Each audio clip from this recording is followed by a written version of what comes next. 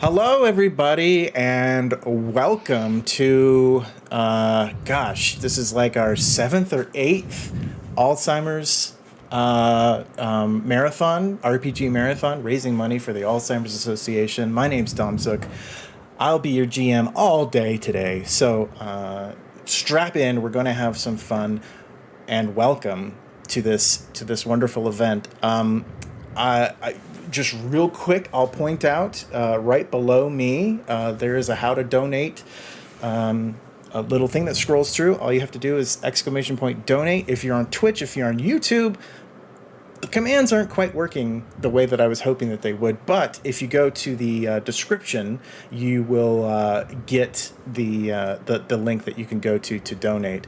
And then also, I've peppered in some things about what the Alzheimer's Association does, what is Alzheimer's exactly, and some warning signs to look at if you are worried that you or loved one might be suffering from dementia. You can take a look at that and kind of go through. The great thing about the Alzheimer's Association is it's not just about finding a cure, but it's also about supporting those who are dealing with Alzheimer's and dementia. And it's been a fantastic organization. We are so lucky to partner with them every year and get these out there. And I hope that you can also send some support. In addition to supporting such a great cause, your tips can also unlock things in the game.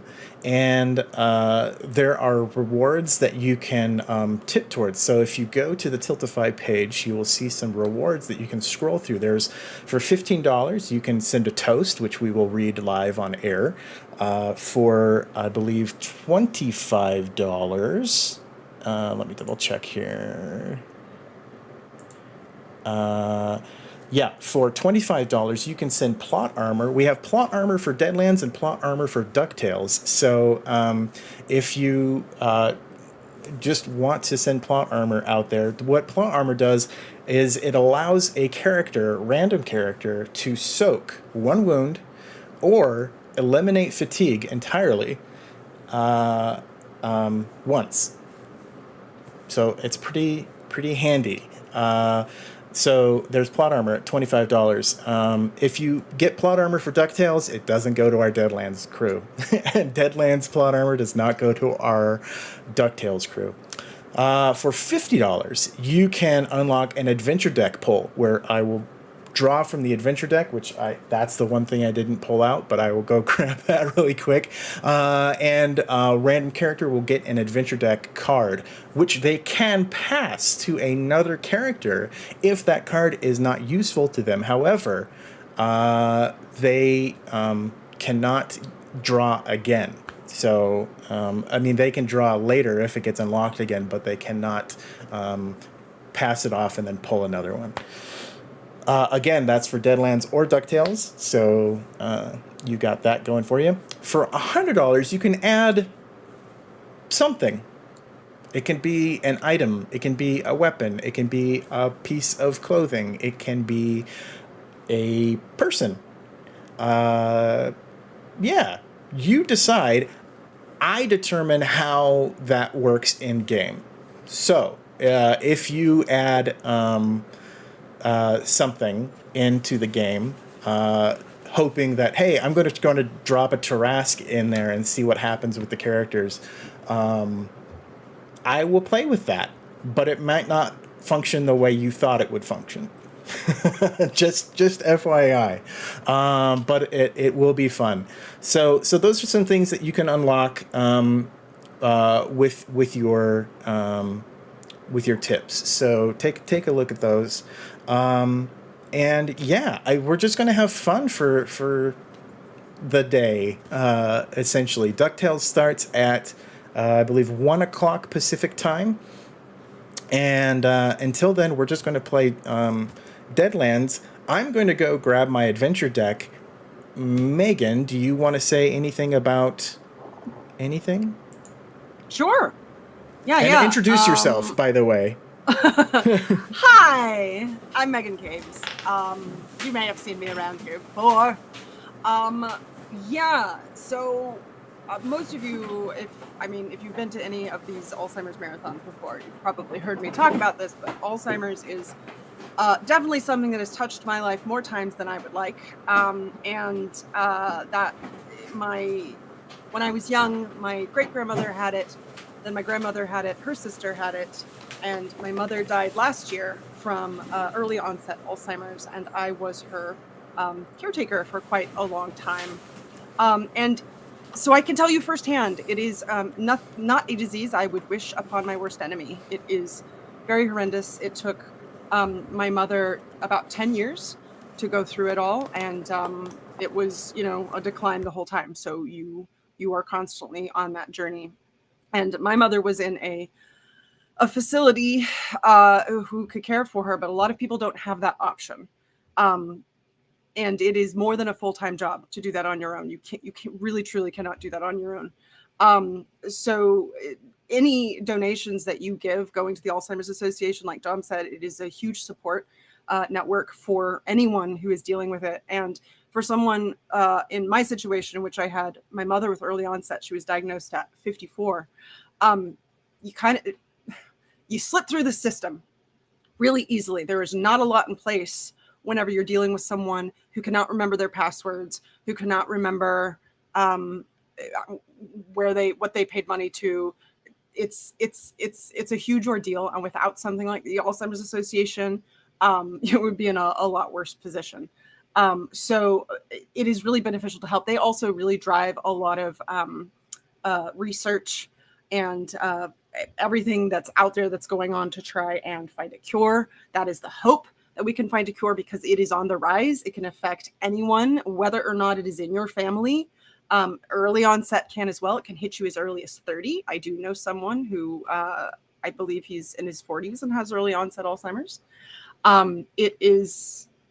It's no good. It's no good. So not only is it about raising money, it is also about raising awareness, because Alzheimer's is one of those that people don't talk about. They want to hide it. My mother wanted to hide it. She didn't want anybody to really talk about it on social media or anything like that, because you go through losing your dignity. And you can understand that you wouldn't want that on display. But the unfortunate part of it is that people don't talk about it, and I don't think people realize how common it is. I think it is listed as the 6th leading cause of death in the United States, but there are theories that it is actually more, because often Alzheimer's leads to things like pneumonia, and then pneumonia is what gets put on the death certificate as what killed the person, where it was really Alzheimer's. So there's a lot of that potential. I can go on about this quite a bit, of course, but yeah. I also we understand that not everybody can donate. So raising that awareness, just knowing about it, telling other people about it, so that we can continue to raise money for it, because it still does not have as much funding as other major diseases, which sounds funny, but we want to fight them all, right? Yeah. That's my 2 cents on Alzheimer's. It is not fun, but we will have fun today instead. Great. Thank you, Megan. Did you introduce your character? I did not. Okay. Hi, let's do that. Go ahead. Do you want me to do that? Okay. Yeah. I am playing Crystal Void. She is a witch. And she has so many hindrances, which is my favorite part, including curious. She's got 3 major hindrances and 2 minor hindrances. So she's got curious. She's got overconfident, because she's pretty sure she knows how to handle the situation.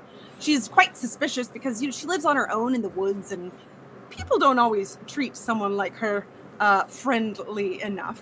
So she gets a bit nervous about that. But if you do treat her nice, she is quite loyal to you, especially to her friend Franklin, who is definitely not a delusion, even though she does have that major hindrance. Isn't that funny? That's the ghost that follows her around. See? Real. Franklin. This is her manifestation of Franklin. Kind of like the Dresden Files, Franklin lives here in this skull. if you know what I'm talking about. I do. Oh, there you go. You know. Yes. That is her. She is. She really likes to, wander around, and she's not trying to creep people out. She's just kind of creepy. But what can you do? She's a witch. That's Crystal for you. Great. Thank you. Yeah. Nick, tell us a little bit about you and Tanitki. Hi, I'm Nick. As soon as I heard that we were going to be doing a stream for Alzheimer's, I was like fully on board with that. My grandfather is currently in the final stages, so and my mom was his primary caregiver, so I watched that and watching that happen as he's declining, and it's like there's nothing like worse than someone you love forgetting you exist. So like, especially with the money going towards families and caregivers, because it really is like the caregivers and everything that slip through the cracks. Like, you lose your whole life when you're caring for someone who can't care for themselves. And that's really difficult for my mom. So like anything that can like help families and people who are going through that is means something to me. I'm playing Denitki, a Seminole gunslinger. She is a horse girl.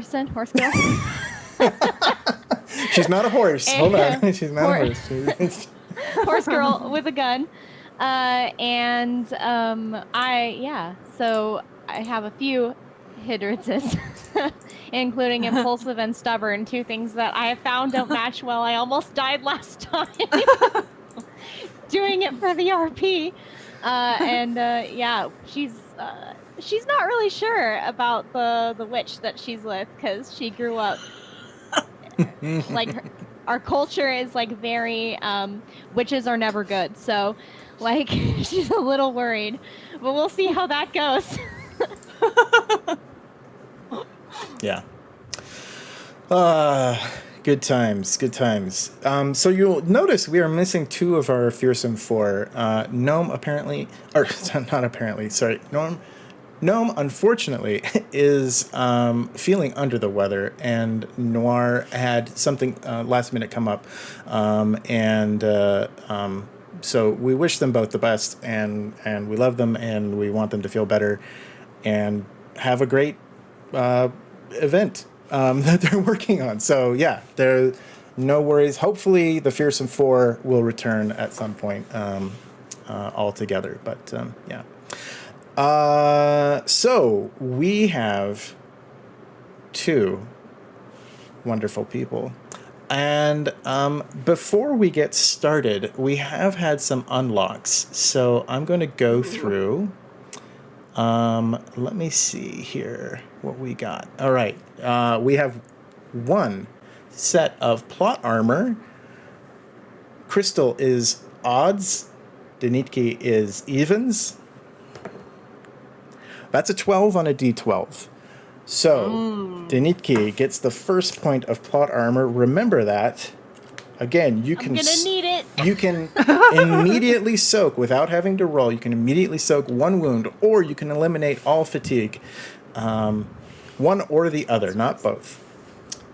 Okay. Let's see here. What else?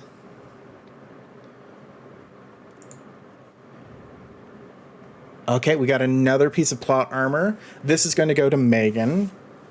I'm going to just evenly distribute from here on out.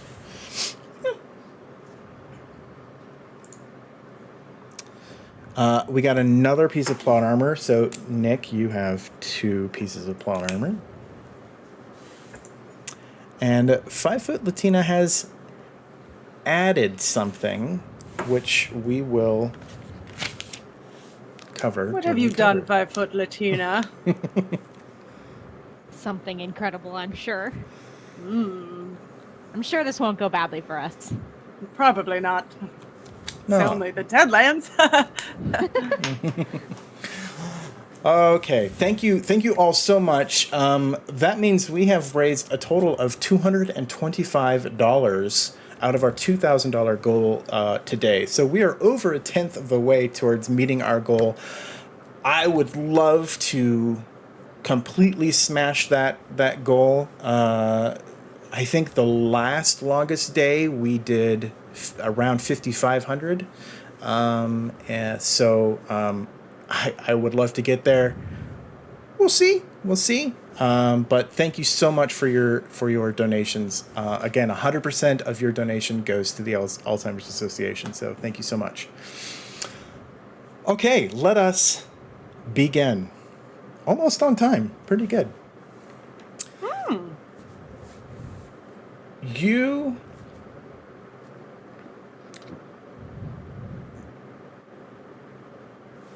We come back to where you left off. The cave that was surrounding you has begun collapsing, and it stalactites come crashing down. The wasp and his ilk are nowhere to be found. And you find yourselves basically starting to get trapped. The way out is completely collapsed. And Crystal, using her walking stick, opens up a pathway into the hunting grounds and implores you all to run through. Charlie, your irascible prospector, normally played by Gnome, is slightly freaking out. Getting trapped in a mine is not something that he's very keen on doing. None of you are really, but Charlie is particularly getting upset and seeing any opportunity to get out of the situation. Charlie bolts for the swirling portal in front of you and disappears within. Othello has some knowledge of the hunting grounds, having been dead at one point, and slowly steps through. And then it is up to you two, Crystal and Denitki. What you see on the other end is different for each of you. Crystal, you see your home in the woods. And you see a little smoke coming out of the chimney. Clearly something is cooking, and you see a peace and serenity that you have tried to seek for yourself. Denitki, you see family and people you haven't seen in a long time, people who you never thought you'd see again, people who you know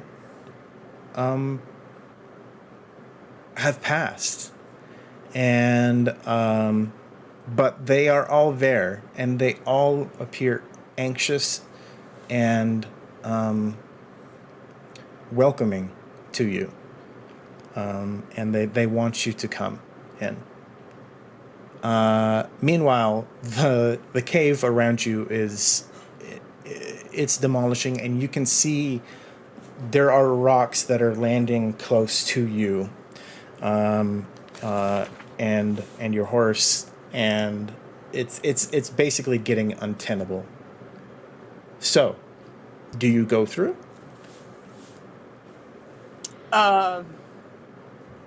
I mean, I certainly do, but I would wait for Taniki. I would say, go, hurry! All right, I'm going. Oh, this is not going to end well, and I'm gonna go through. And I'll follow. And immediately the portal just basically swirls out of existence. It swirls in itself and disappears as a huge piece of the ceiling of the cave just crashes down right where you stood. Immediately, you both open your eyes and you don't see anybody else. All you see is gray. It looks like the plains. It looks like Nebraska, honestly. You see what looks like wheat just kind of drifting in the wind, but everything is a tone of gray.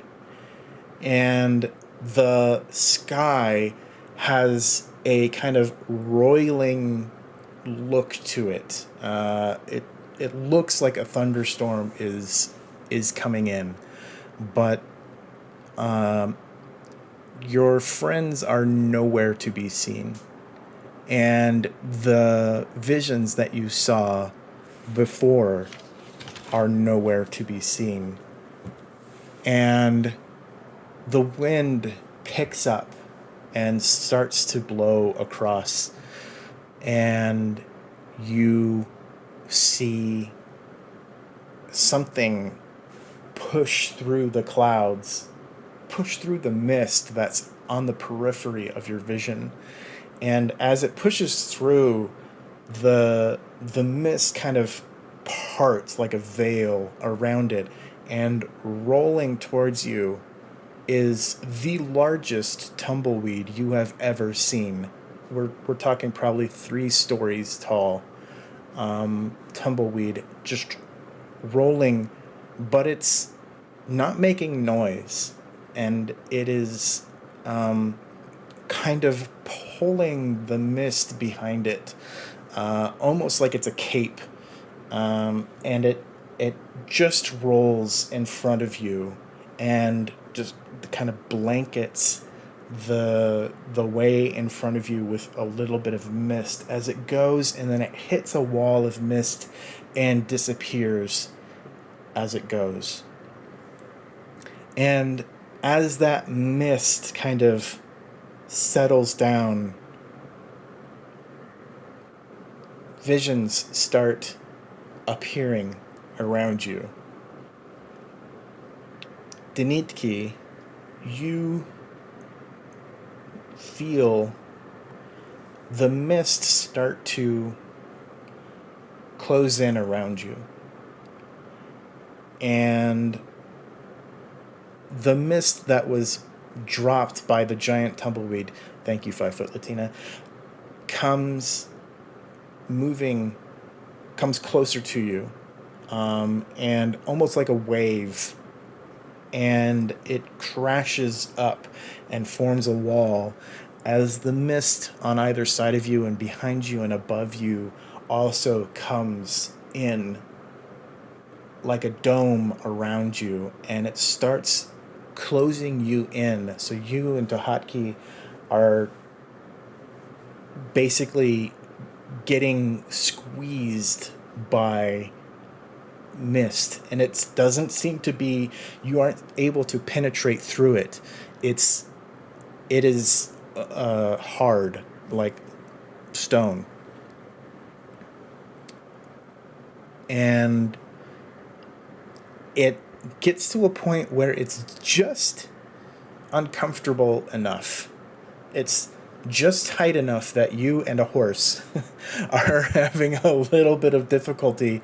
You can't really move. You are able to kind of turn around a little bit, but you had to get off of Dahatki, and standing next to your horse, you are able to kind of turn around a little bit, but not much.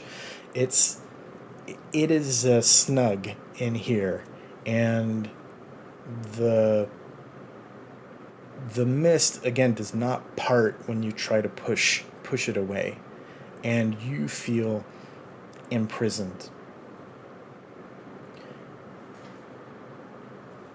Over to Crystal. The mist in front of you dissipates, and you again see what looks like a vast prairie, and there are hills in the distance that kind of come in and out of existence a little bit, and you see the sky kind of light up with lightning kind of just through the clouds. It doesn't come and hit the ground. It just lights up the clouds and ripples through. And you feel a tug at you that pulls you. And as the mist kind of drops from the sky and just kind of like dissipates onto the ground, you see about 50 yards, 100 yards in front of you. It deposits what looks like, to the best of your knowledge, it looks kind of like an igloo almost of gray mist that is in the middle of this prairie. However, you know that the Deadlands, you should be at your most powerful, but you feel nothing. No magical energy, no black magic. You don't feel any of that channeling through you. In fact, your fingers, which are usually black, with the magic that you have cast, they look fleshy and normal again. And you kind of like maybe shake it a little bit and try to... Okay. Yeah. She tries to cast. Yeah. Franklin. Yeah. And there's nothing. And you don't hear Franklin. Franklin does not appear to you at all. Franklin! Yeah, she starts to freak out if she can't find Franklin. Yeah. Franklin is nowhere to be found, to you anyway. She's kind of trying not to lose her mind in here. Yeah. Meanwhile, Denitki, out of the mist, in this space, in this cocoon, as it were, comes the face of a figure, and it begins to form, and as the features in its face start to appear, it opens its eyes, and they are pure black, and they begin to weep, and you see a figure dressed in black and very pale, and this is Franklin. Hello. You probably don't recognize me. My name is Franklin. But I do think you are aware of me. I'm gonna be honest, I thought she was making you up. Maybe she is. But I'm here. Do you know where you are?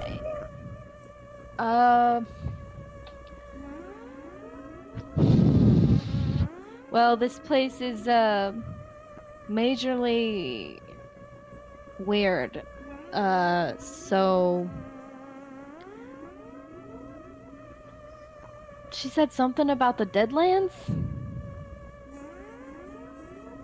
Yes, yes. Yes, you were in the Deadlands, I suppose is the best way of putting it. I I honestly wasn't expecting you or anyone to come through here. But I'm glad that you did.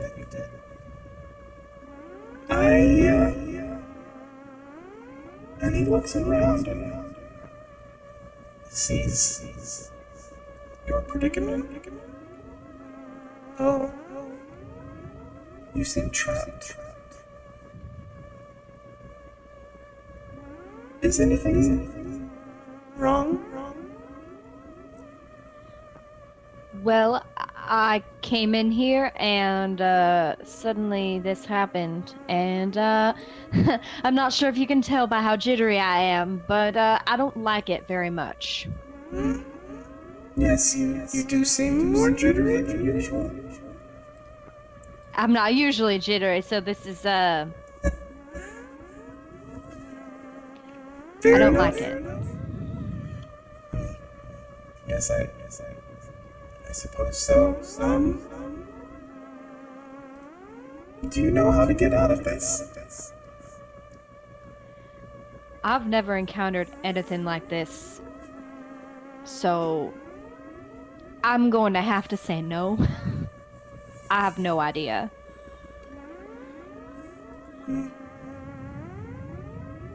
That's unfortunate. Can you help?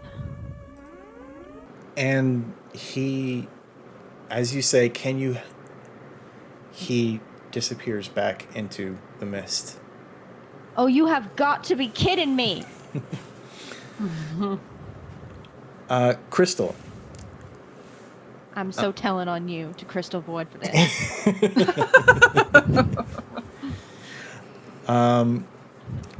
Thank you all for the donations. It's very much appreciated. We're at 255, and also we've unlocked some milestones, which I will. So our first milestone has been unlocked, and that is extra bennies, which I realized I didn't hand out to you, but you all know that you get bennies, right? Mm-hmm. So you all get. So I'm going to get 3 bennies, and then you all get 3 bennies, right? Because none of you have. Yep. None of you have. So you get 3 bennies each. Plus, thanks to our wonderful donors, you each get an extra benny. So you should all have a total of 4 bennies. Nice. But I also get an extra one. So. Actually, I get 2, so I have a total of 3 now. Okay. Thank you so much, chat, for doing that and unlocking those. Appreciate it. Welcome to everybody on YouTube who's watching us maybe for the first time live on YouTube. Thank you so much. We've also unlocked the second milestone, which we will get into in a little bit. But we are over halfway towards our third milestone, which could be fun. And could maybe tie into the second milestone. Who knows? All right. Crystal. You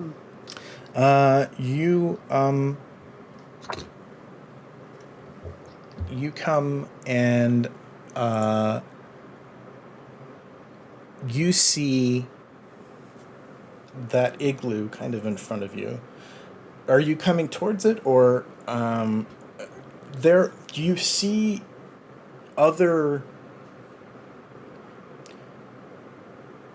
things start to form out of the shadows, and through the wheat fields, you hear the wind coming through, yes. But you also hear kind of a kind of ticking sounds. And around you are several more drops of these domed igloo type formations. And yeah. I mean, she's curious. So she is, despite her fear, she's kind of like, Okay, well, there's no Franklin, I guess, so I guess I'll have to deal with that, but it's okay. We've done this before. We understand the Deadlands. We know what we can do, and let's just go see what this igloo is. It can't be that big of a deal. Right, Franklin? Right, Franklin's not here, and so, Franklin, I really don't like not having someone to talk to, so I'll just talk to you anyway, Franklin, and pretend that you are here. And she's just continuing to mumble to herself as she walks over and kind of gets closer. She might try to, like, stab it with the stick a little bit before, but she's curious, so she's gonna go all the way there. Perfect. Give me a spirit roll.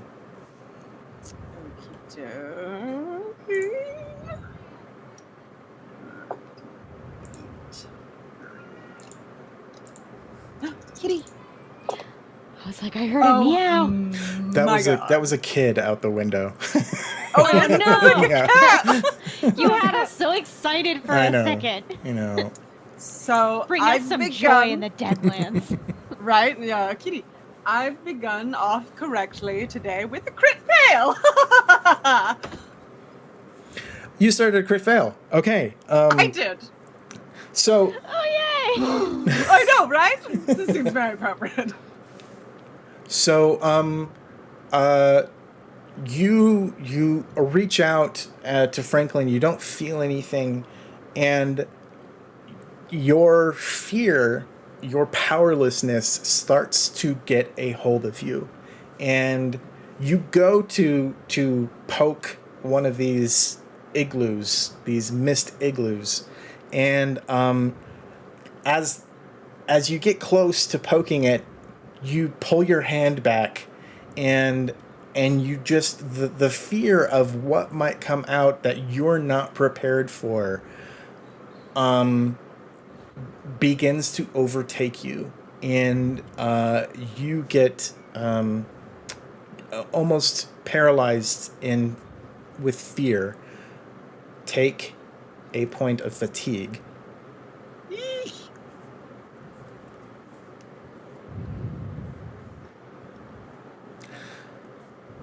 And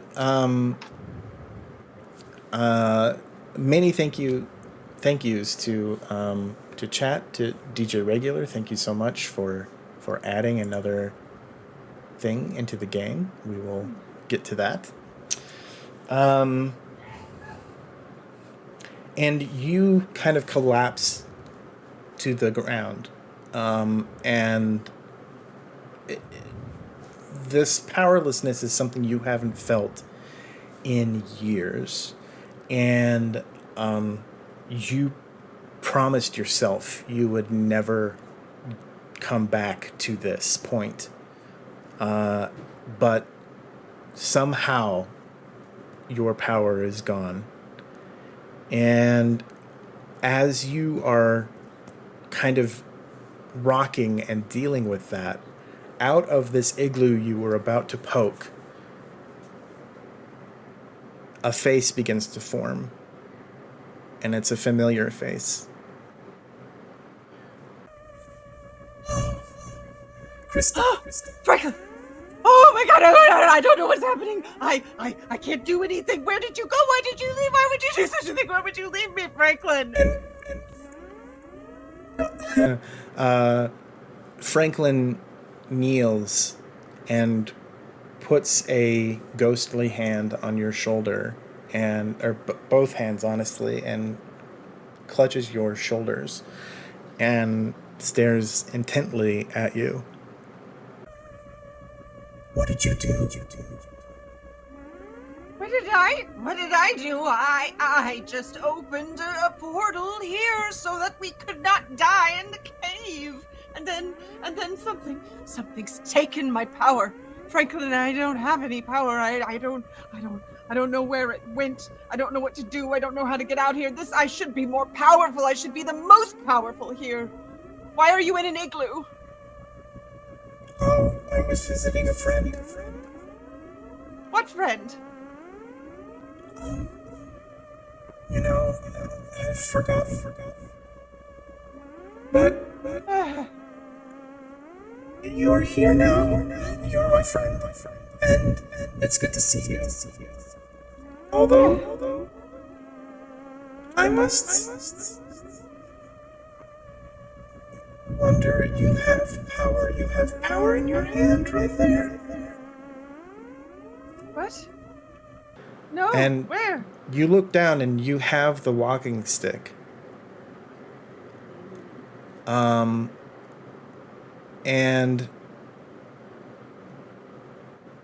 oh, I see. The captions don't want to pick up Franklin's captions. Nice. You don't like ghosts. Franklin is indecipherable. And yeah, the walking stick certainly seems to emanate some power here, but you don't seem to feel any connection to it. You're not able to channel that in any consistent or meaningful way. And Franklin just kind of looks at you confused. Why don't you just use the stick to get out of here? I did use the stick. I used it to get out of the cave, And I mean, she kind of looks at it and she goes, I guess I could try to get out of the Deadlands if that's where I am. So she will try to kind of like hold the stick, look at it, focus on it, try and see if she can activate it to open a portal. And you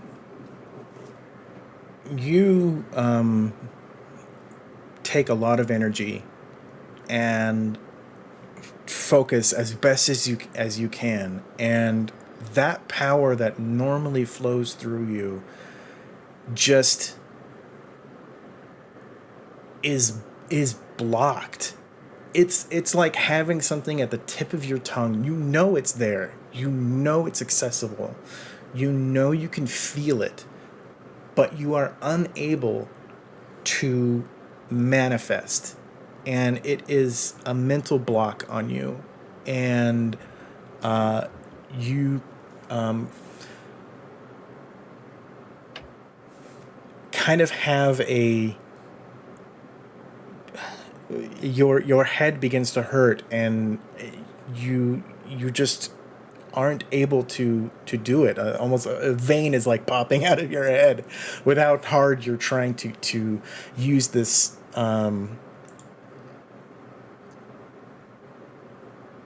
power, but you're not able to. It's not working. Meanwhile, Denitki, Yeah. you are feeling the constriction, and honestly, you almost feel like the air in here has gotten thicker. Something has happened that is causing it to feel even more oppressive, and you're not sure what is happening because you don't feel your space constricting as much. But honestly, give me a survival roll. All right.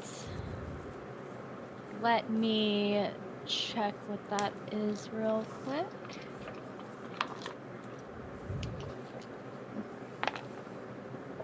Uh, 4. Okay. So yeah, you're able to quickly surmise that the air is running out, and somehow you shouldn't even be worried about air, but in the Deadlands, but it's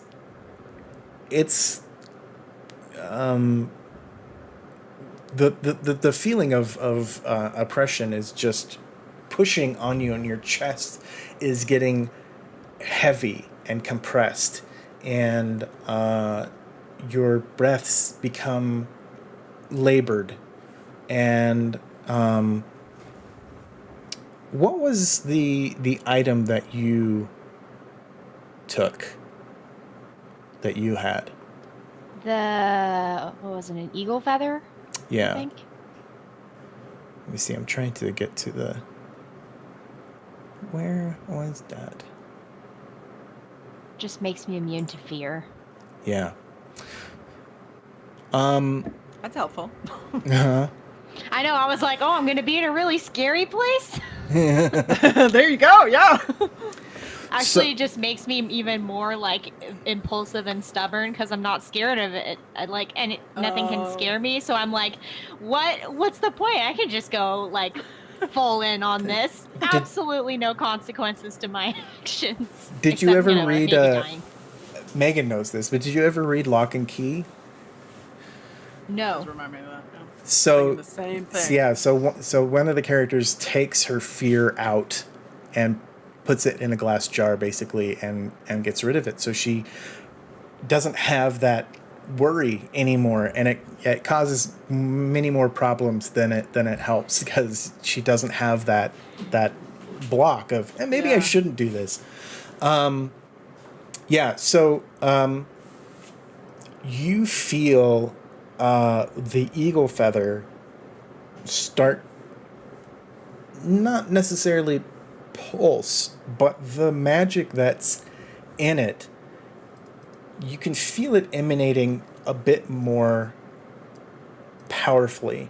It almost has a physical sensation, which you haven't really encountered before. But perhaps here in the Deadlands, items of such magical import have a little more value and a little more oomph, for lack of a better term, that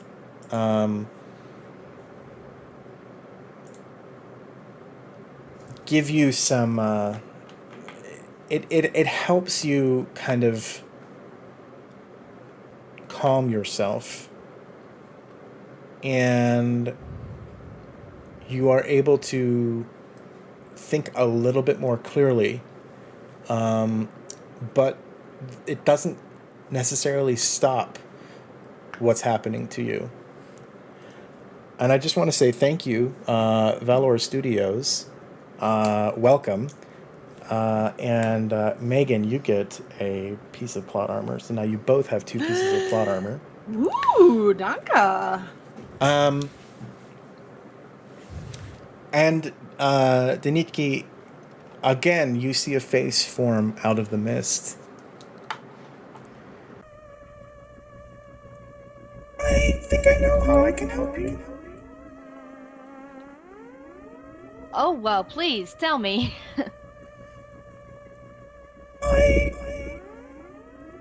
I need the feather.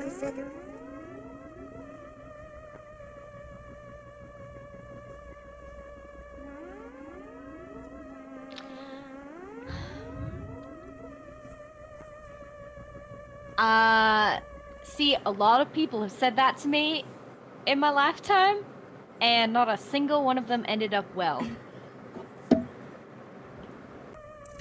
I'm not just anybody. I can help you.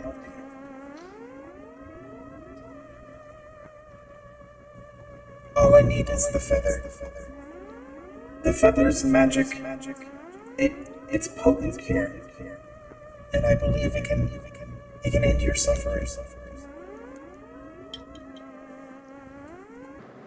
Why don't you walk me through what it is you're going to do first? Just to give me a little peace of mind in this hellscape. Well, it's a little difficult to explain if you've never traversed the Deadlands before, but you see, magical items have a certain benefit here, and if you simply give me the eagle feather using its magics, I'm unaffected by the things that the Deadlands are doing to you and to Crystal and to Othello and Charlie. I have no problems, but as you were all affected, I'll need your items to be able to wrestle these fears away. Alright. Well, this is either going to go well, or it is going to go really badly, and I'm going to regret it for the rest of my... however left I have long to live. She will reach up and untie the eagle feather from her hair, and it's gonna take a little bit. She'll like reach it up and pull it back a little, like really struggling with it, but will eventually hold up the feather. You had better find everyone else who's in here too, because whatever I'm going through, they gotta be going through something worse.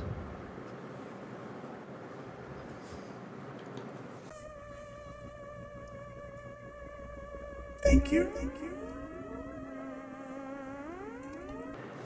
And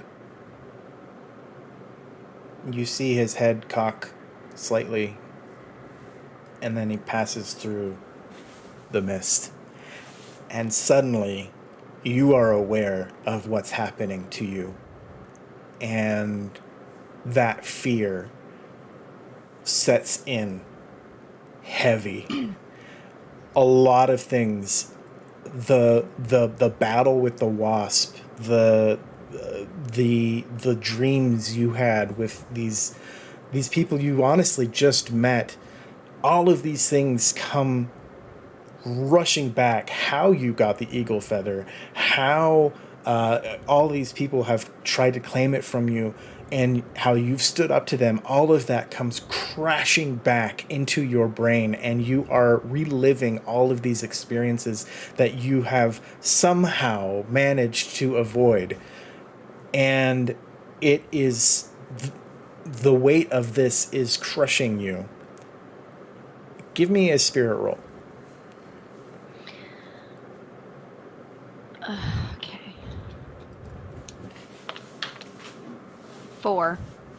Great. It's crushing you, but you have the resolve. You are Denitki. You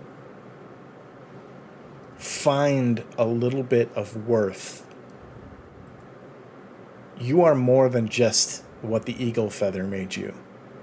You were something before the eagle feather. And a little bit of that energy, that seed, takes hold in you. And you feel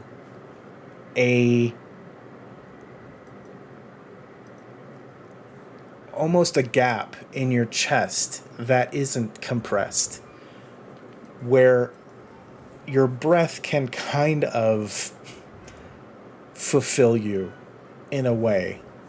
But you are getting compressed, and Tohatki is down on its knees, and it is also getting pushed in by this, and the igloo is getting smaller, but you have some energy inside of you that begins to well up.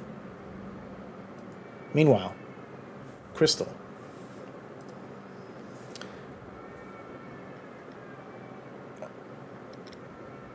Franklin has never left your side as you've been trying to work this. I think I know how I can help you. How? If you will, if you give me the walking stick, I think I can use its power. But that's the only power I have here. It's the only weapon I could use. I know, but if I can, I'm unaffected by things here, and but I need some energy. And I think if I can use your walking stick, I think that I can use it as some sort of bargaining chip or something that can end this torture and save you and your friends. All right, fine. If you must take it, then take it. But Franklin, I'm trusting you. Do not betray me, or somehow it will come back to you. And she'll give it to you. And Franklin kind of, again, cocks his head at you. And then you see a smile, and the smile starts as a small smirk and then gradually gets bigger, and it strains his cheeks, and the teeth have a blackened like oil coming from his eyes, and now it kind of drips down, and they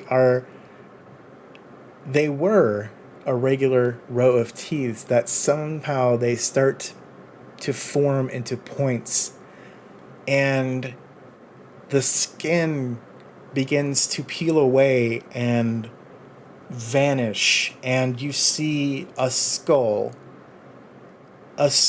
with bleeding eyes and this slick oil-like substance kind of falling out of their mouth, and kind of just looks at you. Thank you for this. I really don't know what to say, but I appreciate that you have given me something that you have trusted oh so much. Good day to you. And the being begins to lift up, and you see at their side, you see the eagle feather. You see, oh man, what did Charlie and oh no, I didn't write it down. There was the Billy the Kid's hat, Right, and the pickaxe. there, that's right. Pappy's pickaxe. Thank you so much. You see Charlie's grandpappy's pickaxe. You see Othello's hat, and you see your walking stick, and they start to glow, and they begin rotating around this being, and this individual rises up in the air and then looks at you. Be seeing you. And disappears into the mist. Give me a spirit roll.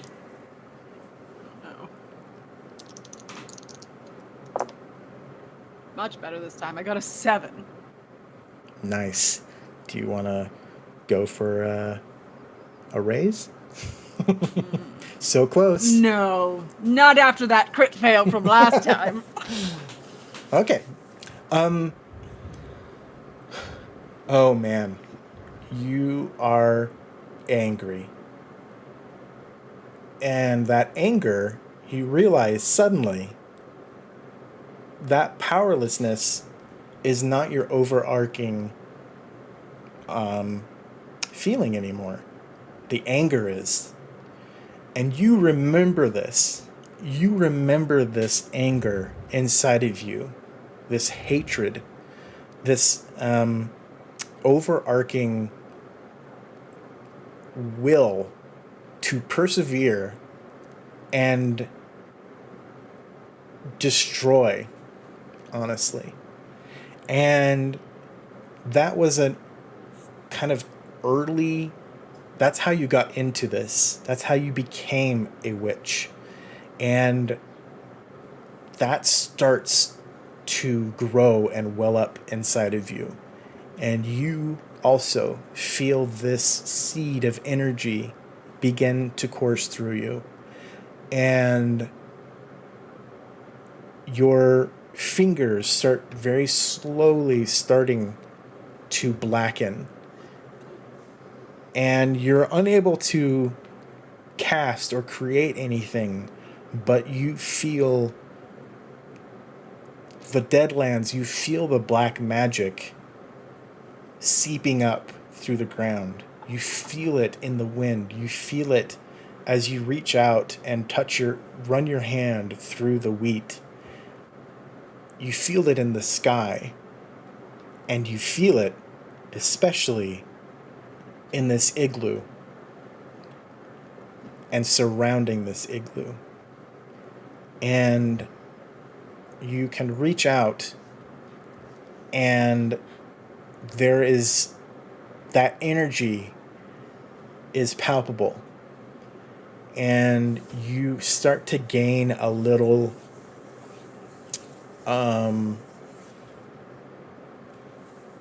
cognizance of it, and it starts to react to your touch, and it begins to wrap itself around your hand and then kind of go up your arm like cotton candy and up your shoulder. And as it reaches up your neck, you are compelled to just look up, and your eyes begin to glow a purple glow, and a purple light comes from your mouth as you begin sucking this power out of this igloo. Denitki, you are focusing on that little nugget of confidence that you've had as a child. Whoa, yeah, that's what it looks like. I was like, oh shoot, the camera's screwed up. Oh no, that's cool. No, Denitki, you feel that confidence. Give me a spirit roll at a +1. Okay. Okay.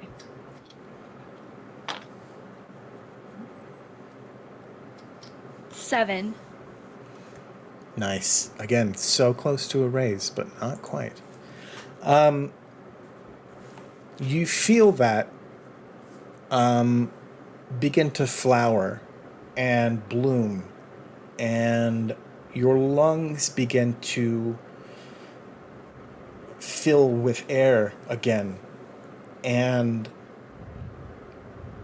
you raise up an arm and you push, raise up another arm and you push, and Dahatki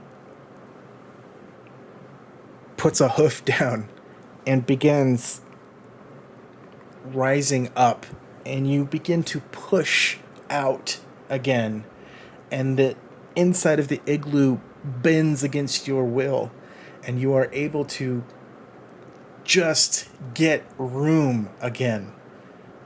Even this is better than what you were at, and you feel like you're finally able to take a full breath of air once again.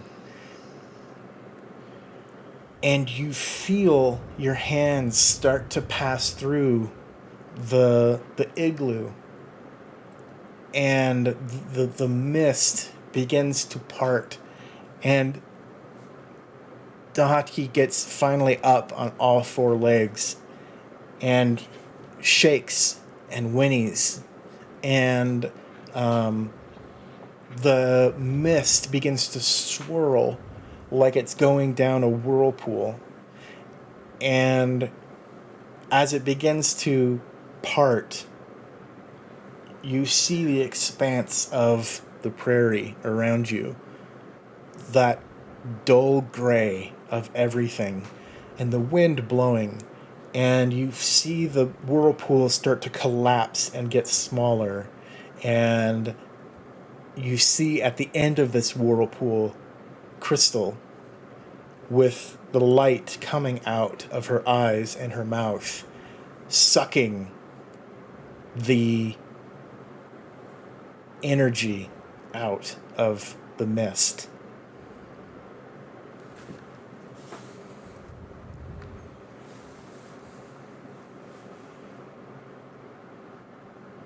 Crystal. Go ahead. I was gonna say I was gonna go get closer to her. Yeah. So you see this get basically wrapped up. Yeah, there we go. Wrapped up, and it water going down a drain around her arm, and it filters up her arm, her shoulder, up her neck, and into her eyes and her mouth, and suddenly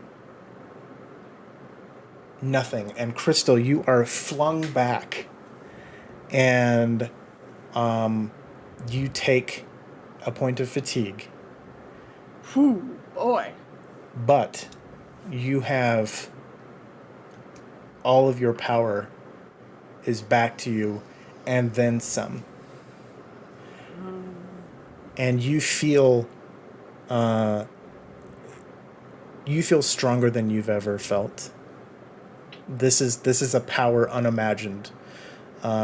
You've made short treks through the hunting grounds before, but you have never had to fight like this. You have never had to recognize what it meant to have this power. And Denitki, you just saw all that. I'm like, this is why they tell you not to get messed up in all this magic shit, because what was that? I feel like I have so much more power now. This is a good thing. Do you know what your friend did? Oh, well, yes, though it does seem that Franklin actually did help, as I do have my power back, and you're here, although I don't know where the other two are. But I am still a little confused, because it did seem like Franklin just took everything and left, and I'm also not used to Franklin not being here. It's very strange. What if it How are wasn't you? Franklin? Oh. Like, I mean, there are a lot of creatures that change their form in order to fool people, in order to give them things like, their souls and whatnot. What if that wasn't Franklin at all, and it was just using a figure that we trusted more or less to take things that we had? It's entirely possible.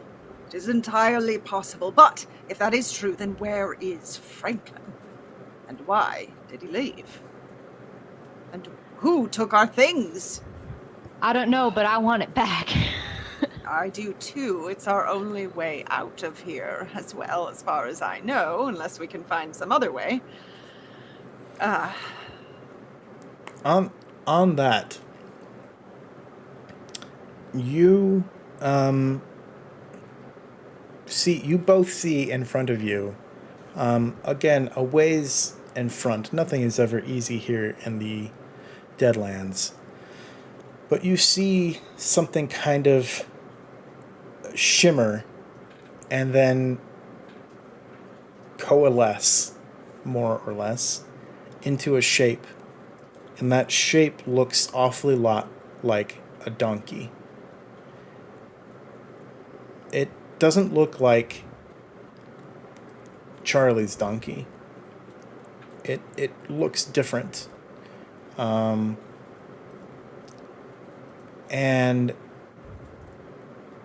it kind of shakes its head and then goes... like now I suppose we're supposed to follow this donkey. What a ridiculous place this is quickly becoming.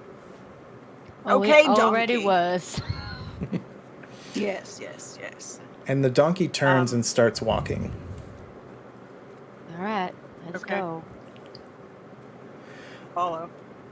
And thank you so much to y'all for unlocking some things. All right, you both get, thank you. You both get 2 pieces of plot armor. Oh my. So now you each have 4 pieces of plot armor. Additionally, Ew. you each get 1 draw from the adventure deck. So whatever, I'm just drawing from the top. And let's do this again. Denitki, you are odds. Crystal, you are evens. It's a 5. So Denitki, this is yours. I'll read it. Seize the day. The character acts as if his action card is a joker this round. That's nice. Crystal, this is yours. Noble sacrifice. Play when a nearby ally, my call, suffers damage to take the damage result yourself.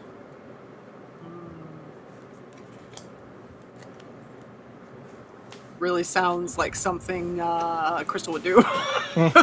Yeah. Well, you're loyal. That's true. I do have that. Who wouldn't, take a punch for a friend? Right. Oh my goodness. So, yes, you've unlocked that reward, chat, which I will get into soon.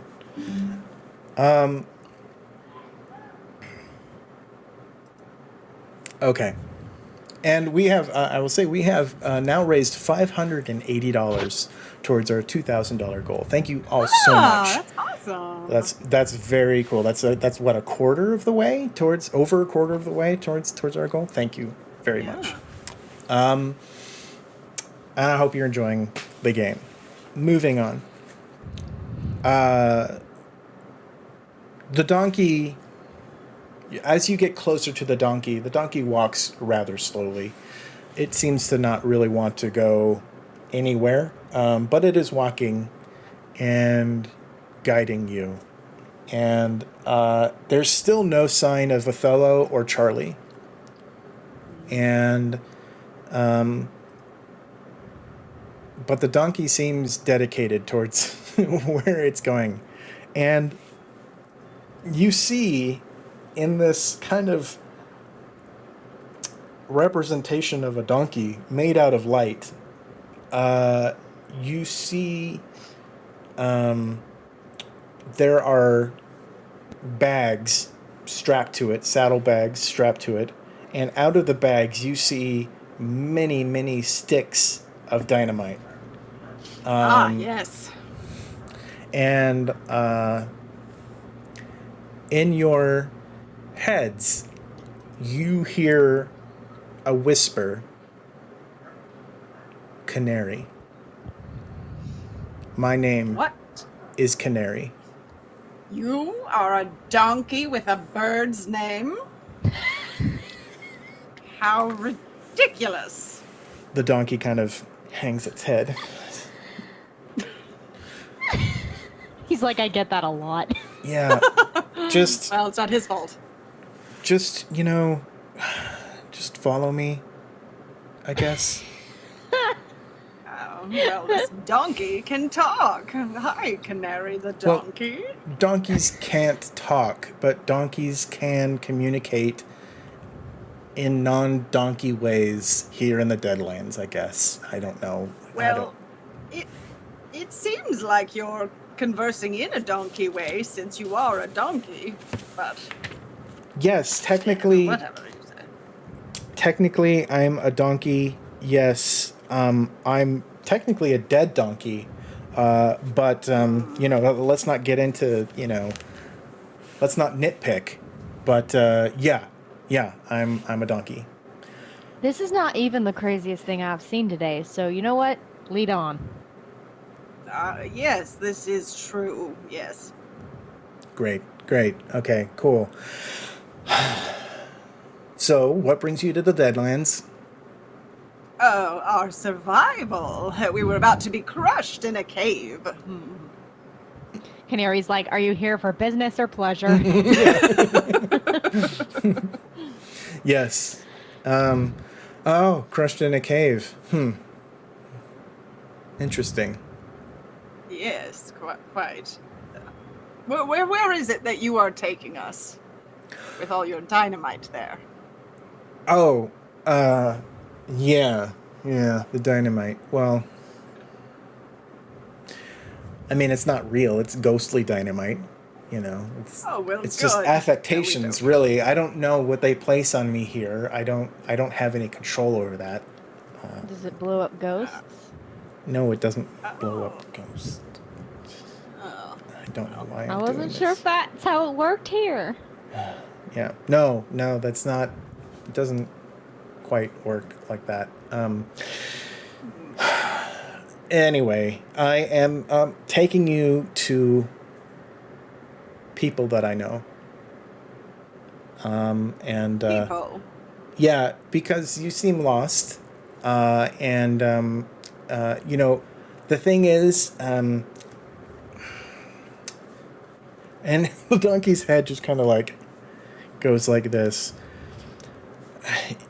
When you enter the hunting grounds, you have to have a purpose. You have to have a destination in mind when you go in. Otherwise, you become lost here in the prairies, and it's not a great place to be. And so I kind of got the sense that maybe y'all might need my help getting out of here. So if you don't mind, I'd like to take you to a place where I think you can get some help and hopefully find where you're headed. Do you even know where you're headed? Out? No, we don't. We would like to escape, I think is the next idea. Is you want to escape the Deadlands? Yes. Right. So y'all are not dead, right? Because I ran into another person who was dead, Oh, and I know a lot of other people who are dead. As Yes, far as no. I know, I'm dead, so Okay, well, yeah, but we are not. That you look okay, like a flex on ghost. us, I guess. Yeah. Okay. Well, I mean, who am I, right? So Canary. yeah, just it's over that embankment up there, and just a little further to go, and then yeah, well, I'll show you who I'm talking about. All right, lead the way. And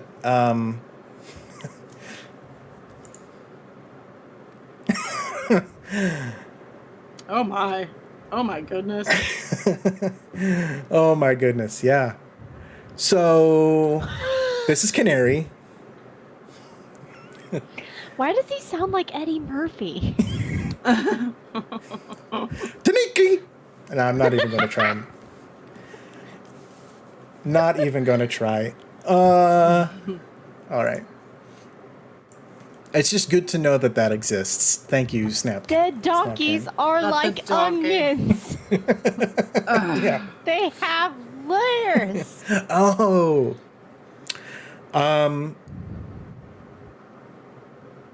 You are going for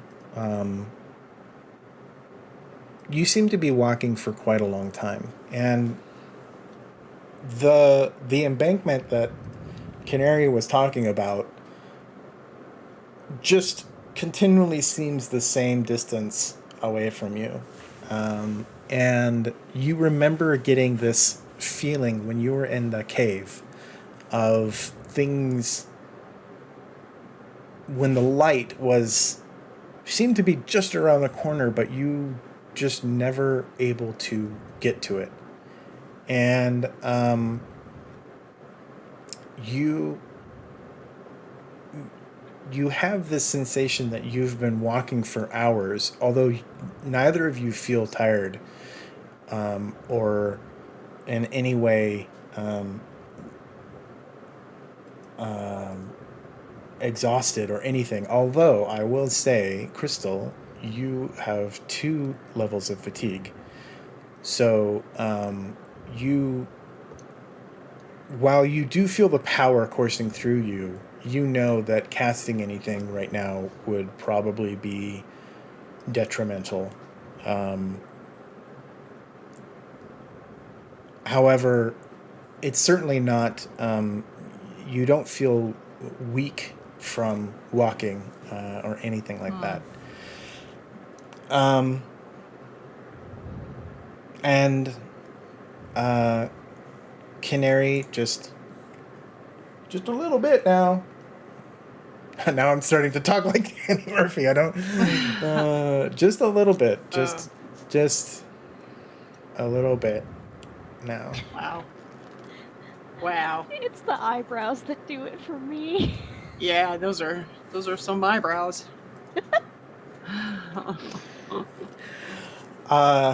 So, yeah. Just keep on coming. All right, donkey, we'll follow you. It's Canary. Canary, yes. And you, as you are going along, finally, you, without any kind of like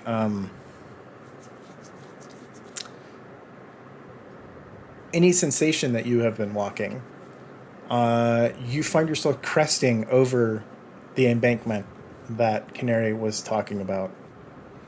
And you come to what looks like a little camp. There's a small pup tent and a fire. And the fire kind of glows a bluish glow. It is not orange.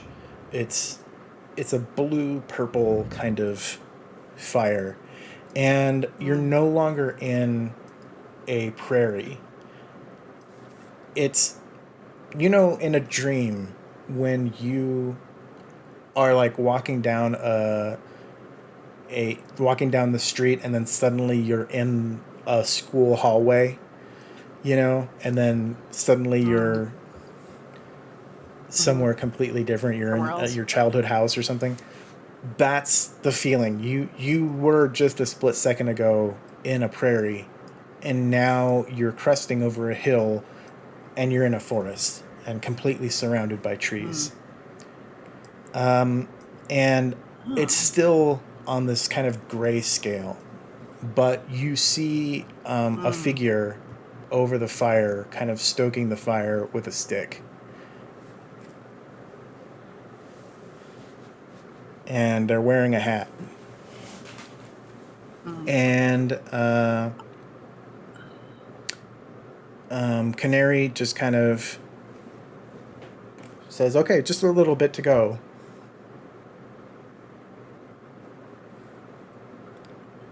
And continues walking towards the camp. I think if she sees somebody sitting there and the donkey Canary seems to be going that way, I think she might, I don't know, she might wait a little bit, but getting closer, she might call out before she gets too close. Okay. Hello there. The figure doesn't seem to acknowledge. Maybe he just can't hear us yet. Maybe. I get the feeling Canary. distance isn't exactly what it looks like. Oh, yes, that is a good point. Canary, who is this person or thing before us?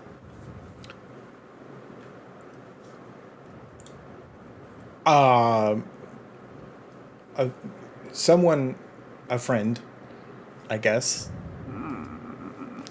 That's the best way I can put it. All right. A friend. Can they help us? If anyone can help you around here, I mean, I to be perfectly honest, I don't know a ton of people here, so this is kind of the only person that I know, and so my guess would be this is the person that might be able to help the most. I don't know. Better than nothing. No. I agree. Lead on. And yeah, Canary takes you into the camp, and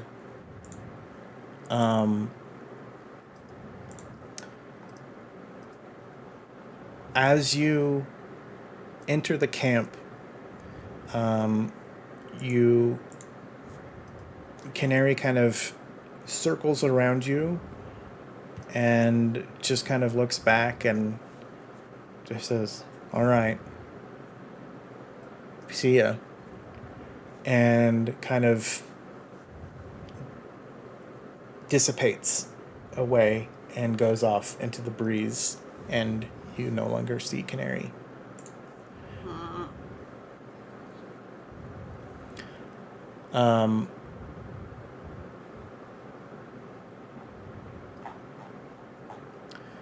You see the figure again stoke the fire, and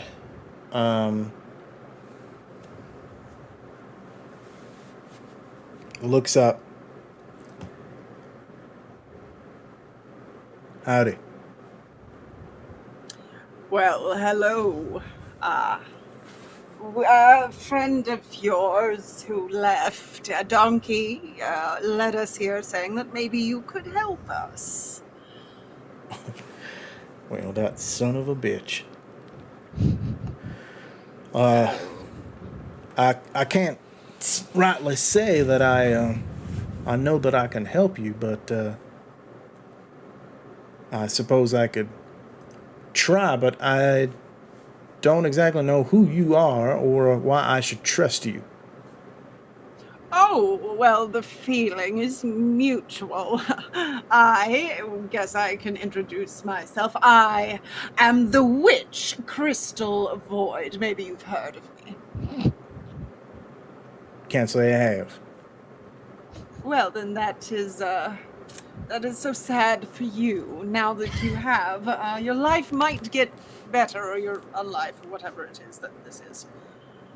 All right. And you? He looks at you, I'm Daniki. Tanitki. This is Dohadka. Oh. I know those names. I don't have anything else to say. I'm not much for Danitki. overextending an introduction. Where are you from, Danitki? I recognize that name. Is the only reason I say it. I'm from over east, kind of the southeast. But I've been everywhere. All right. All right, Denitki and Crystal Void. My name's James. Well, James, can you help us get out of this place? We came here to escape, and then my ghost, Franklin, or someone posing as my ghost, took all of our valuable items, which led us here. Someone posing as a ghost took all of your magical items. Yes. I mean, I am still quite magical, of course, but we did have some special things that we would like back. Sounds familiar. Yeah, someone came to me when I was here last. God, when was that? I don't know. I feel like I've been here hundreds of years. Anyway, someone came in the guise of a person I recognized and cared for. And they took something from me that was special. And they just disappeared into the mist like most things around here.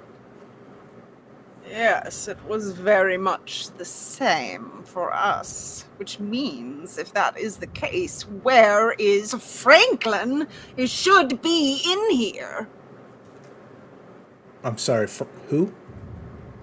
Franklin, my ghost. Franklin, your ghost. All right, well, okay. Well, it was nice knowing both of you. Clearly, I don't think I can help you, but Wait, but the It sounds donkey like- led us here. It sounds like we have a similar motive. We are looking for the same person, it sounds like. You lost something that you want to get back. We lost things that we want to get back. I think we can help each other. listen, I appreciate your circumstances, and I understand you feel that there's some sort of connection here because I lost something and you lost something, but honestly, that's probably where the similarities end. And if you are hoping to confront the individual who took your things, they took a lot more from me than just a weapon. They took people from me. I've been here alone for God knows how long. I am broken. I am not the man I used to be. I don't even know if I even am a man anymore. I don't know what it is that I am doing here. Why I am forsaken to continually stoke this fire and be in these woods. Canary is pretty much my only companion when Canary decides to show up. Listen, you both seem very nice, and I'm sure you're more than capable of handling yourselves, but I don't know that I can help you anymore. Crystal wants to make a show of her magic, and she wants to kind of make herself seem a little scarier. And she goes, "You will help us. You will, or the consequences will be dire." Yeah, what she said. Okay, are you casting a spell of some kind, or? No, I think she's just mostly trying to sort of. I mean, I could cast fear, but I think she's more just trying to intimidate than actually cast yet. Okay. So yeah, give me an intimidation roll. Okay. Real good at intimidation here. Let's see. Oh, I am really good at it because I aced on both dice. So. Roll those both again. Ooh, and I aced again on the 4. Oh, nice. Okay. Yeah, so that is 11. Oh, well, with fatigue, it's 9. All right, so that's a success with a raise. So the magical energies, the black magic that seeps through everything here in the Deadlands, courses through your veins, and you feel bigger, and you emanate this power over. And James, James is going to see if James can resist at all. No. So James kind of sees, and he, okay. All right. Clearly, you've got some investment here, and I understand that. Just settle down. I shall do so if you will help us. Right.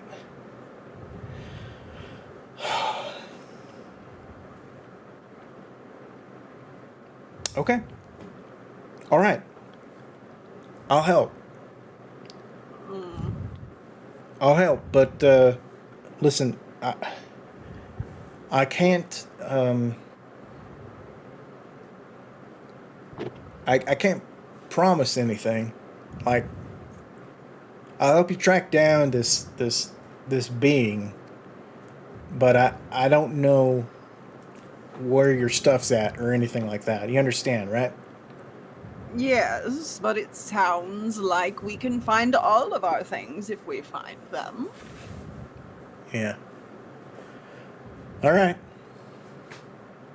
Y'all ready? Oh, yes. What should we be ready for? And he whistles, and through the trees comes a horse with what looks like just a dot of white. It's again another sort of purple construct, and with saddle and everything on, and he leaps onto the horse, and he goes, Crystal, you might need a ride too. And he whistles again, and then next to you, I'm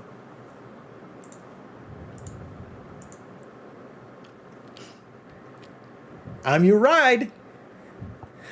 Yay. Oh. Hop Well, on. You knew it. I was literally just about to make the joke. We gotta bring Canary back so that he can come with us. You won't be exploding, will you, if we ride? Oh no, I won't be exploding. No. Just get on my back. Yeah, Crystal will climb on. Okay, great. Now I'm literally a pack mule. Okay. Well, And yes. James just goes this way, and he begins galloping off. I need to do really quick. Because I'm working with a time difference, so I'm making sure that I'm not going to go over time. So it is noon for me. That means it's 11 for you. We're going to 1:30 your time, which is 2:30 my time. Is that right? That seems long. I feel like I you said thought- 12:30. 12:30. Yeah. Right, because the next one goes Which is starts at 1. 2:30 my which is 2:30 Which is 1:30 my time. 12:30 And your time. 12:30 my time. Pacific time is 1:30 my time. So 1:30. Okay. Okay, so we have an hour and a half. Okay, awesome. Just making sure my timing is working out. Okay, thank you all for putting up with that.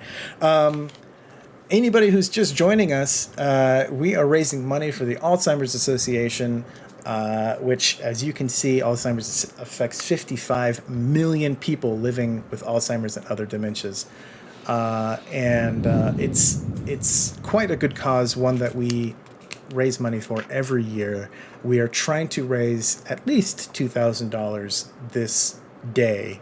So please tell your friends, let them know what we're doing here. We're going to be playing Savage DuckTales later, starting at 1 p.m. Pacific time. 1 p.m. Pacific time.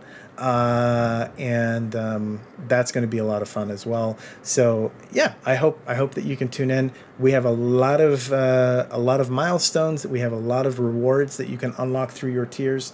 Yep, DJ Regular is going to be in that DuckTales game.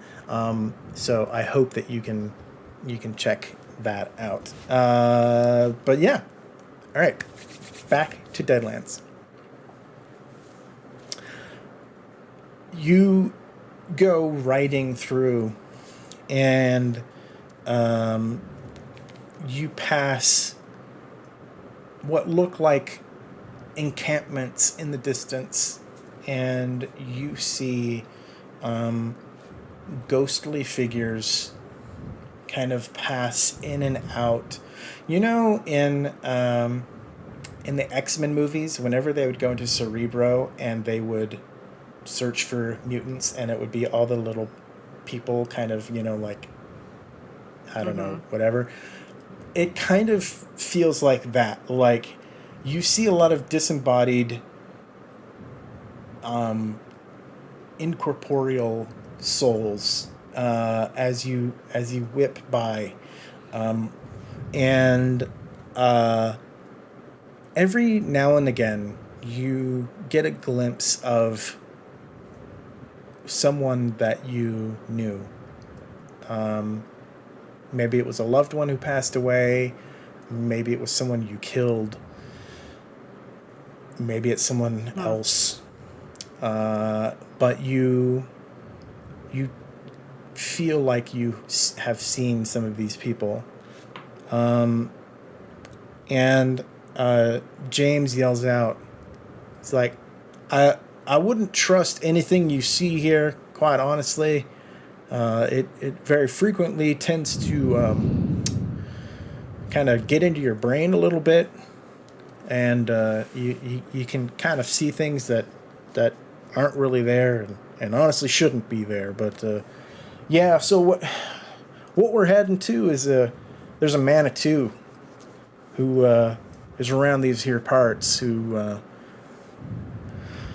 has made a lot of promises and is able to kind of get into your head a little bit and make you see things that aren't really there. But they're trying to amass some sort of stockpile of magical items, and I don't know what they intend to do with them all, but that's where we're heading. All right. So, there's a lot of treasure that we might be able to find, it sounds like.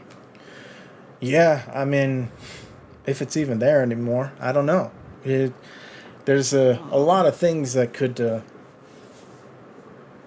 happened to it. I mean, there's no telling if he has them in his possession or if he's stored them. These Manitous, they're tricky. That's all I'm saying.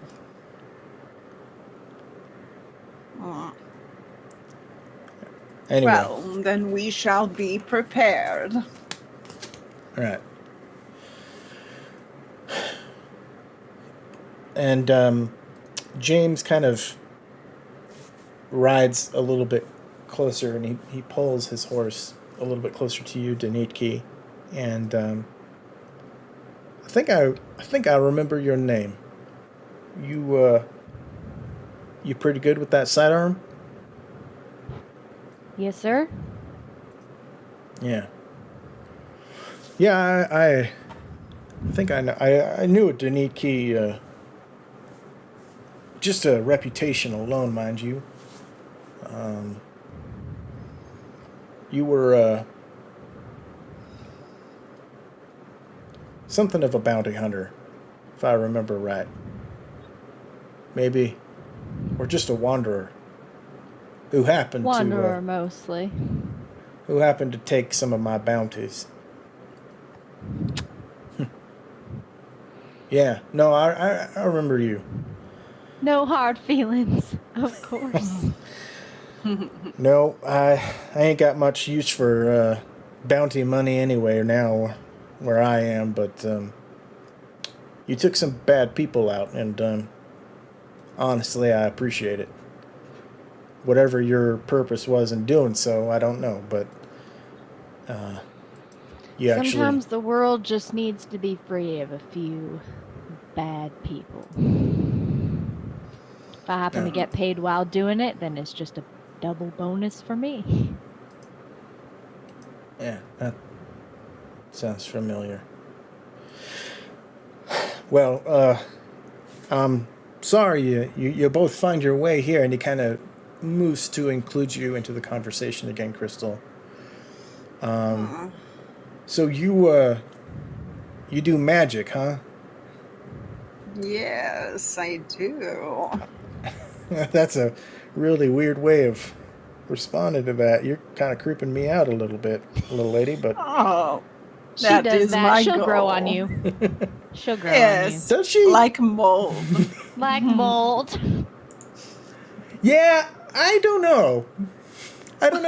She has not grown on me yet. And she's Well, she's literally on top of literally me. on you.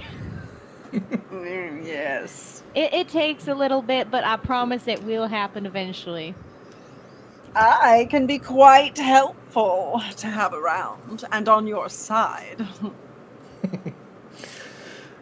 I have no doubt of that. No, I had a good friend who was into that sort of thing, but not like you. She needed things to cast her magic. You don't seem to require that. She sounds weak. I I wouldn't go telling her that, but yeah. I'm sure she would love it. You almost seem like you know her, but anyway, I don't know her at all. whatever. Well, whatever happens, I hope that you get your things back, and I hope you get back to where you need to go. But you best be starting to think about that. I think Canary told you that you need a direction here. You can't go. This isn't something that a compass can help you out with. You need to know in your heart where you want to go, and I think it's more than just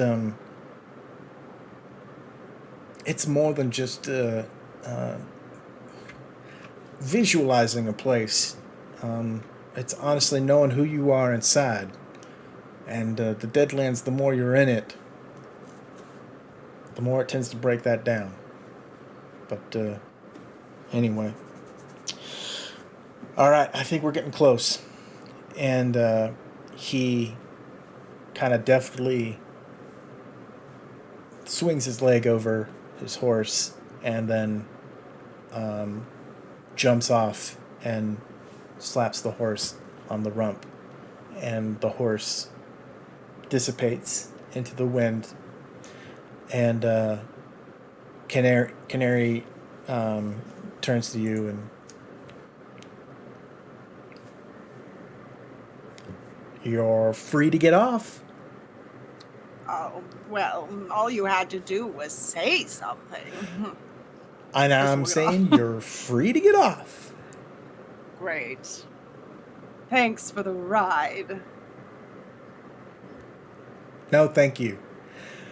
All right. Bye now. And dissipates into the wind.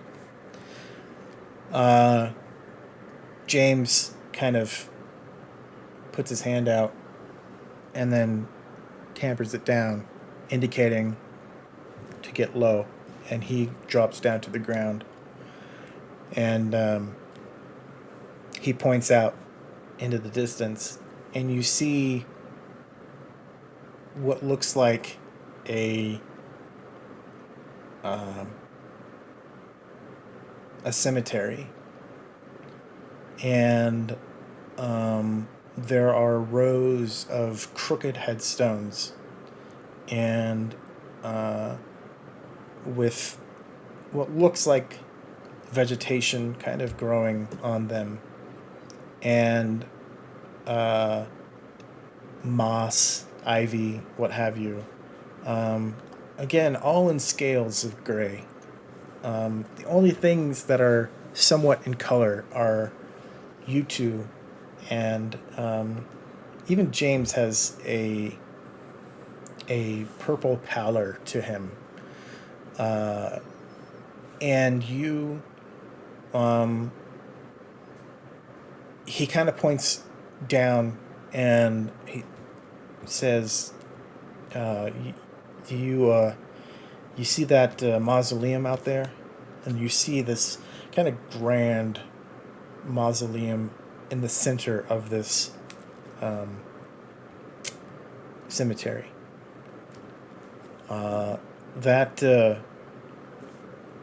That's where he tends to reside. Whether he's home now or not, I do not know. These Manitous tend to see to things elsewhere in the territory, as it were. But if he's going to be anywhere, he's going to be in there. Well, then I suppose we should enter. All right. You ready? Ready as I'll ever be. Let's do it. All right.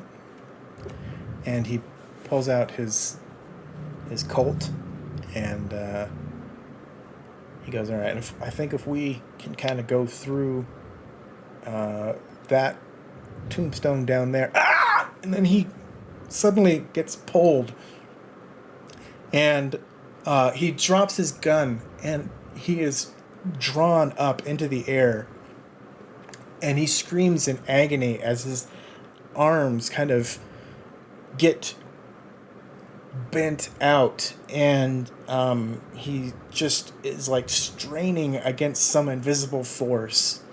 And you both see behind you. Now, James, I thought we had an agreement. You weren't going to come into my neighborhood unannounced, and yet I see you've brought friends. Why? I know you. You were so nice and generous by giving me your items, but I suppose I didn't properly thank you or introduce myself. No, you did not, and we would like our items back. Yeah, I suppose you would. Well, come and claim them. Honestly, I just think the undead just keep getting ruder every time I meet them. Yes, I agree. And he wipes his hand, and James goes flying out and collapses onto the ground. And this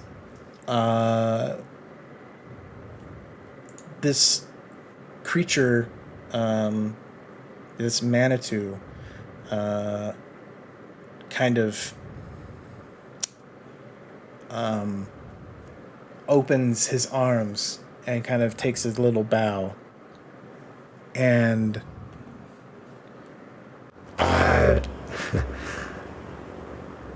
my name is Timothy.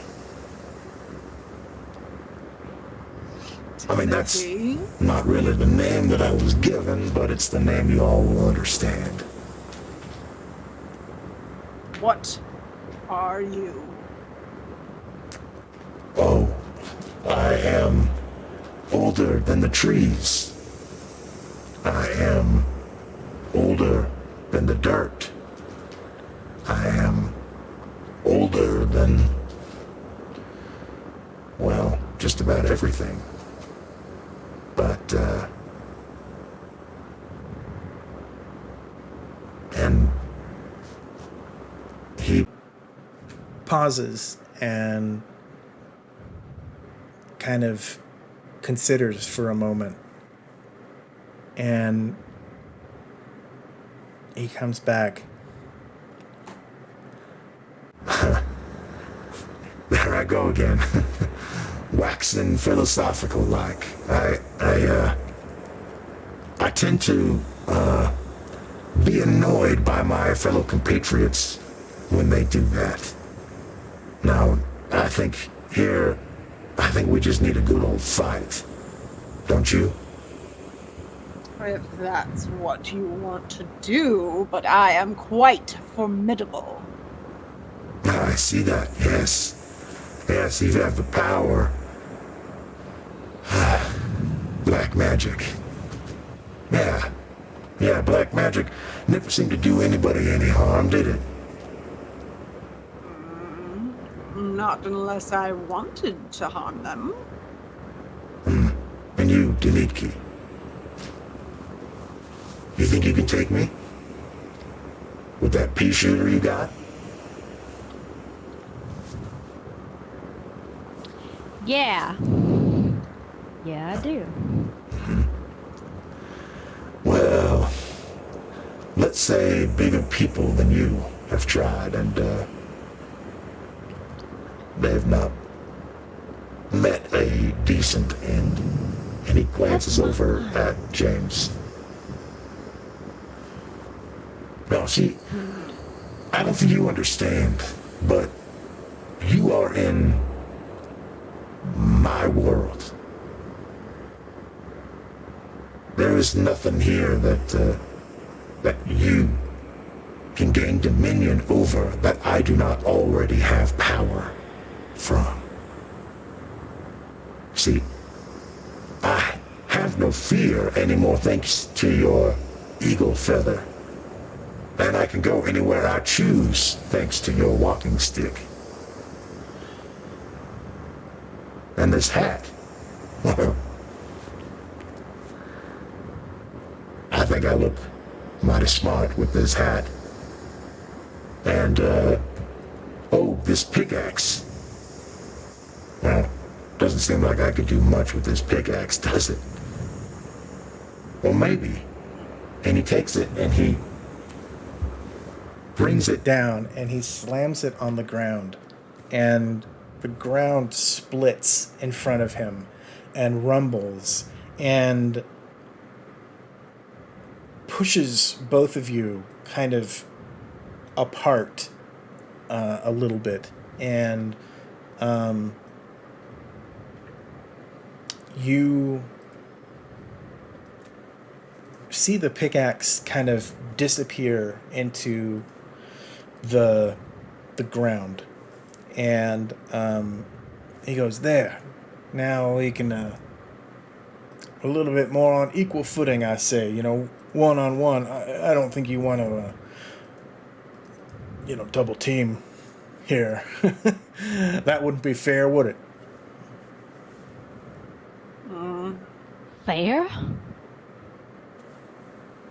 Didn't you just get off on some tangent about how we can't touch you or whatever? Now you want to talk about how only one-on-one is fair? Well, it's the honorable thing, is what I mean to imply. You want to talk about honor? You showed up as her beloved friend stole our stuff, and you want to talk about honor? I don't think so. I don't think so.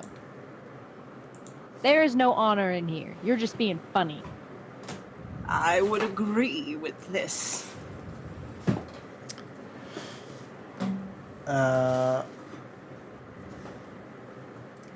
Okay. And now I need to get my cards. Uh-oh. Ruh-roh. One day I'll learn to watch my mouth, and that day is not today. Well, I was about to cast fear, so it was going to be one of us. Just be like, see, here's this, and here's this. You want to fight about it? Exactly. All right. Let's go into Yeah, and where's Franklin? Yeah, where initiative. is Franklin? Where is Franklin? If there ever was a Franklin to Yeah. begin with. I don't know. Crystal is delusional. Was there a Franklin?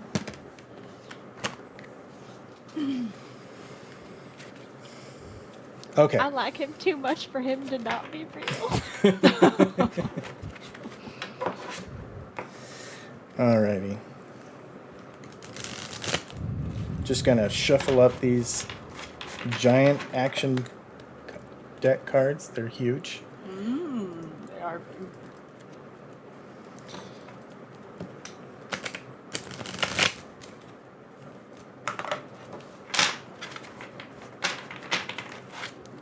Alright, one more.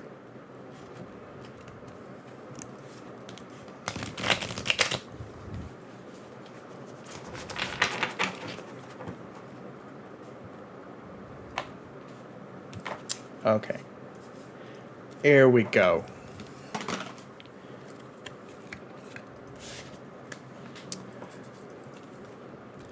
All right, Crystal. 4 of hearts. Eek. Denitki. 2 of clubs. Wow. What about my adventure card? Yeah, if you want to use the adventure card now. I don't remember if clubs was the bad one. Go ahead. Not. Yeah, in combat it doesn't. It's only in dramatic tasks where clubs become a problem. Yeah. Okay. I think I'll save it. I'll save it. If I don't die in the first round, I'll save it. Okay. Okay. And remember, gang, you too can give them an adventure card for a $50 donation to the Alzheimer's Association. You can give Ooh my. a player an adventure card. Okay. James, 5 of diamonds. Goodness. Timothy, Queen of spades. I would like to spend a Benny and draw, please. Okie dokie. Your new card is the 6 of spades. Slightly better. Yeah. Okie dokie. So let's see.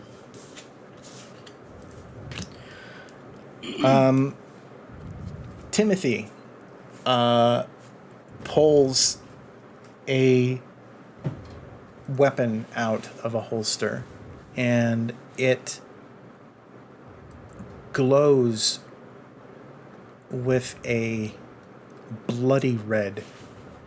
And he cocks it back and shoots at you, Crystal. Ah.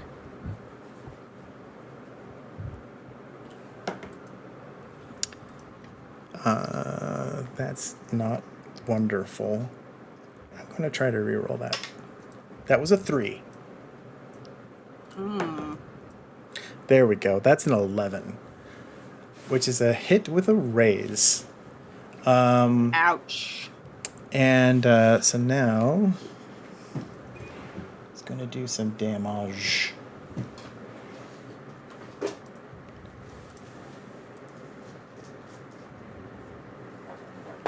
Ooh, I'm going to use these D6s that are really hard to read. Because it's Gen Can't, everybody. It's Gen Can't. Those of us who can't go or don't want to go while there's a pandemic going on. 2d6 plus an extra d6. Let's see. That's not wonderful.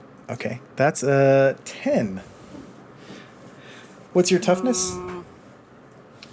My toughness is a 6.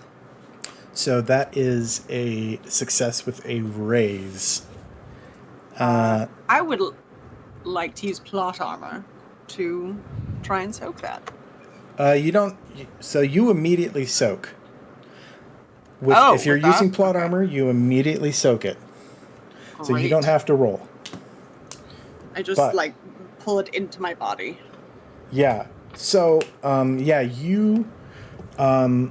you get hit with this bullet, and it definitely feels like you got shot, but you were able to kind of prepare yourself and use your energy to sort of envelop that bullet, and it goes and passes through you somehow, almost like you had plot armor on you. All right. Almost. All right, good. Excellent. Let's see. Up next is Crystal.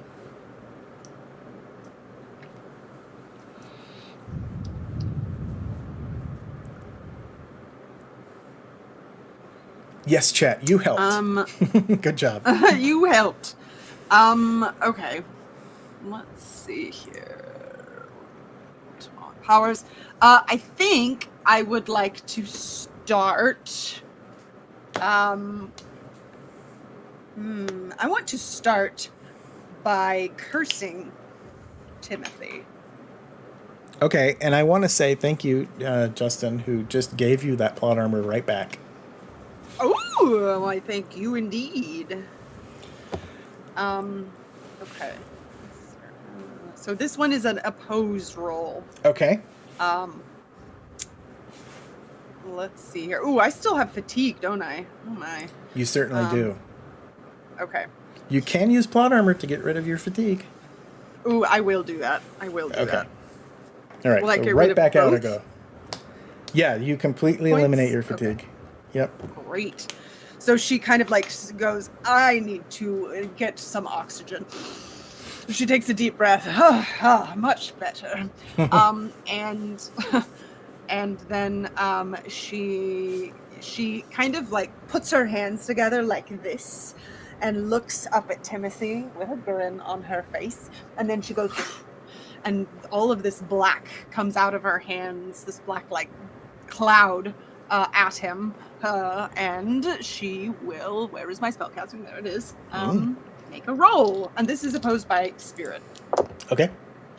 Ooh, I aced it. Nice. Yes. But 7 is my total. 7 is your total, and it's opposed by spirit, you said? Yes. Well, that's not great. Rerolling. Uh-oh. Okay, he got an 8. Okay. Then nothing happens. Okay. Nice.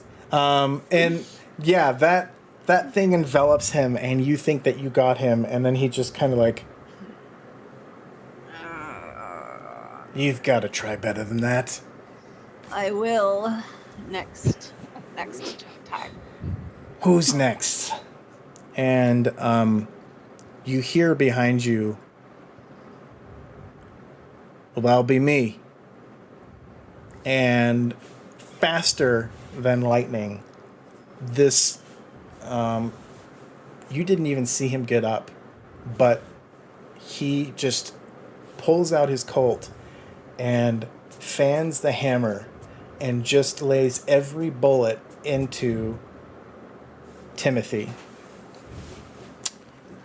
Let's see if he can do that. Yeah, that's a 10.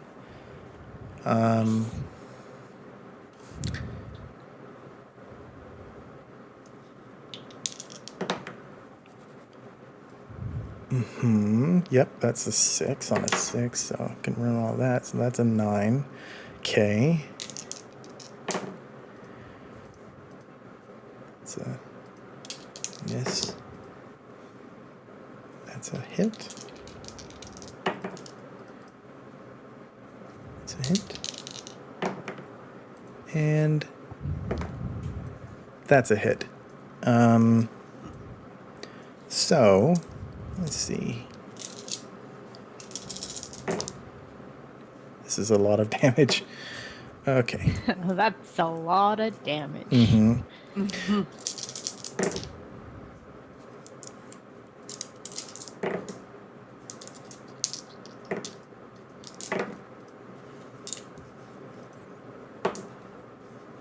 Okay.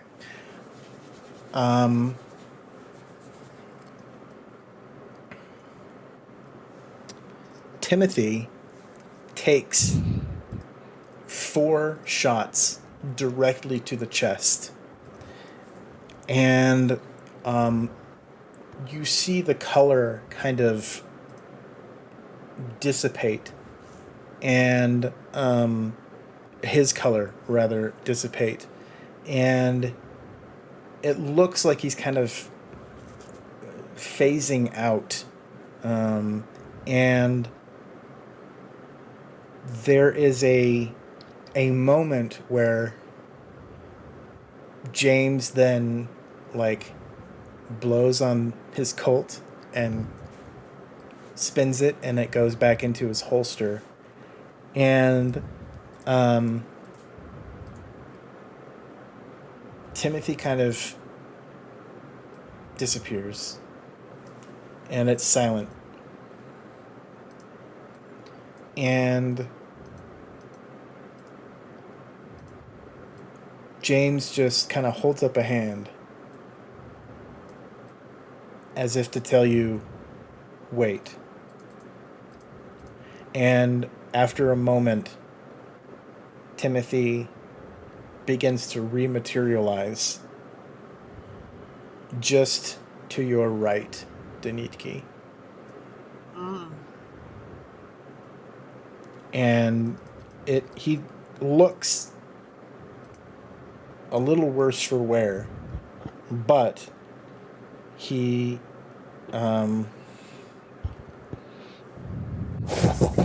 James.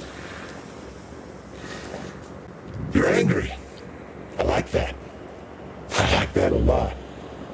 But, you should know bullets, even ghostly bullets, won't do much to me. What do you got? And turns to you, Denitki.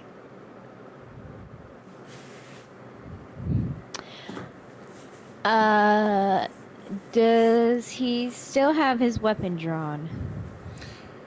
Does Timothy? Yes. Yeah.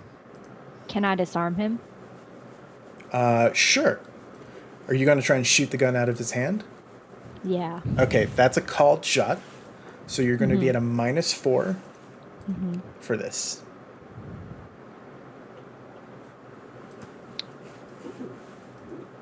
Shooting. Okay. Where's my D12? Here it is. That is a 12 minus 4, 8. That is a 12 on my D12. Okay, so re-roll the D12 again. That's a 10. So, okay, so that's 22 minus 4. So that's 18. So that's a hit. with a raise. With let's say another raise thrown in there. So you are able to quickly whip around and fire your gun, and it hits Timothy's hand, and the glowing red gun falls from his hand. He goes, ah! And it drops to the ground. And the minute it drops to the ground, it stops glowing red. And you just almost imperceptibly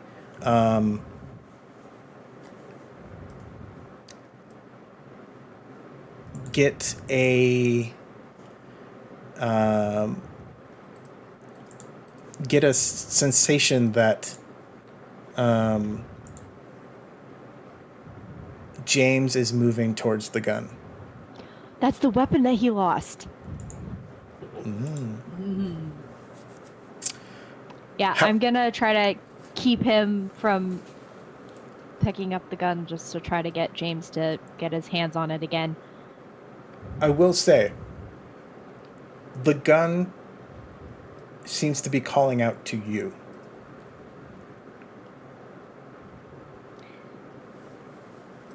Ooh. Not sure how I feel about weapons with sentience. Yeah, this one, if I know what it is, it's a thing. Crystal doesn't know anything about this weapon. Crystal. Bill. All right. 1 second here. Looks like something else came in.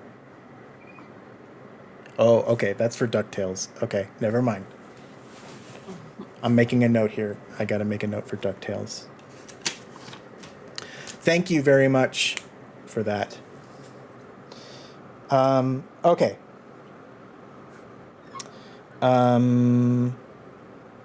That is that round.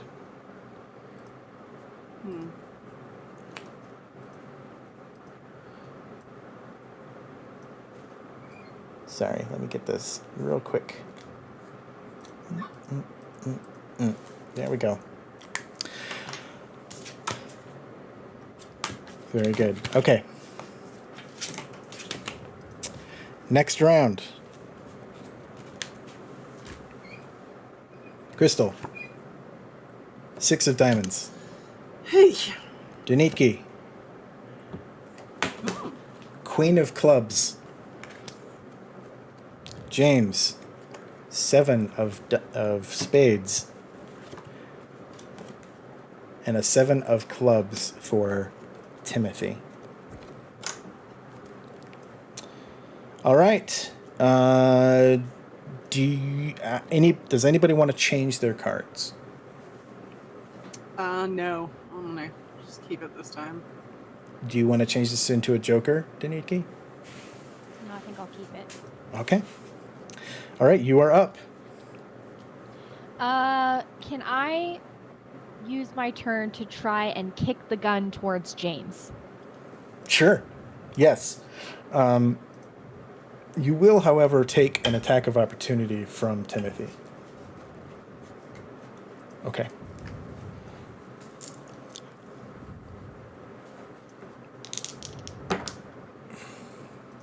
What's your parry? 7. Okay. So he takes a swing at you, and you definitely duck out of the way and then kick the gun over to James. Give me a athletics roll. Okay.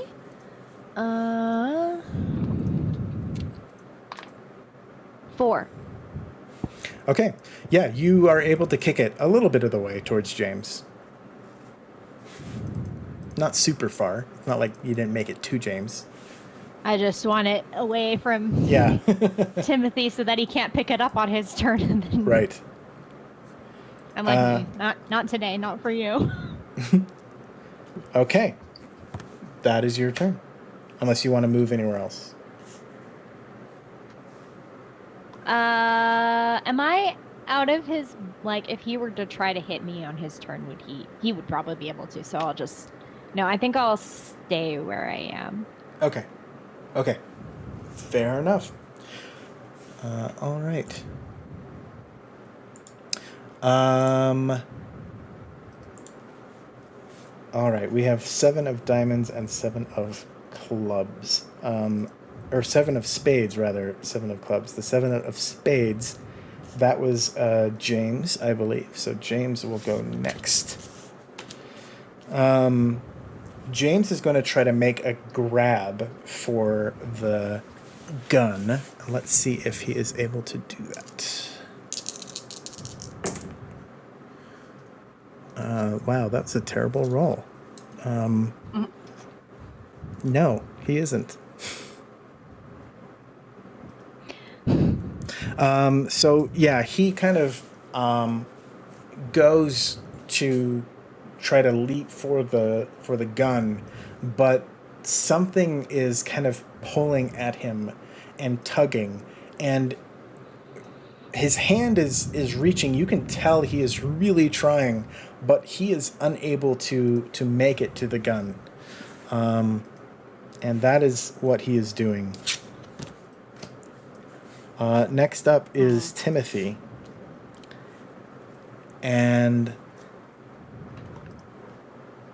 I don't think you understand who you are dealing with. And he flings out a hand to you, Denitki, and he is going to try to grab your throat. Well, that's rude. Well, let's see. That is an 8. And your parry is a 7. Yeah. So he grabs you around the throat and begins to squeeze, and it is it's very much, you feel like a vice grip has just latched itself around your throat, and this energy just kind of pulses down his arm, and with each pulse you feel the grip kind of tightening around your throat. And you are essentially grappled with Timothy. Okay, Crystal. Okay. So it's gonna. Oh, okay. It's a little harder to cast a spell if there's grappling happening. Although I could do. Could I do to try bolt and aim at Timothy without hurting? Is bolt an auto hit, or do you need to roll like? No. You still have to roll. Okay.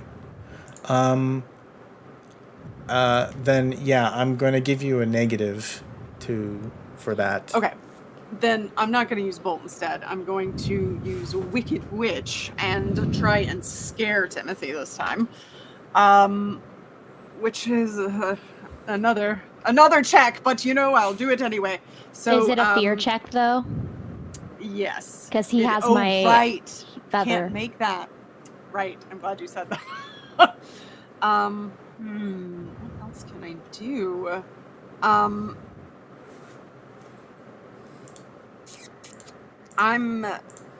Oh boy. I'm gonna try to curse him again because I don't want to hurt Taniki or anybody else here. So yeah, I'll try again. But she's gonna do a lot harder this time. She's gonna be like, and blow the dust at him. Okay. Come on. Oh. Uh-oh. I got a crit. I crit failed. Oh no. Why? And that was on a spellcasting roll. Which is I'm gonna be stuck in the Deadlands forever. You just might if I keep doing this. Okay. All right. Let me see. What happened? I believe I gained some corruption here. I don't know if there's any more corruption to gain. with this, but Oh God, I'm You so are- screwed. you are in the Deadlands. Oh, You technically get a free reroll on all spellcasting rolls, but I don't know Even if a that. crit fail? That's what I'm unsure about. It doesn't say. Huh. I'm going to say no. I think a crit fail is a crit fail is a crit Yeah. fail. Right. Let's see. Let's see. Yeah. Dom, it's time to get out your trombone. I know. Oh, no. It's a free roll on any failed spellcasting roll. Yeah, it says in the Deadlands, the witch gets a free reroll on all spellcasting rolls. Yeah, that's It says fear it says level all- says the witch gets a free reroll on any failed. Yeah, so my guess is that would include a critical failure in the Deadlands only. right. Sure. Yeah. Take a Sweet. take a reroll. Let's go the opposite. Go to the other Can you extreme, imagine please. Oh if my! she crit failed again? I didn't. I aced it on my D10. Yes. Yes. Ooh. No, that was successful. Beat an 18, Timothy. 18. Okay. On spirit. Yes.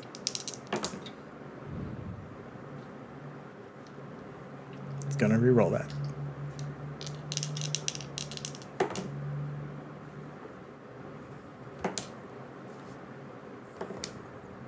Haste it. Come on. He got an 18.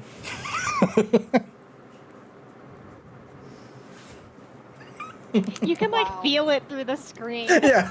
Like Dom's just withering away under Megan's gaze. Oh my goodness. I'm okay. so determined to curse. I just want to curse you, Timothy. Just let me curse you. So Okay, we'll just screw you. yeah. So yeah. What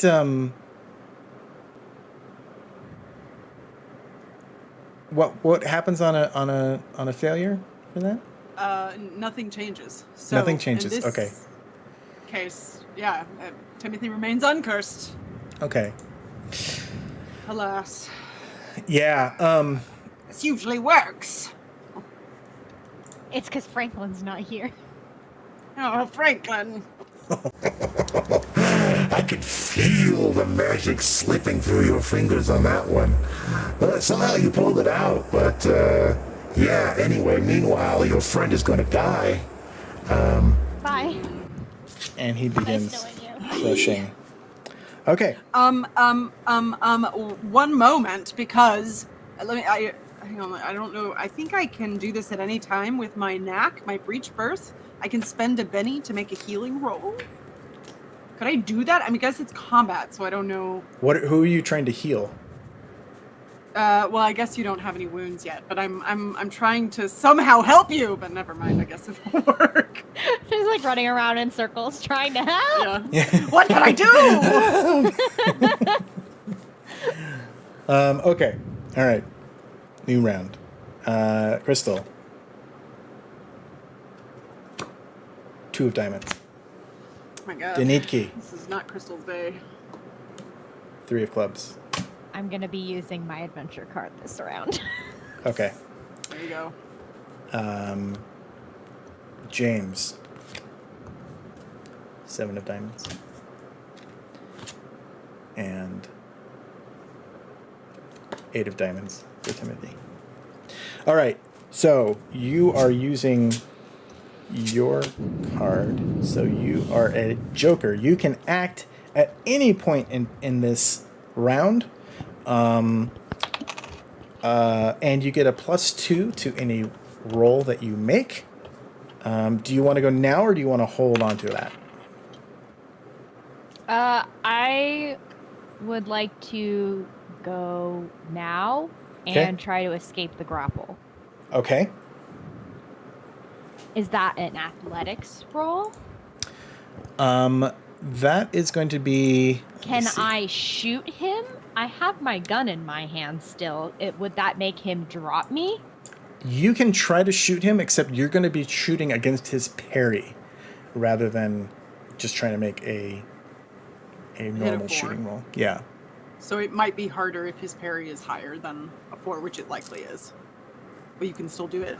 Yeah, you can absolutely shoot him, but it's going to be harder. I'll say that much. What would it be to escape the grapple? Like, Let me just double check here. That would probably be... I think it's athletics, but... Agility? Or... Oh, yeah. Or an agility? Or... Well, that would be if it was opposed. But I suppose it would be athletics, yeah, if you were just like, I'm trying to get out of here. Well, yeah, I think you're actively trying to know. get out. Yeah. That's the thing. Let me double check real quick. We want to do this right. This isn't folks. a rule that we covered. Yeah, we want to do this right. Okay, grappling, breaking free, page 98. Here we go. Nobody tell me the answer. Let's find out. Okay. Okay, breaking free from a foe. Use the grappling rules. The victim, but we were correct. The victim initiates an opposed athletics roll with whoever's holding them. And it... Yeah. If you are successful, you improve your status by 1 level. And your status is... not good.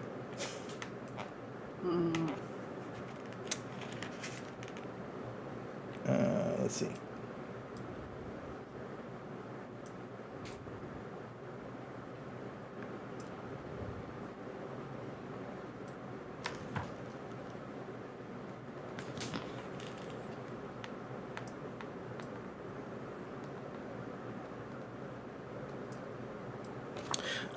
Yeah, so give me an athletics roll. That's a 6 on the 6. So Plus you another 6.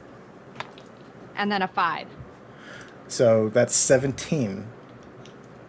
Okay. I like to think I'm really desperate. I don't want to die here. This place sucks. Okay. So you are able to beat them, and you just peel their fingers out. But as you're touching his hand is icy cold, and you are able to just enough. He's distracted from everything that Crystal was trying to do, and you are able to break free of his grasp and kind of fall to the ground. Good job. Yeah, yeah. And that was you. Let's see, you got a 17 plus 2, so that's a 19, I think. But regardless, you broke free of his grasp, and there you go. If anyone else wants to do anything, now would be the time. And I think you act as if your action card is a joker. But do you get the bennies as if you drew a joker? I don't know. I What would don't be different think so. about it? Because you act, your actions are as if you drew a joker, but it doesn't say as like you drew. It doesn't. I don't know. The wording is not quite like you pulled a joker. I feel like when we've used it before, we haven't treated it with the bennies. Right. We just got the +2 and the ability to act at any time. That's fine with me because I got 4 to spend. So Yeah. So okay. All right. That's you. Now it's Timothy's turn. And Timothy is going to do something here, if I can find it. Timothy claps his hands together. And you, when he does so, a blinding flash of light goes out. And,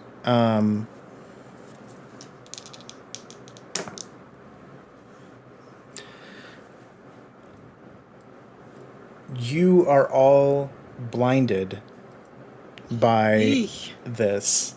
So you suffer a -2 penalty to all actions requiring sight. And at the end of your turns, you can try to shake off with a vigor roll as a free action at the end of your turn. Okay. All right? So all of you are now blinded. Eesh. That tracks. Okay.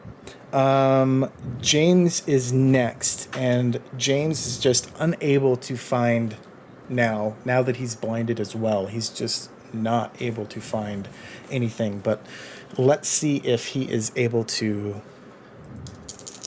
shake this off. Oh yeah.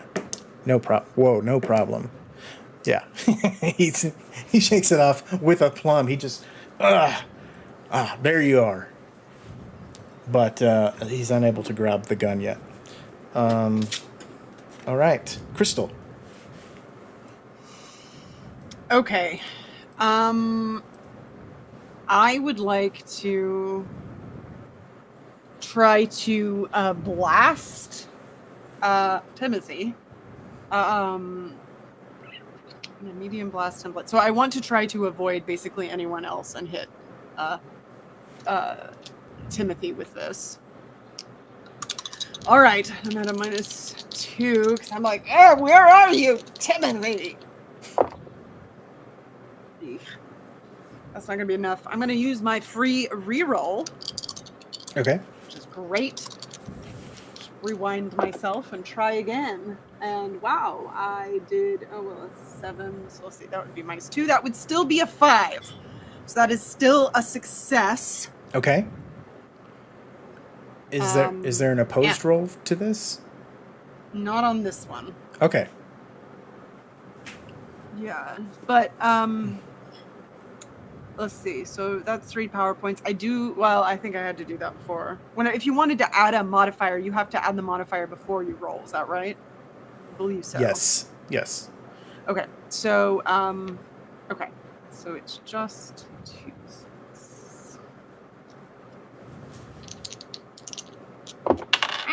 Ooh, I aced it on one of them.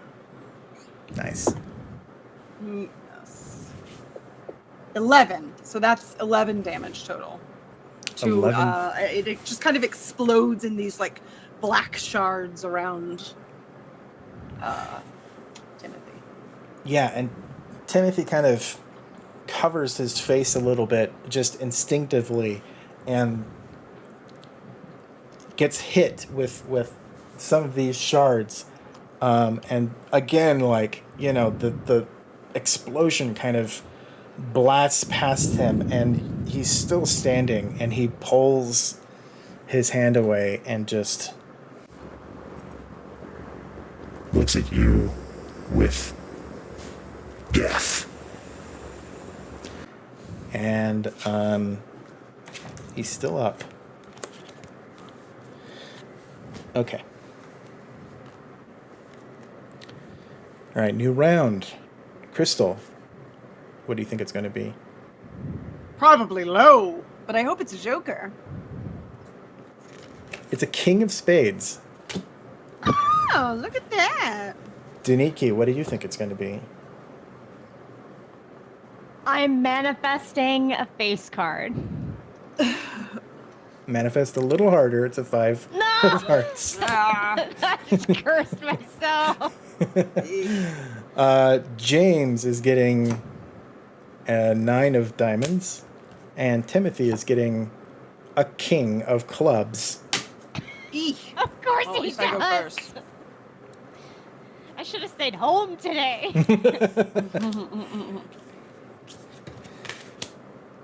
All right. Okay. Crystal, you are up. All right. Let's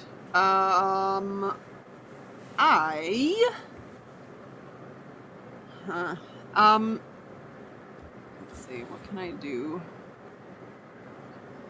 I guess I'm gonna try to shoot a bolt.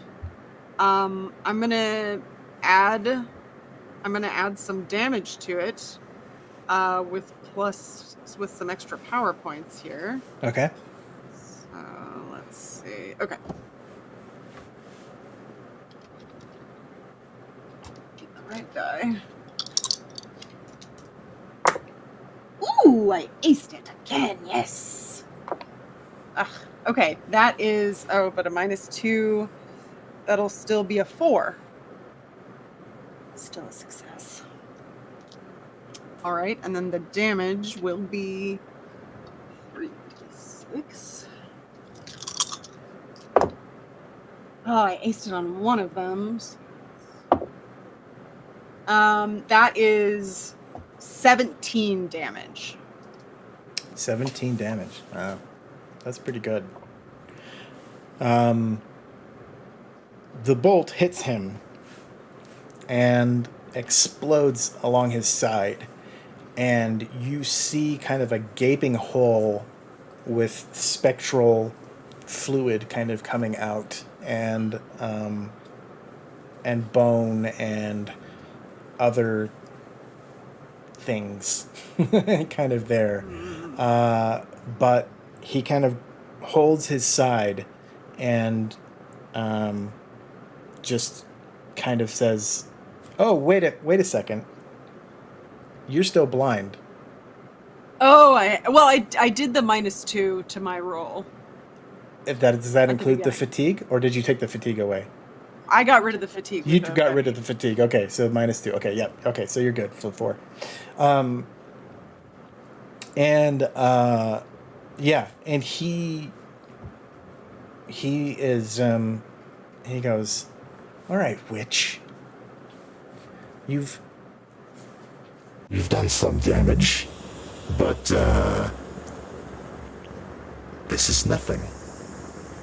And he reaches out his other arm.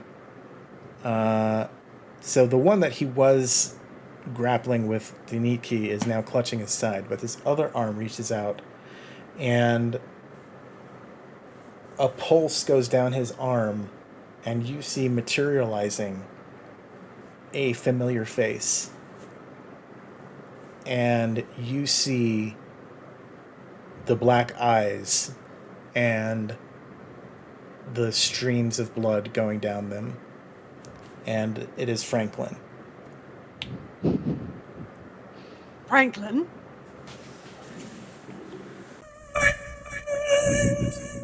sorry. I didn't know. I didn't know. Yes. Yo, your beloved Franklin. I'm about to squish Franklin's head. I will not let you. But it's not your turn. And it is, however, Timothy's turn. And you see power emanate from Timothy as he squeezes. And you see him crush Franklin's neck.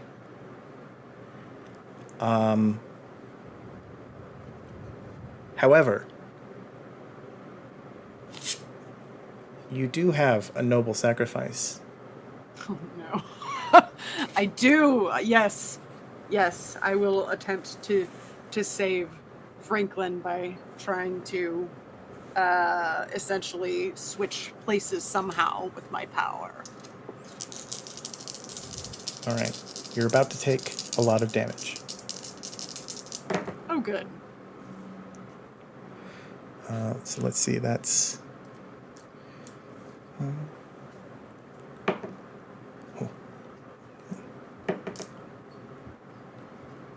That's 19 points of damage Well- as you feel your neck begin to constrict and you feel your windpipe begin to close up. I like to imagine that it, like, you can, like, kind of see it almost as if there's a hand there. You can see it begin to crush, and she's, but then yeah. she says, I just need a deep breath. And you see it all expand as she uses plot armor because she's wished to avoid. Yeah? Brilliant. You see, chat? You see what plot armor does? Saves your face. Mm-hmm. Very nice. Nicely done. All right. Both of those cards. Those adventure deck cards are gone. If you want to see more of this stuff, consider donating $50 for an adventure deck pull for one of our players. And Franklin breathes, but he's still in the clutches of Timothy. Okay, next up is James. And James is still... He is not blind anymore, but he is going to try to grab... And he is able to. And he grabs the gun. And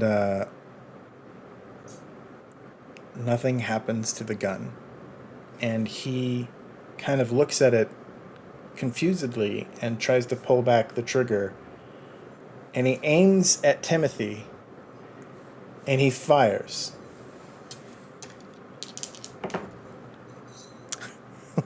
And he crit fails.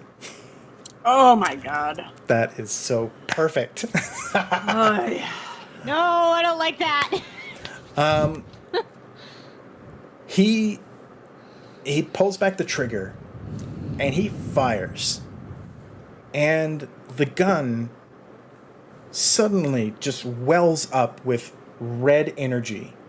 And it explodes in this almost supernova of power that emanates and pushes vegetation and everything out of the way, and you just hear this almost supersonic boom as it just dissipates and explodes around you, and you no longer see James there, but the gun is still there. Okay. Danitki.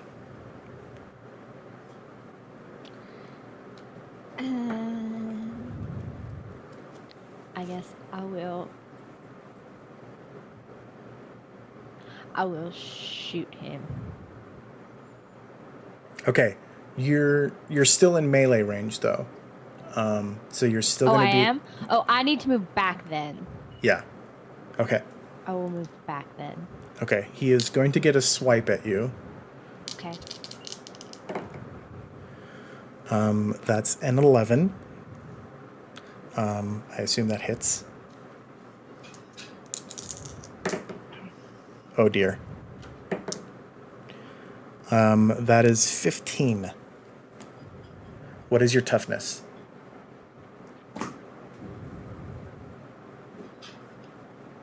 5. Okay. Eesh.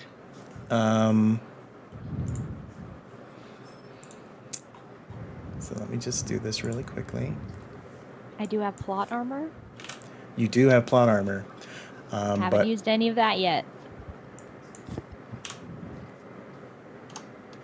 all right. This is a success. With 2 raises, you will take 2 wounds. You can use your plot armor. You have 4 points of plot armor here. How many points of plot armor would you like to use? It's 1 per wound, Yes. then 2. Okay.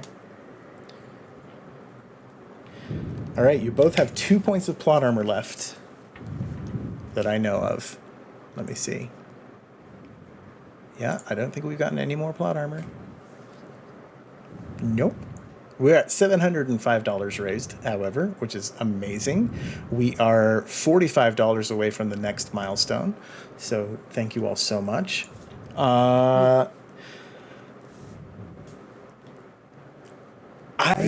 don't know who is on your side. As you are able to get away with it. All right, you are now away from him, so you can take a... All right. I'm going to take a shot at him. That is an 8. Let's see. An 8 does hit with a raise, so add a d6 to your damage die. So that's 3d6, I believe, plus 1. Yeah.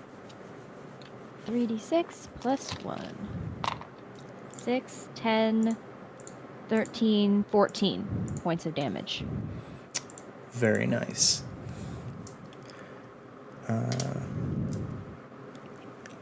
He takes the shot and he takes a moment and you see the bullet kind of almost like a tracer round go through him and into the sky beyond. And he kind of goes down on one knee, but he just kind of shakes his head and looks up at you and just raises a finger. And he gets back up again. One more round. Crystal, what do you think it's going to be?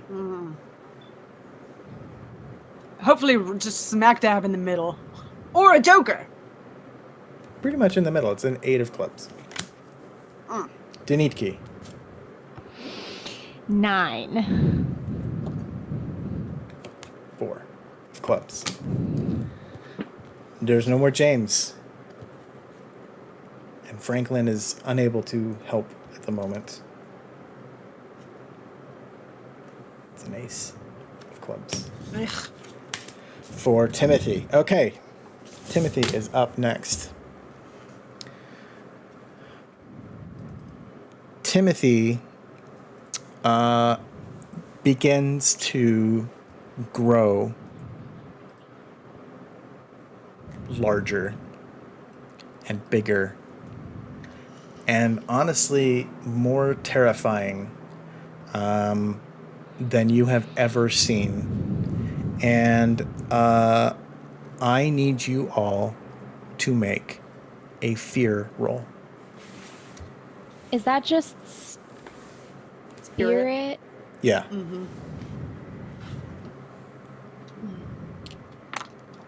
Four. But yeah. Okay.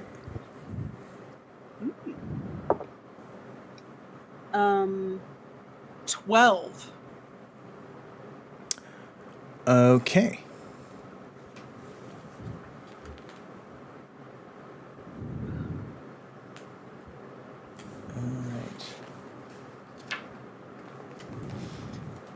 This, while he looks terrifying, this is something that I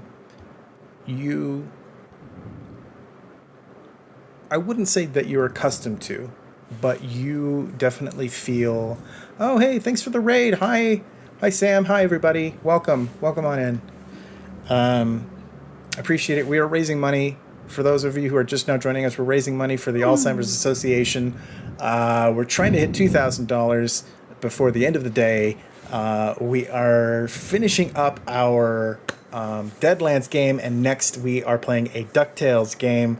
So I'm very excited. But all of your tips go 100% to the Alzheimer's Association, but they also help unlock things in the games that we are playing. So welcome, everybody. Thank you so much. Back into the game. The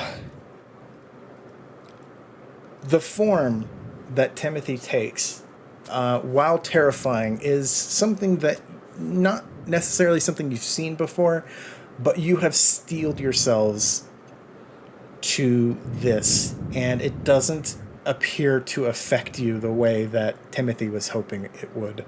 And you are not afeared. Moving on. Crystal.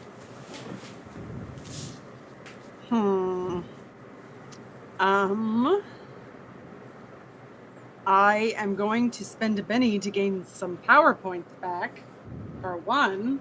Okay. And I guess I'm gonna try to do some more damage. I'm gonna do another howling. Am I gonna do that? Causes 3d6. Yeah, I'm gonna do another howling arrow, and I'm going to add a damage modifier for that as well.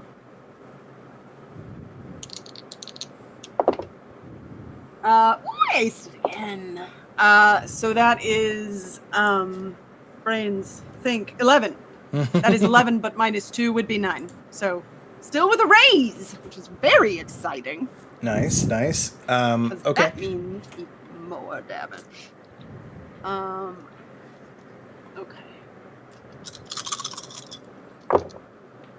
Come on, I didn't ace any of those. Okay, I'm gonna spend a penny to reroll that damage because that is Okay. upsetting to me. Okay. That is way too low. Ew. Oh my god. Are you kidding me? Was No. it worse? Are you kidding me? It's, yeah, basically. Wow. This Wow. fight is going so poorly.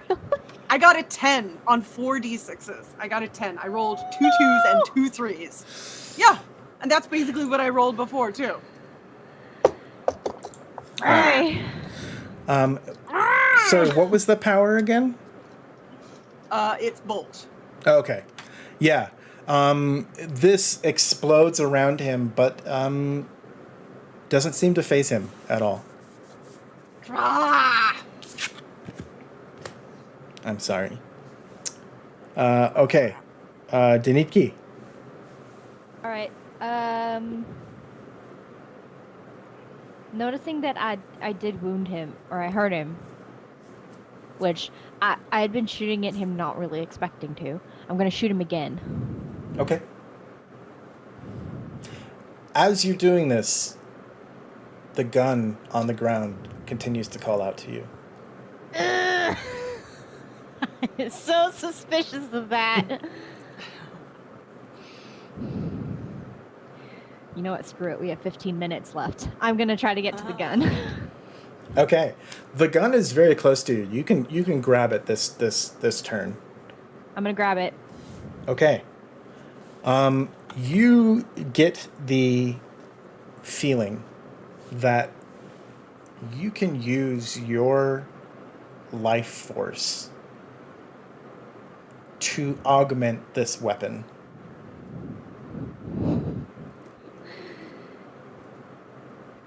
And how may I do that?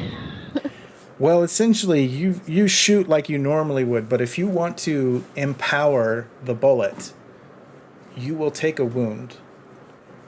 The more wounds you take, the more d6s get added to your damage. Can I shoot him this round even though I picked up the gun? No. Okay. Well, I pick up the gun.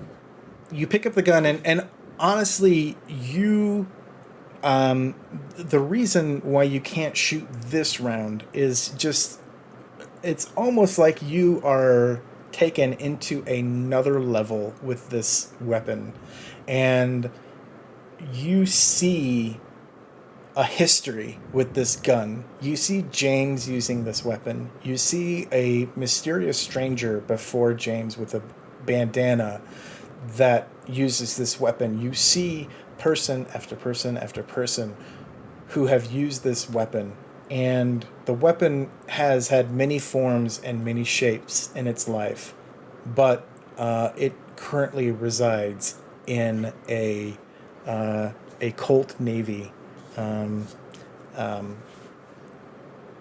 design, and you feel your energy coursing into it, and it glows red, and your eyes start to kind of glow red as you feel it, and you feel your blood kind of going into this weapon.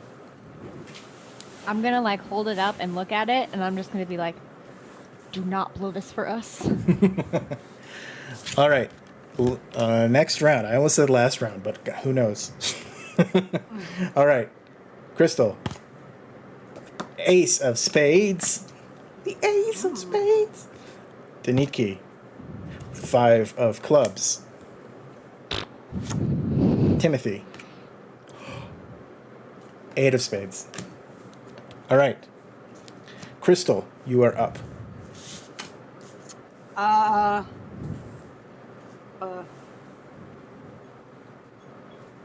Let me see. What is my? Oh, it's not very good.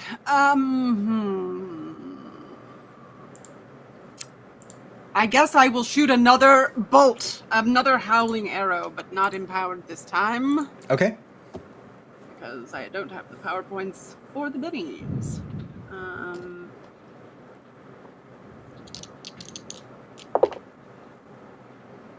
That is a what was that? A 7.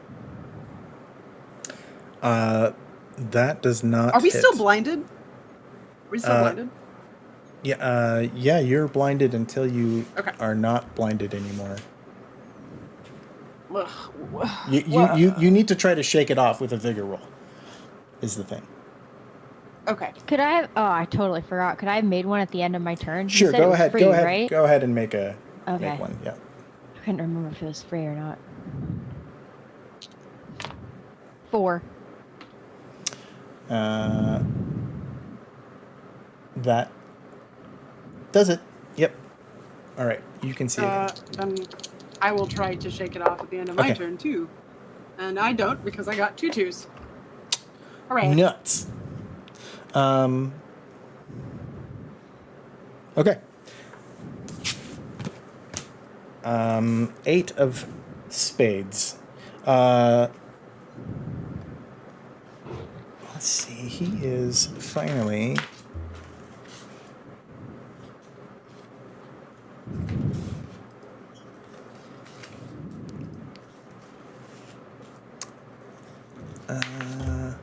Oops, sorry.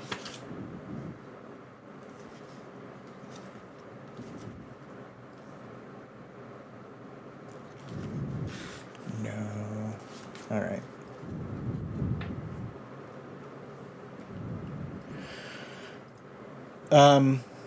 He flings Franklin away, and Franklin kind of disappears into the wind, almost like a rag doll.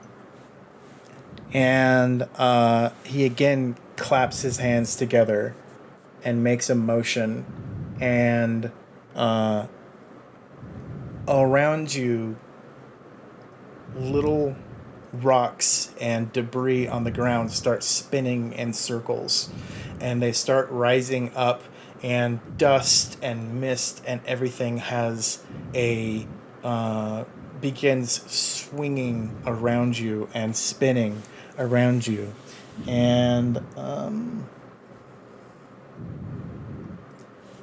let's see. Oh yeah.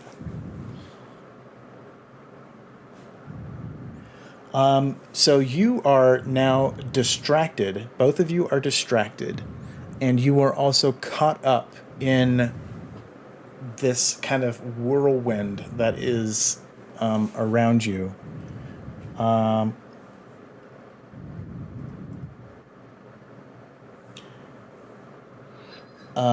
And you must give me a strength roll at a -4. Oh boy.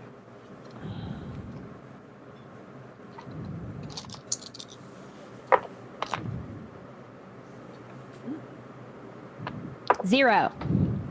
Oh no. 2. Oh no. I got a 4. Wait. I got you a wanna 4 on spend- my D4. Well, Oh, yeah, re-roll 4 it. and, yeah, re-roll that D4. Yep. That aced. Yep. Mine aced 2, but I only got a 2. +3. Okay, so you got a 3. Do you want to re-roll that? Do either of you want to re-roll? I have no bennies. Okay. I Oh, don't no. see how it's gonna get better. I mean, right, I if could you re-roll ace, mine. it's much easier to ace a D4 than it is anything else. Fair enough. I'll spend a penny. Great. 4. Did you roll your wild die as well? No. 6. So you got a 4 on the D4 again, though? And a So- D6 on 6 on the D6. And a 6 on the D6? Oh, so roll them both again. You aced on both. That's another 4 and another 6. Oh, nice. Keep rolling, but keep you going. Yeah, you succeeded though. So that's good. And now a 3 and a 4. Okay. You are able to find purchase on the ground somehow and are not flung anywhere. However, Crystal, you are hurled. And you take a little bit of damage. You take 9 points of damage, so you're shaken, I believe. Yeah.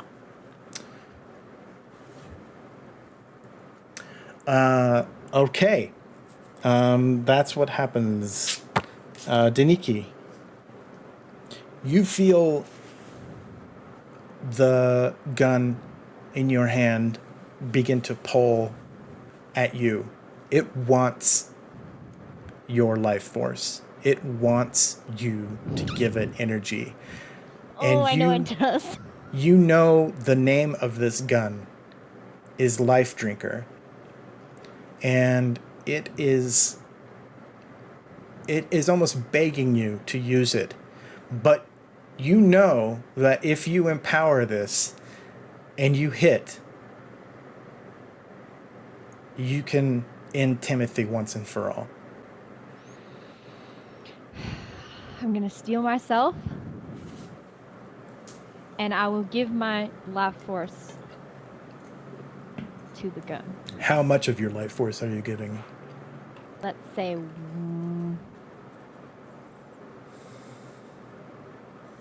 2. Enough for my plot armor should I need it. Okay. All right. Make your shooting roll. Alright.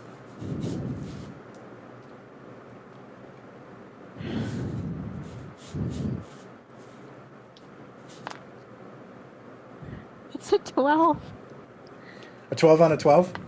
Yeah. Nice. And then a 7.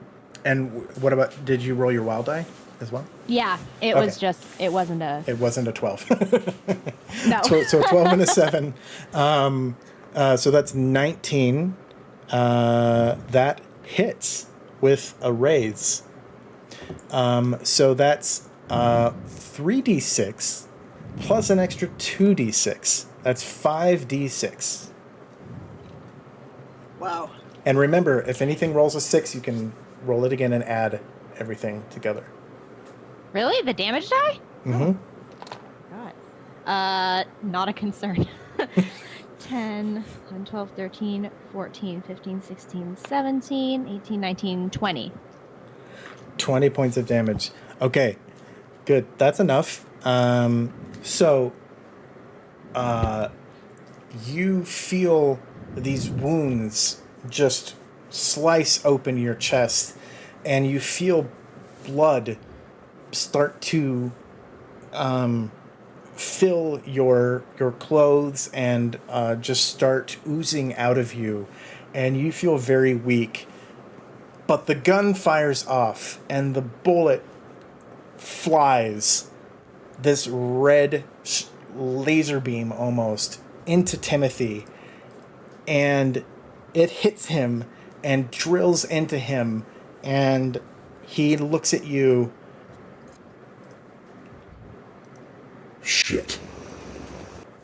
And he just, the force just emanates. What happened with James happens with Timothy, and again this just energy arc goes crashing out, and he is gone.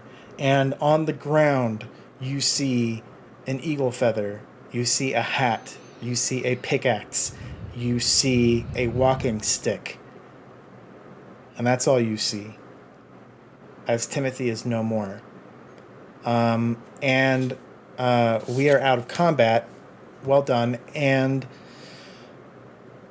you see materialize over these items is Franklin. And you both see Franklin.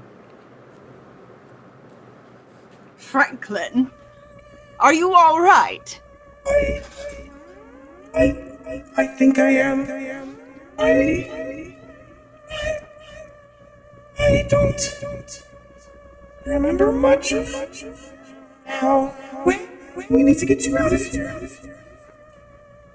That would be wonderful, yes. I'm gonna go and pick up my eagle feather. I will pick up this stick. You need to go. I will get the other items to Charlie and to Othello. They're here. I know they're here. I've seen them, but they are facing their own demons right now. But use the stick. Use the stick. You should have the power now to use the stick, and you can get out of here. All right, I will. Yeah, I mean, she's gonna grab the stick and try and open a portal. Yeah, and this a portal appears in front of you, and through it you see just this miasma of things. What it is not entirely clear. It's really difficult to tell what it is that you're looking at. Do you want to go through it? Yes. Yeah, I'm getting the hell out of here. So you both run through the portal, and you see Franklin kind of wave and disappear as the portal collapses upon itself. And you find yourself in an alleyway, and the buildings are very tall and made of brick, and you hear strange sounds. Let me see if I can pull any of these strange sounds out. I don't know that I can.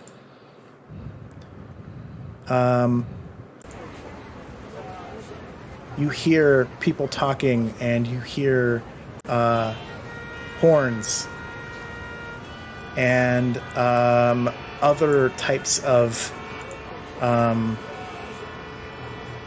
mechanical objects. You see these carriages going without horses, these sort of long,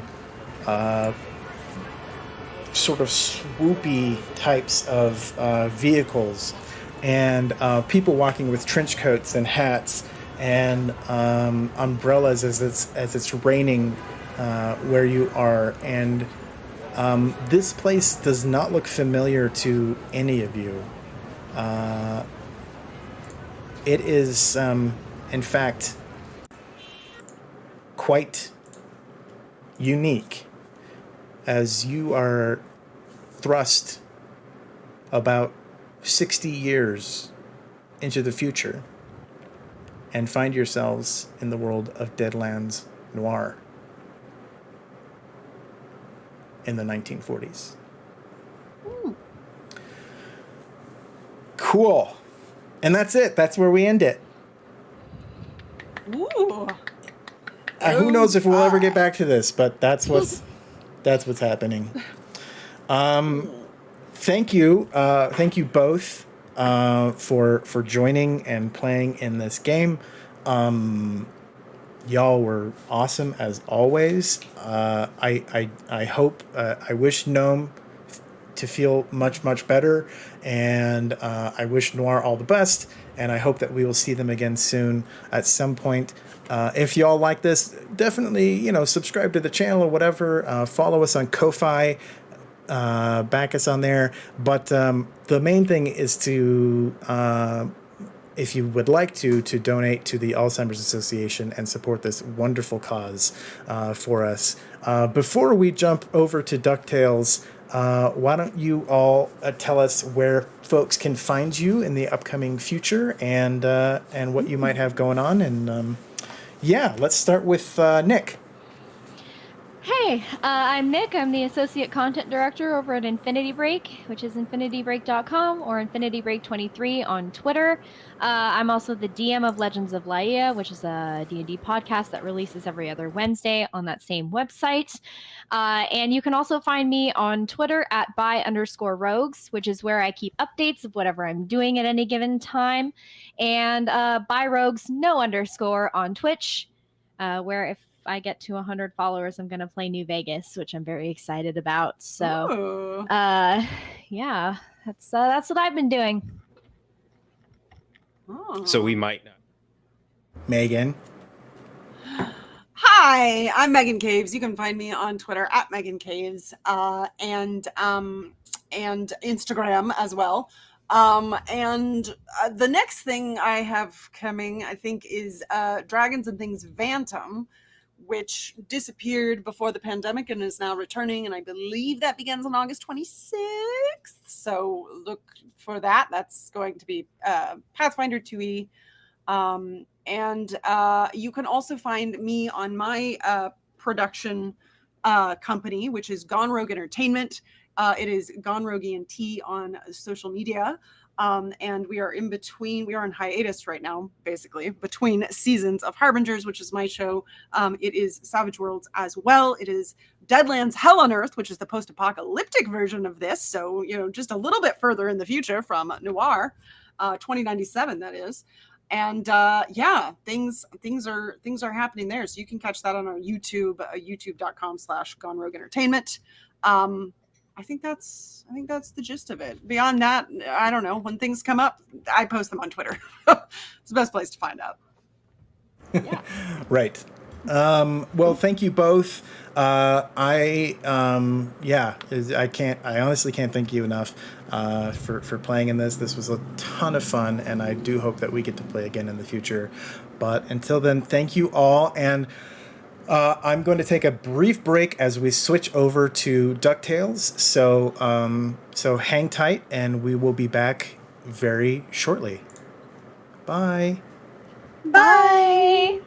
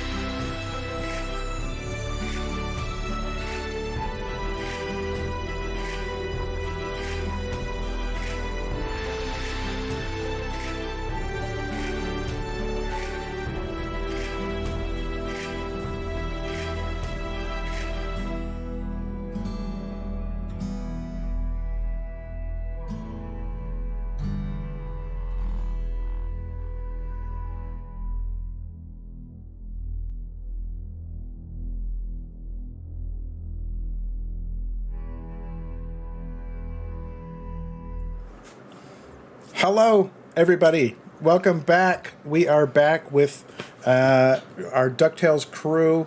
Look at these amazing people.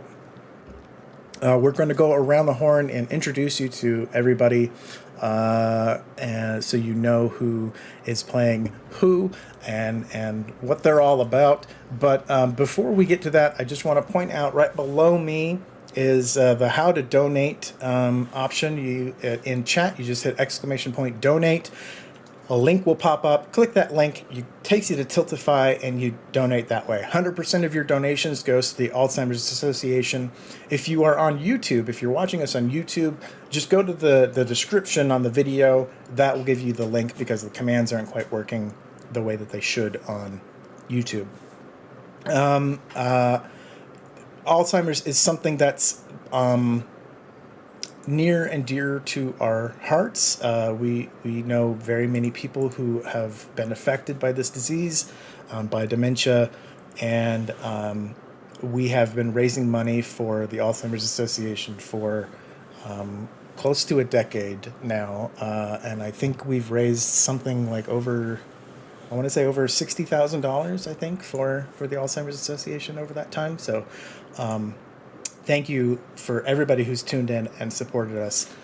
We are aiming for $2,000 today, and we are about, let's see, last I checked, we're at $805. Thank you all so much. We are almost halfway to our goal. I'm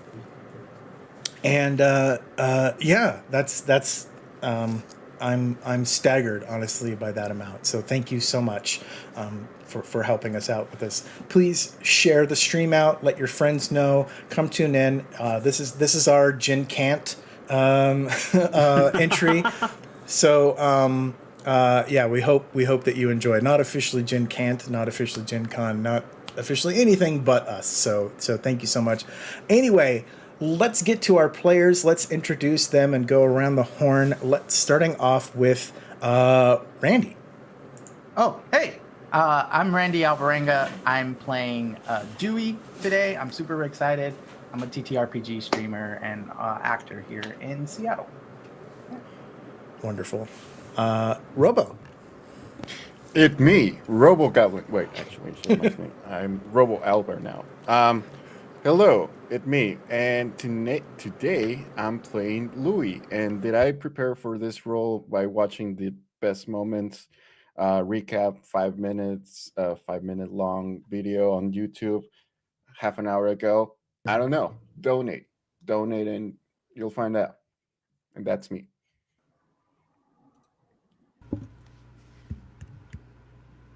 Riley. No, sorry, my screen just went crazy. So oh yeah, am you're I still here. here. Yeah, okay, you're here. Okay, I went to send a message in the chat, and then like everything shut up on so I can't see what's happening. I might have to pop out and back in a second. But I am Riley Silverman, she, her, and I am a saving throw veteran. I've been on a couple of shows with saving throw, done a couple of these marathon shows as well, and I also am a writer. I have 3 Star Wars books coming out this year that I'm very excited about, and I'm just excited to be part of this. And I have a family history with Alzheimer's as well, so it's a personal cause to me as well. So I'm always excited to be able to help out with it.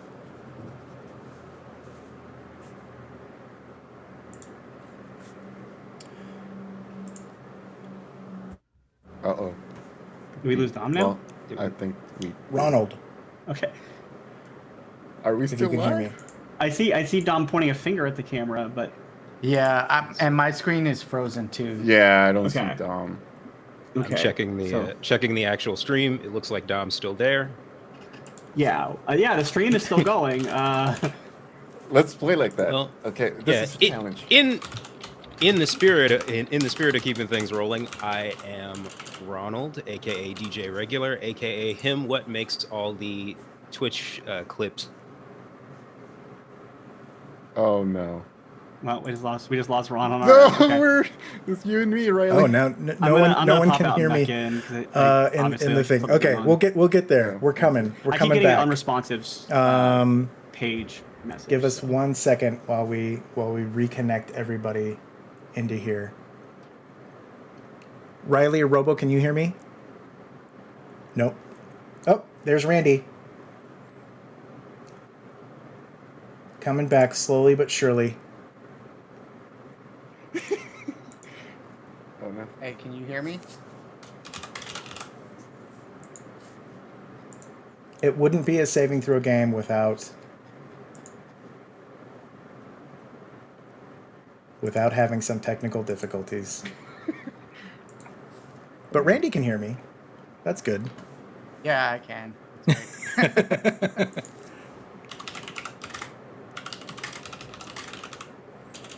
There's Riley.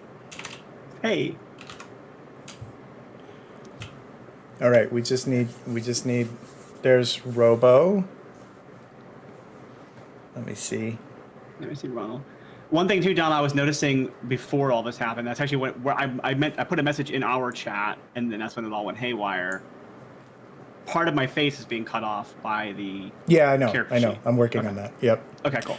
So I'll stop trying to move around and avoid it then, so I'll let you fix it instead of me trying to fix it manually. Yeah. I'm like, am I not centered on my frame? I keep trying to move it. Every time you fix it, I probably moved and made it worse. Oh yeah. All right. Ronald. We back? We back. Okay. As I said, I am Ronald, aka DJ Regular, aka him who makes all them clips for Saving Throw. I'm a mod here at the channel. I'm also an aspiring games writer, as well as an ardent fan of the stream.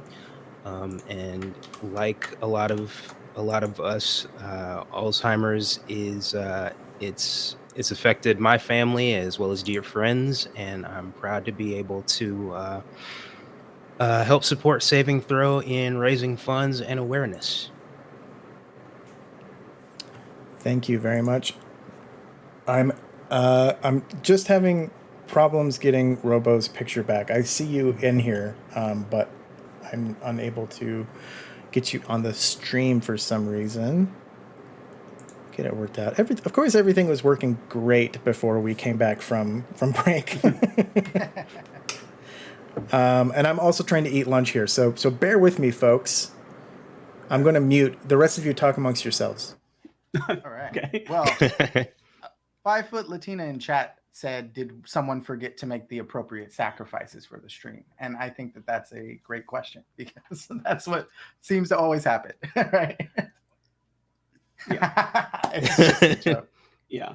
Well, no, there's also the studio kobolds that they don't have a studio anymore, but they're still here. But they're still there. Yeah. No, we don't have captioning anymore, so this section will unfortunately be inaccessible to people who need that, which is a problem. But oh no. Yeah. Someone pointed that out in the chat. The captioning has also stopped. So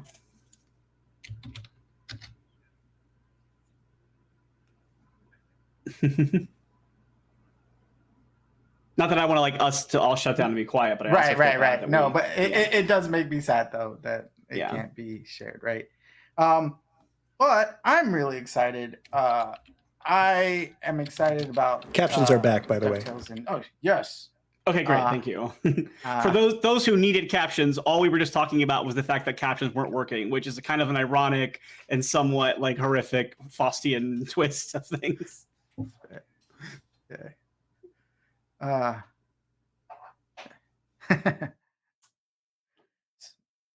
No, I was saying I really love DuckTales. I watched the original older version when I was a child, and the newer version I've been watching a little bit here and there. It's really cool. Yeah. Dewey was my favorite. I'm the oldest, so I guess I should like Huey, but for some reason Dewey always spoke to me.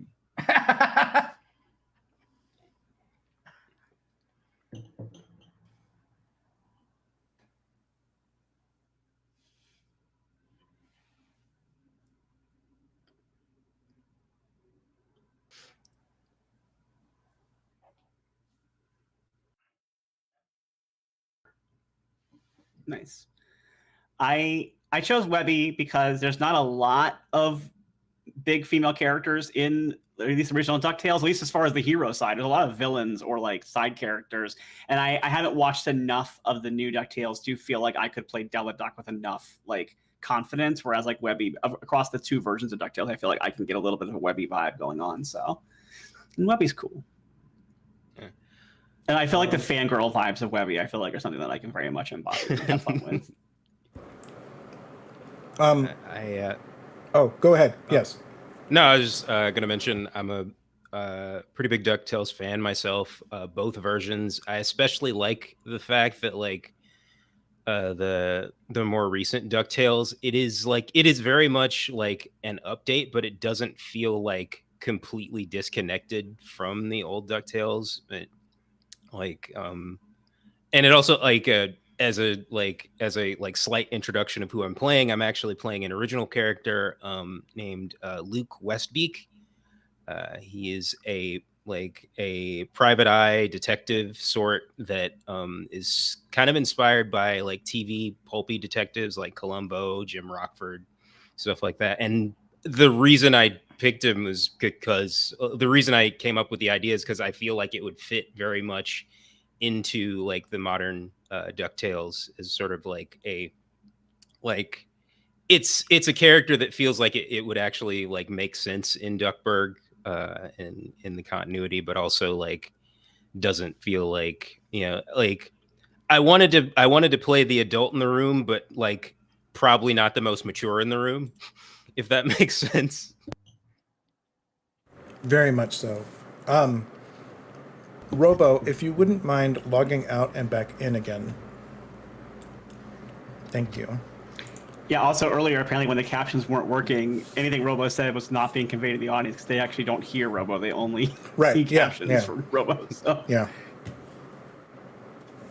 Yeah, I was getting ready to send a private message because I saw your message and I don't think that Robo saw it. So it's like maybe we should message in the other chat. Right. We've had a nice bump in donations though since the game started. That's good. We did, and I will go through that once I'm able to get Robo back into this. I see you're in here. I just don't know why I can't get you in the stream. Oh, that's not true. Shenanigans. Yeah.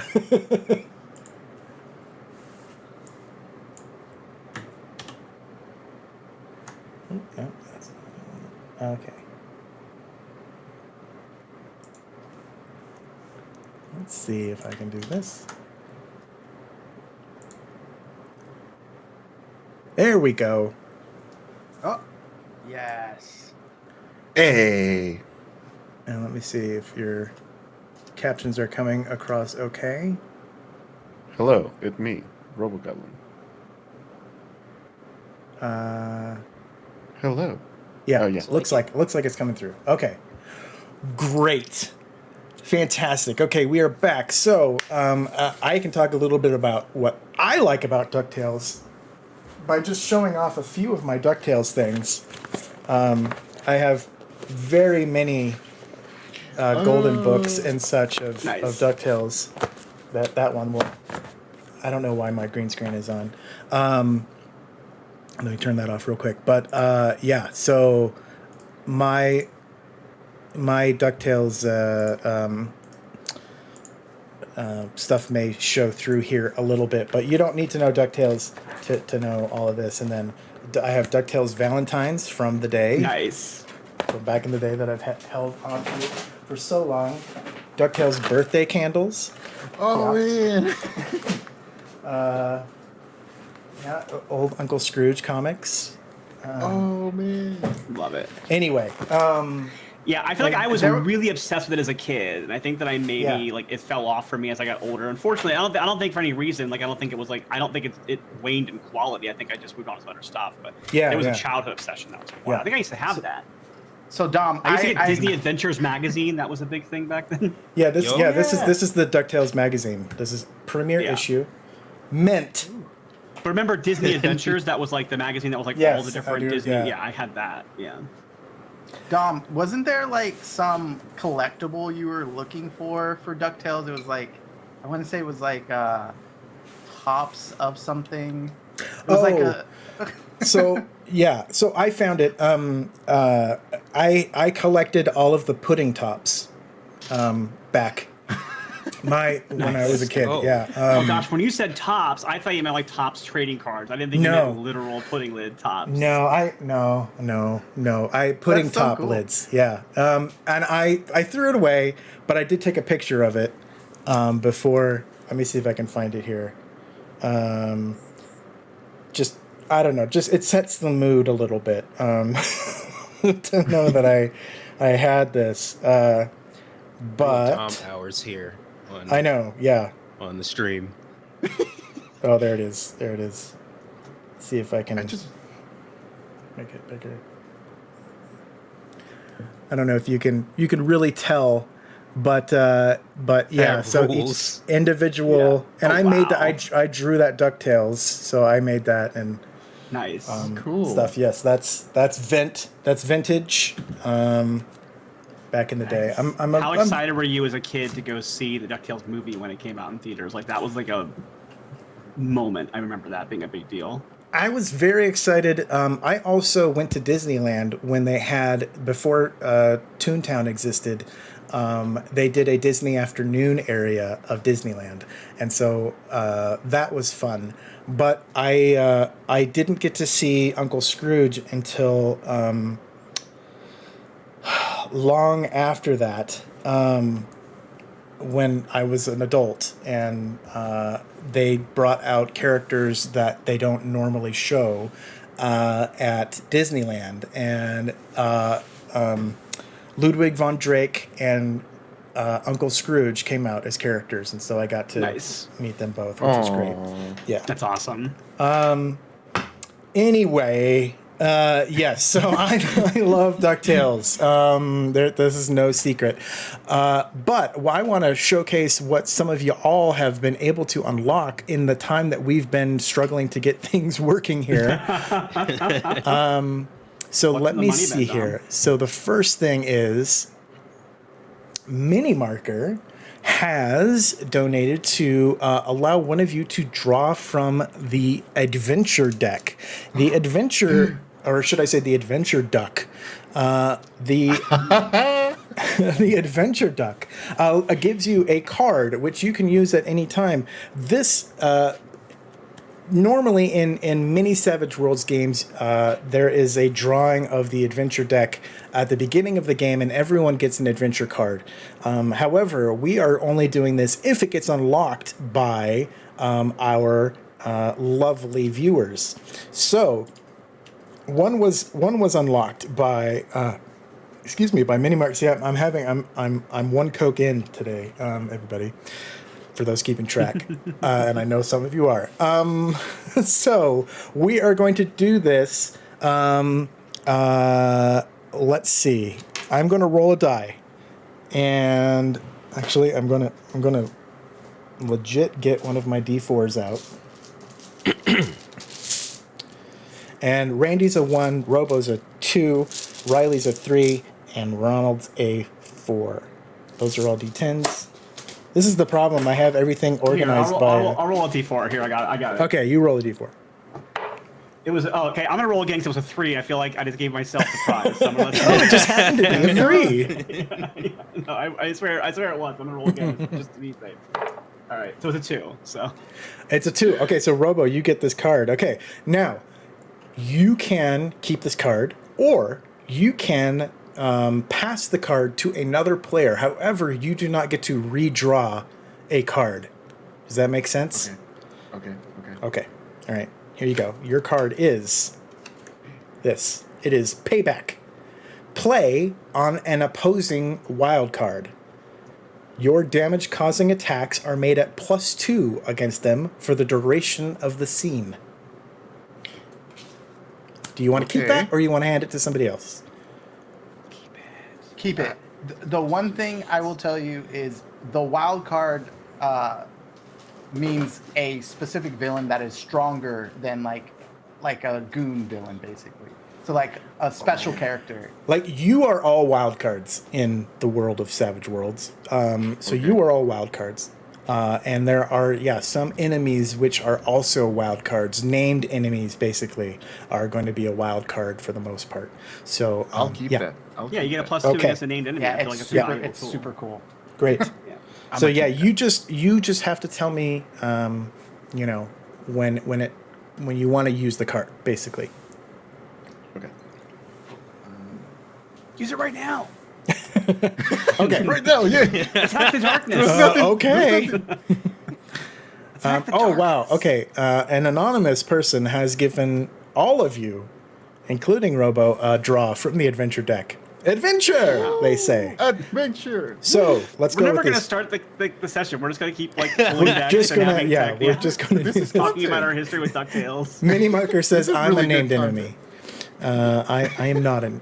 Oh, I guess I sort of am. Okay, Randy, this is yours. Reinforcements.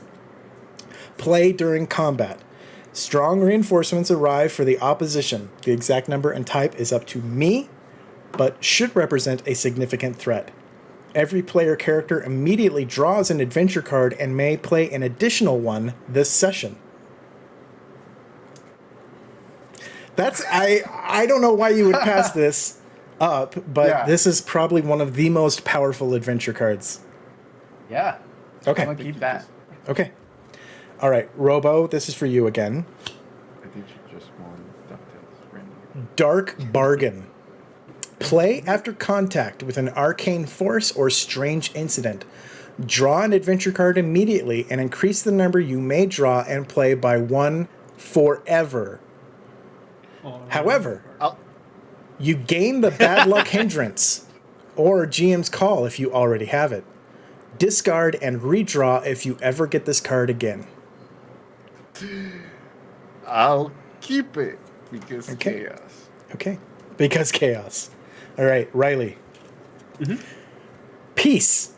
Play to improve the initial attitude of an individual or group 1 level using the reaction table in Savage Worlds. So it's almost like a charm person kind of vibe. Kind of, yeah. Yeah, they won't necessarily be like helpful to you depending on where they're starting from, but yeah, it They're could be. they're less hostile if they were hostile. Yes. They might be more friendly if they're already kind of friendly. Yep. Gotcha. Exactly. All right, Ronald. I think that's pretty fitting for Webby. That's pretty good for Webby, I think. Okay, Epiphany. Something you never understood before suddenly clicks. You gain a d6 in any skill you choose for the remainder of this game session. That's a very good card for a private detective. Yeah. You guys got clues like coming the together. best cards. Oh my god. I've never seen this. Okay, anyway. Thank you, very Anonymous. much. Yeah, thank you, Anonymous. Okay, you also, another Anonymous. And this happened, there was also another one that happened before this game. So there is something that chat can unlock called Plot Armor. And Plot Armor essentially allows you to immediately soak 1 wound or eliminate fatigue completely. So you don't have to roll. So if you take a wound, you don't have to spend a Benny to make a vigor roll to try to soak a wound. You immediately soak that wound. Somebody already donated and gave each of you 1 plot armor point. And we got another one that gives every one of you a plot armor point. So you all have 2 plot armor points. Okay? Thank Cool. you. Wow, this chat's great. Love them all. And we are now at $1,269.69. Nice. Nice. Thank you. Thank you very much. We are very close to our next milestone, which we will hit at $1,500. But we have hit some other milestones.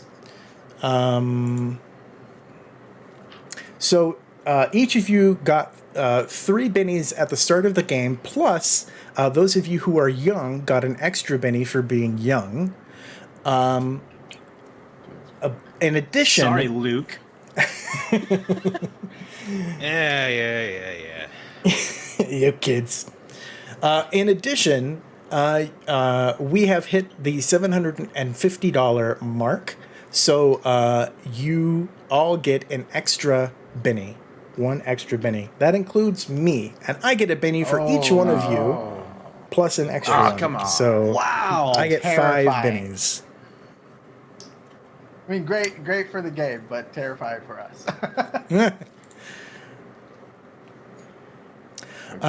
We also unlocked the auto heal option. This is kind of like plot armor in that I didn't think it through enough, and I basically gave you another form of plot armor.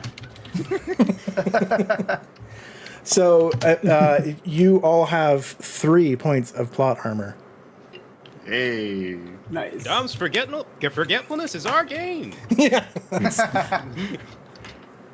100%. All right, and we have one more milestone that unlocks at 1500. So I think it's a fun one. So yeah, we'll consider that. Thank you all so much for that, and that's our game. Good night. Bye, everybody. Okay. Now, about a half an hour late. This is what everybody hated about actual play streams is how long it takes to go from hello to actually playing the game. But yeah, what are you going to do?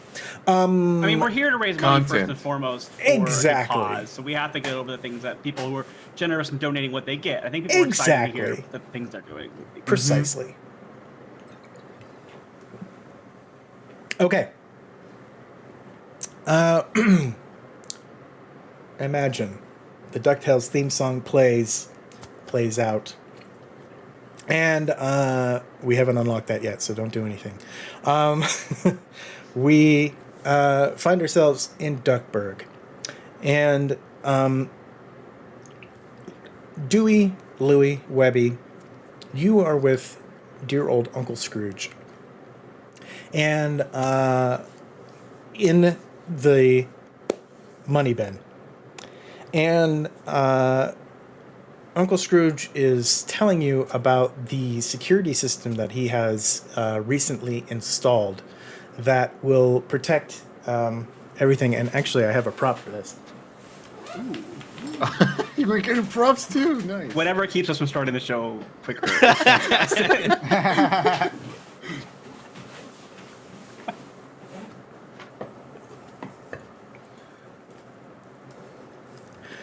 I just realized I've only run this in conventions, so I've never been able to bring this prop, but including his #1 dime. Oh. So this is the first dime that Uncle Scrooge ever made. It is the beginning of his vast, vast fortune. And Amazing. many people believe that if they are able to attain Uncle Scrooge's #1 dime, that they will some bit of Scrooge's ability to make money and be one of the most powerful ducks in the world will rub off on them, and they will be able to get that. But he believes that his security system is absolutely unstoppable. And he has hired Luke Westbeak, a private investigator, a detective of sorts, to help him test the system out and make sure that it is sturdy enough to withstand some of Scrooge's most potent foes. So you all find yourselves here, and he has encouraged you all. Let me break out my Uncle Scrooge if I can. Better. All right. You all have some. How should I put this? You've got some ability of making things not work the way that they're meant to work around here. Does that make sense? That doesn't even make sense. That's something like Donald would say.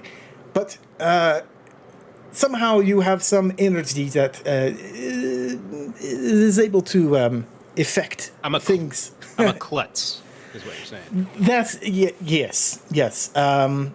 That's precisely what I'm saying. So if you wouldn't mind, I'd like you to try and break into the vault in whatever way you see fit, honestly.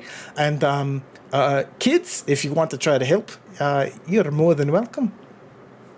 Did we just get permission to play in his money bin?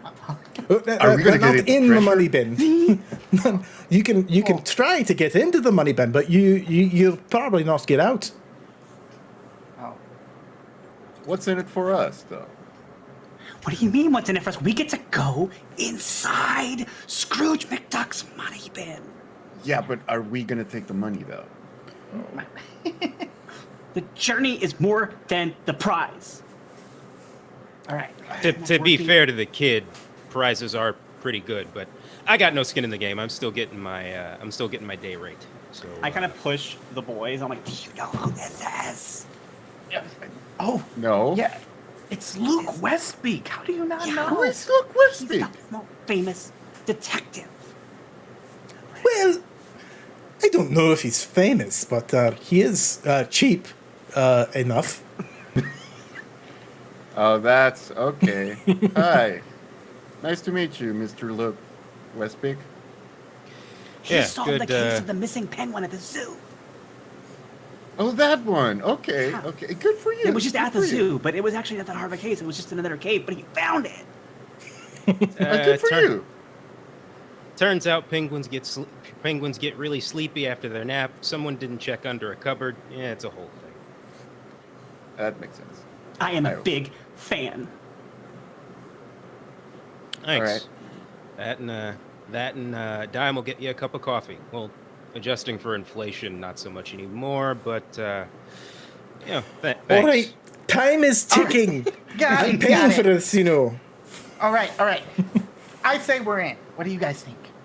Yep. Oh, I'm already doing it. What are we waiting for you? Oh no. All right. We will help. Mr. Luke Westbeak, we are glad to be of service. Oh, real crack squad you got for me here, Scrooge. By the by, my day rate, $1,000 a day plus expenses. Well, you know, I was thinking more like, you know, $200 a day plus half expenses. You're going with my old man's rate again. Inflation. Give me a persuasion roll. Okay. Let's Oh, see first what we roll, got first here. roll. First roll. And remember, roll. roll your wild die in addition to the persuasion die. Do not add them together, though. Of course, I believe my persuasion is a d6, so it's 2d6. Okay, and I got a 5 on the wild die, so That's a success. that is a success. Yes. So pretty much anything over a 4 is a success, except in combat in some. Anyway, we'll get to that. Anything over a 4 generally is a success. So, Scrooge thinks about it for a moment. 800? Did you say? A day? I said 1,000. And you're. I- 1974 was a I'm- long time ago. I'm Scrooge. hearing 800 a day. You know, I hear hearing loss is a thing with folks your age. So 800? We're gonna do this in front of the kids, really? Oh, they need to learn, especially Louis. I just love the process.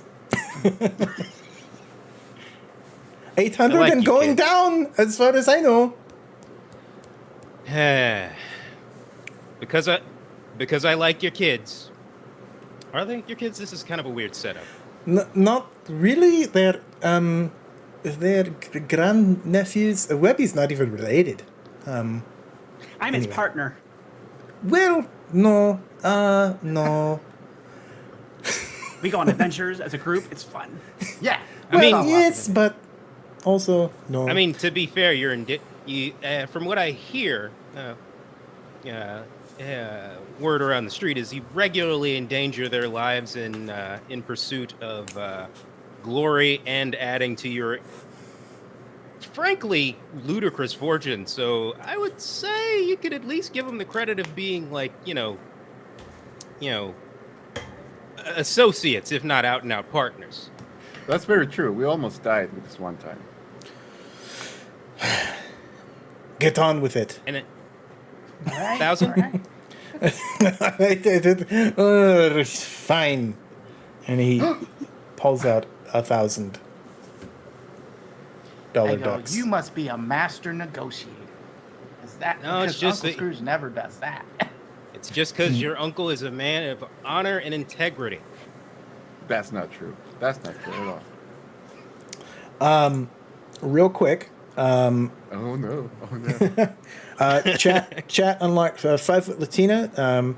Yes, I will. At a $100 donation, you can add something to the game. It can be anything. It can be a item. It can be a weapon. It can be a piece of clothing. It can be a person. And I will determine how that gets used in the game. Last session, we had a giant tumbleweed and a rather obstinate donkey. And this session, something has been unlocked. Thank you, 5 Foot Latina. Also, Thunder Cabbage has unlocked another draw from the adventure deck. So, Riley, roll me another D4. All right. If I get a 3 this time, I'm keeping it, just so you know. Yeah. I did get a 3. Hey. All I right. can prove it this time. It's right there. All right. So, yeah. Uh-oh. Each player. Holy cow. I did... What? Okay, holy...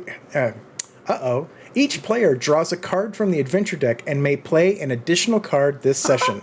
Sometime Let's go. soon, the party is subject to a strong and dangerous attack from enemies or creatures out for blood.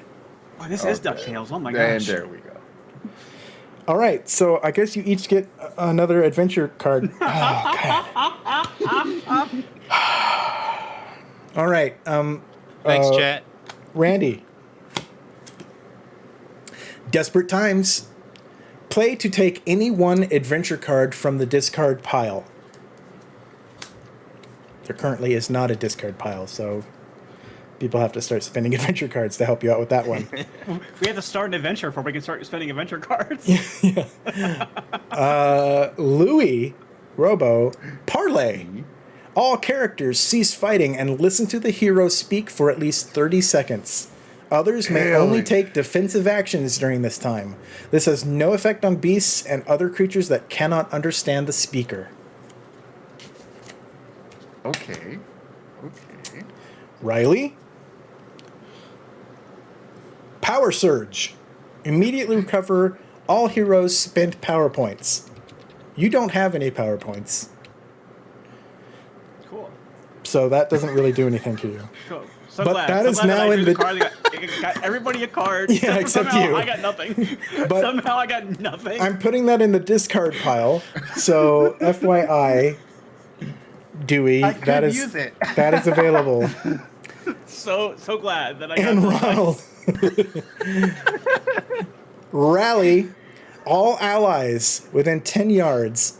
Discard their shaken, stunned, distracted, and vulnerable status. Oh. Okay. So Arrows Without Sleep on Twitch asks us, how many adventure cards does everyone have now? Well, everyone has 2. Just one for except me, apparently. Well, no, you still have uh-oh. But the uh-oh has happened in that you have all drawn an adventure card. However, I can still send a strong and dangerous attack your way. So I'm Cool. keeping So that out glad- just so that I remember that it's there. So, Tight.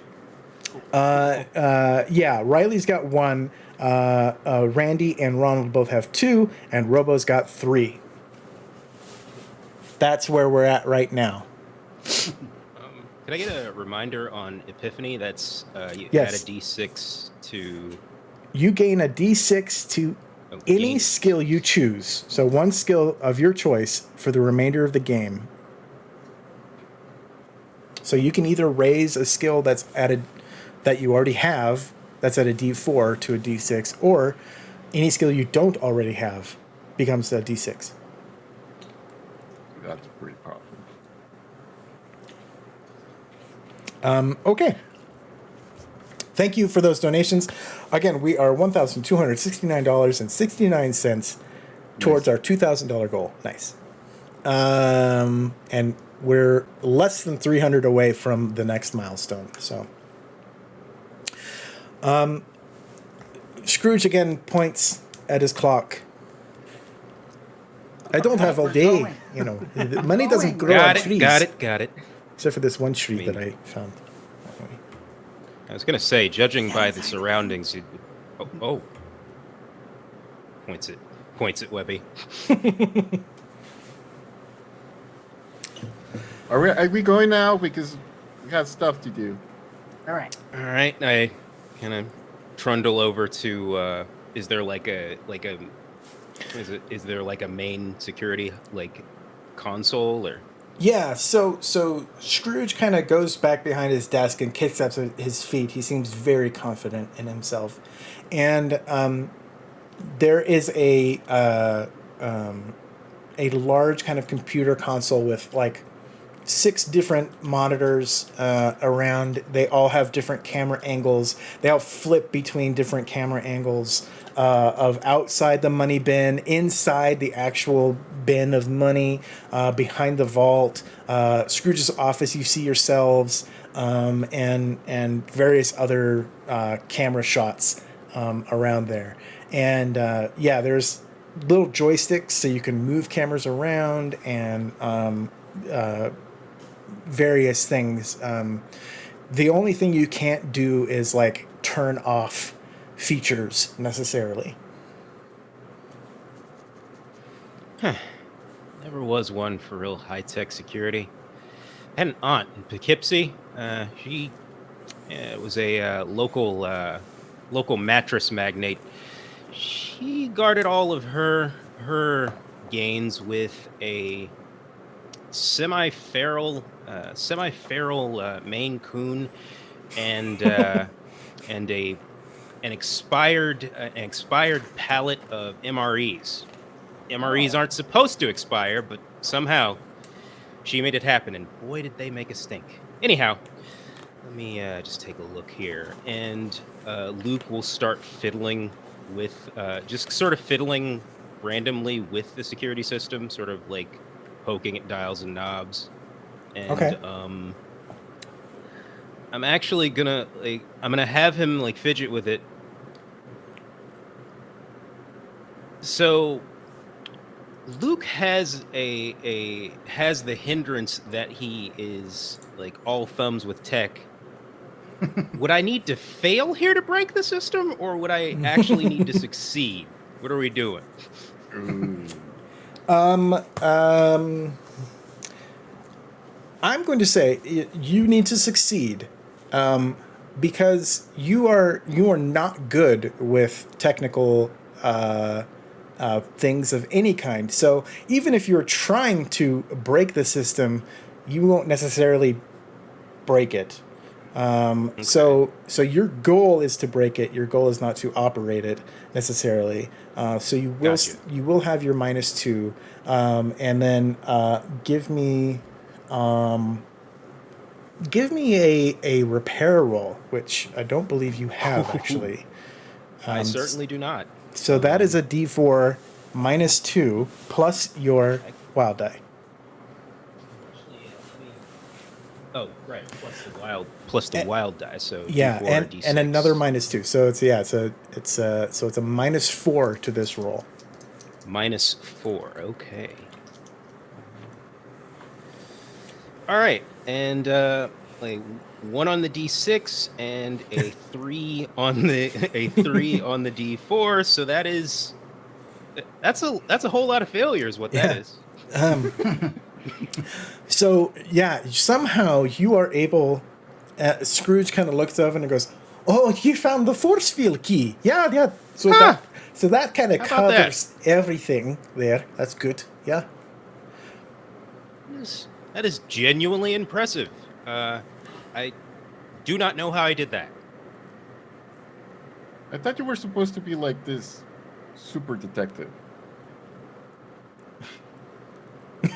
Well, maybe he's just not good at the computer. I want to look. To be fair, I did a positive thing. So, you know what? Actually, if I may, us.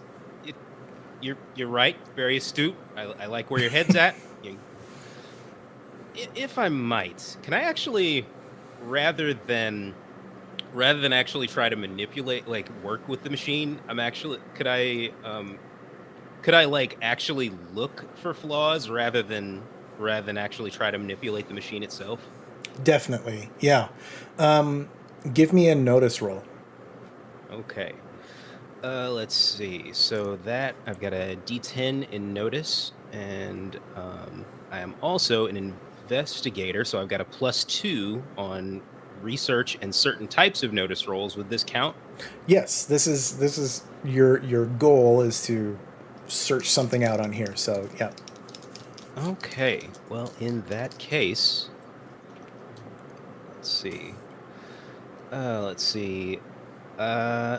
a 2 on the D10, but a 4 on the wild die +2, so that is a 6. Great. That is a success. This looks, from your relatively inexperienced eyes, this console looks like it covers everything, and is mostly it's mostly incomprehensible, but it seems like it has everything nice and labeled and secure, and you have no worries or concerns about it. However, there is one button that you see that is not marked at all, and it's under a glass case, and it requires to flip up the glass case, press the button, and then turn a key to activate. Is the key like set in there already, or is The key is not set in there. So while I'm looking over everything, and I haven't said anything at all, I'm just sort of like kind of silently looking, like scanning the board, and I locate the little like glass case. I go, huh. I flip that up. Scrooge, so there's a key here. Yeah, key.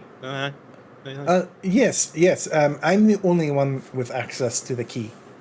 And he pulls out a key around a necklace. He says, "This is the key. Can I see it? Here it is." And he stuffs it back in there. Might the adorable cherub obtain the key? No, that is the one thing. I'm certain it works. There's nothing that you need to necessarily do with that button. Sure? Yes, quite sure. Yes, that's the last thing I need you to test. Aha! Honestly. Well, there's your vulnerability. Well, Just yes. the luck. Oh. To be frank, if you're not willing to test it, you've got a potential vulnerability. Oh, he's already solved the mystery. I told you he was a really good detective. Okay. Yes. Mr. Well, Detective. why don't you kids try to do something before we give it all over to Mr. Westbeak? I crack my knuckles and I go, sounds great. All right. So there's a force field around it, right? There's a force field around it right now. Mm-hmm. What do you guys? How do you think we should get in? I feel like if we just leave it up to Luke, we're never going to actually get in. And Luke actually Luke is like, he's actively like kind of, he is looking at that particular like button on the console, but like you can kind of tell that he's actually listening to you. Okay. Great. Can I see if Luke is actually listening to us? Yeah, give me a notice roll. My first roll. What's noticed? Okay. It's a D4. D4 plus your wild die. Just don't add them Oh, yeah. together. Okay, so I got a 3. 3 was the highest you got? Yep. Okay. You do not notice that he is listening to you. Okay. I don't know, Dewey. Just press all the buttons. See that shiny one over there? You can just press Or- that. What about, or maybe we can like find a hatch and crawl in, or like throw stuff at it, or there's lots of ideas. What do you think, Webby? Are there cameras like shown? Like, are we looking at like a control panel that has like cameras for the entire thing as well? I'm gonna use my phone because I have a digital camera and a cell phone. I'm gonna assume it's a camera phone. I'm gonna take a bunch of pictures of where all the cameras are pointing, so that I have like a reference point of like where the cameras are, so that now, Okay. as we go through it, I know where the cameras are as we're moving through the money bin. Okay. Perfect. All right. You have done that. All right. And then I'm gonna also do. I'm gonna encourage Dewey's idea of just pressing all the buttons and seeing what happens if we like overload the system of like, yeah, what if we like, what does this one do? What does that one do? What does this one do? What does that one do? And I'm just like pressing them, excited to see which one each one does. But like, the player motivation for it is to help Dewey overload it. But the in-character one is I'm just going nuts seeing what things do and like having fun with it. All right. Cool. Give me a repair roll. Okay. Cool. I don't have skill in that. So that's fun. So you're at a -2. Yeah. Well, should I mean, it was Dewey's idea. So do you want to roll for it, or do you want me to do So it? 'Cause I was just helping you. So here's the deal. So you can roll support for Dewey. So Okay. so Webby, you roll your repair roll, and if Okay. you succeed, you can give Dewey a plus, depending on how well you succeed. Okay. So my highest on those was a 2. So All right. that is not a success. So you don't get any. Although I bonus. did. Actually- Okay, I have a question. actually- How does exploding dice work when there's a -2 on the roll? Do I still get exploding dice on the roll? Yes. Okay, then let me roll again. Hang on. 'Cause I rolled a 4 on the D4. Okay. Yeah. hmm Okay, so then I actually hit a 4. My highest was a 4. Okay. So that's one success. So you get a +1, Dewey. I get a +1. Yep. I rolled an 8, but then I get a -2 because I'm not skilled in repair, but I get a +1, so I have a 7. Hey. Oh, Just so one close. shy of a race. Yeah, it's one So shy of a close to raise. that. So close.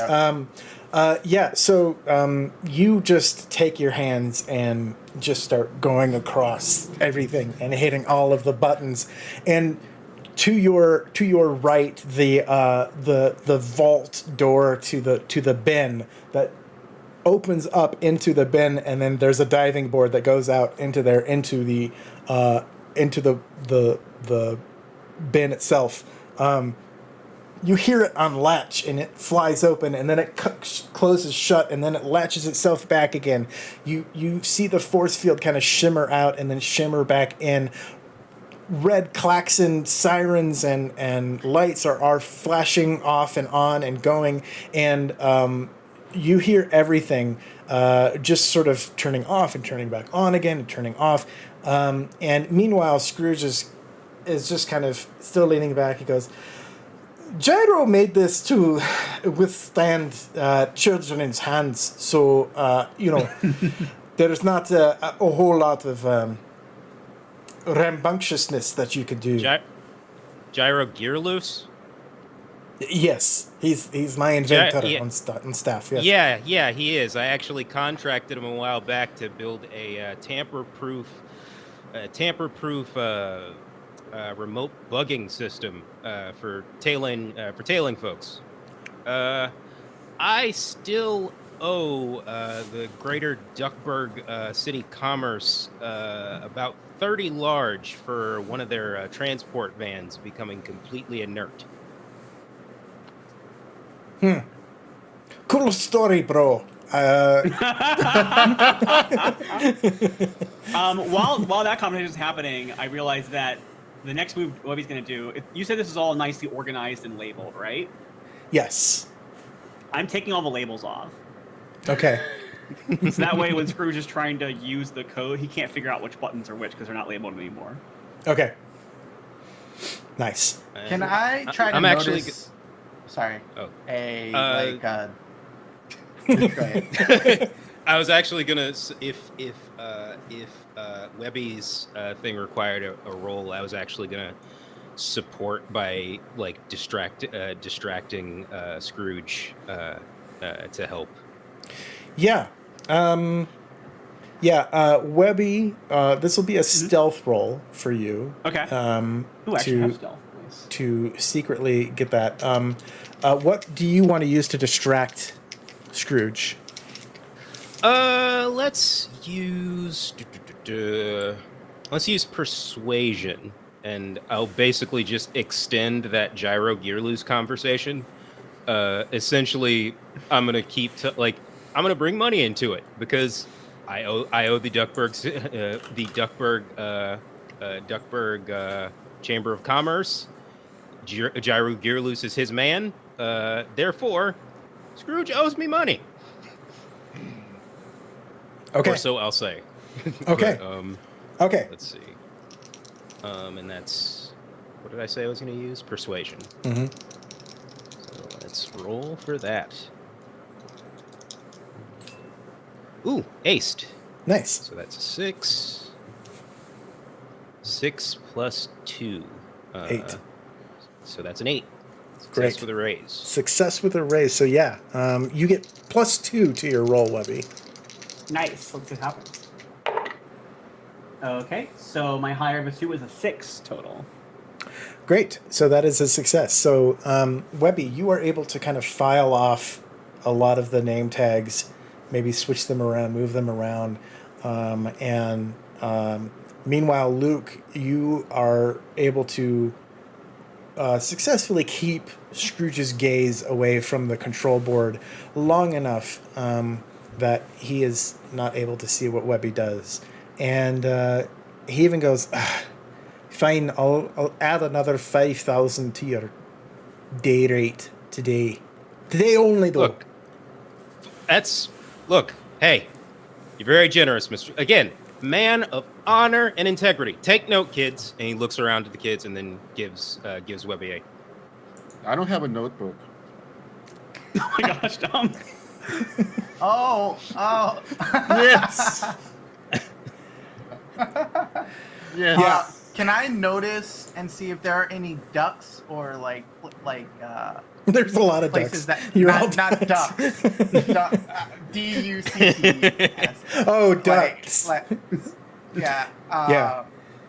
That Yes. would allow us to sneak into something. There are lots of ducks. Sorry. Roll to see if there's ducks. You don't see any ducks. It's actually very awkward.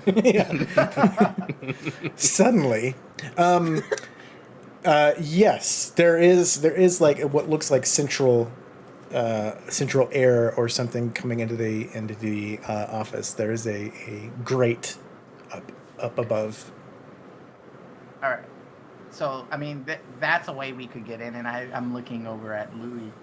And I'm like, but how do we get up there? We can just put it up top of each other. Where is Huey, though? Okay. Huey? Okay. How about if He's at Junior Woodchuck Camp. I'm not old enough yet to be a Junior Woodchuck. Okay. Fine organization, the Junior Woodchucks. Learn how to lockpick there. Yeah. I mean, we can totally. I don't know if Webby, you want to get up there and then we can, put it on top of each other and then Webby and then get Webby on the duct. Yeah. Sure. Yeah, sounds good. I'm also gonna spend a I can penny be the to get first rope one to get so that we inside. can have rope. Okay, you spend a penny. And underneath Scrooge's desk, there is a coil of rope that he keeps around. Who knows why? All right. Oh, no. Okay. So, are you going to help Webby get up to the vent? It is Dom's voice Yeah, cutting out it's- for anyone Yeah. else? Yes. Okay. Okay, I was Where's gonna the ask line? that. I was making sure. Oddly enough, it's garbled on it's garbled in here, but I've got like a separate monitor off, and he looks fine, which is Huh. weird. Oh, Well, no, Am it I- makes sense because he's transmitting to OBS from his computer, so Right. it's two Okay. different Alright. things. Yeah. Could you Am- say that again, Dom? I think you're back. sure. Am I coming through okay for you guys? Yeah, no, it Yep. is. Great. Okay. Are you helping Webby get to the vent? Okay. Webby, what are you going to do I would say it's probably a athletics roll to get up there. Yeah, it makes sense. And so how are you, Dewey and Louie, helping Webby? I'm gonna assist by holding whatever I need to hold to like lift. I think they're basically making a duck ladder. Like they're Duck kind of like exactly. they're piling up. I'm climbing up on top of them and then getting up. Like, I'm on top of the duck ladder. Totally. Okay. Okay. So Dewey, Louie, you can both support this roll. Give me a athletics roll, if you would, please. Yes. And that is a D8. That's a. I get a free reroll when making support rolls. Much better. That's a 7. Okay. That's one. I only got a 3. Okay. So you get +1 to this roll. Okay. Cool. Okay, I'm gonna go on top of Dewey because I'm the youngest, and then we'll push up Webby. Does that sound cool? Is that cool? Ooh, I got an exploding. Yes. Yes. +4. So I have 12 plus the 1, so I have 13. Okay, great. That is a success with 2 raises. So you almost don't even need the help. You are able to like cartwheel over, and you kind of grab Dewey's shoulders and launch yourself up and do a tumble in the air and spin, and then land with your feet onto Louis' shoulders, which propels you even further, and you are able to get to the grate and pull the grate off and get into the duct. And Yes. away Webby goes into the ductwork. Show off. First one inside the money bin. That was Come to impressive. Duckburg. We'll have a good time. All right. I passed the skeleton of the top Yeah, with a lighter. with Can I cuts on his throw feet. an end of the rope up there to Webby? Can I try to throw? Yeah, part of yeah, it? for sure. Okay. Yeah, yeah. I'll just let you do that. So yeah, Webby, the end of the rope comes up, and you are able to kind of grab onto it. Okay. I don't know what I have to secure it onto inside the duct. Well, but I you guess I'll can hold just on kind to of put your feet up and just kind of hold Okay. the rope. it. Leverage it. Yeah. Yeah, yeah. So if the rest of you, whoever wants to crawl up there, Luke, you see them, but it's a little bit too small probably for you to get into. Yeah. Actually, I just want to make sure, like the duct, did that have any sort of like mechanical, like kind of, Luke's thought is that like the power that is the power like to this security system, maybe cutting it might do something, but he doesn't want to do that while they're in the middle of the duct just in case they get stuck there. Yeah. Yeah, it's a little hard for you to know just what cutting the power to the system will do to whatever is in the ductwork. Yeah, if you want, you can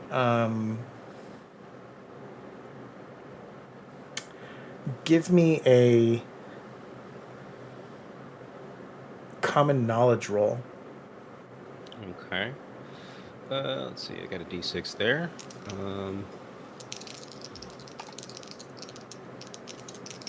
And also, he like while he's like kind of sorting this out in his head, he's gonna be like, and Scrooge, you know, it's really, really suspicious you not wanting to tell me precisely what that key is for.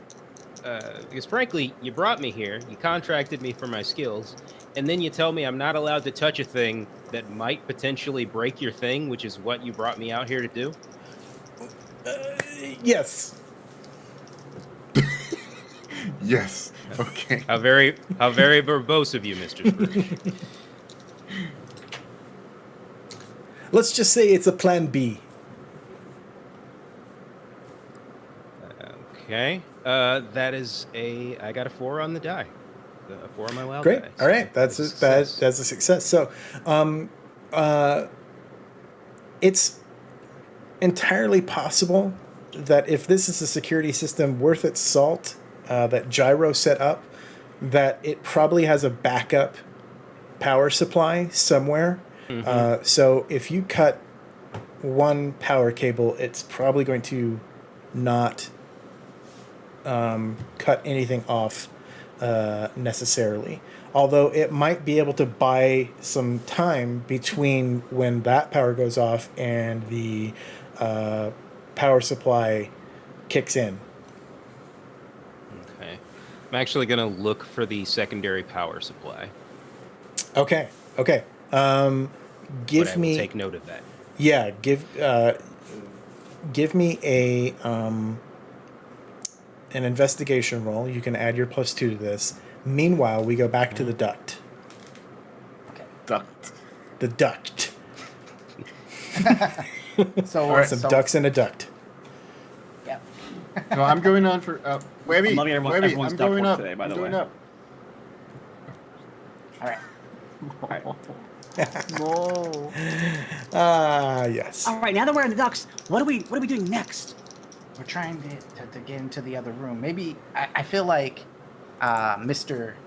Top Shot Detective down there can't get up here. It's a little cramped probably for him.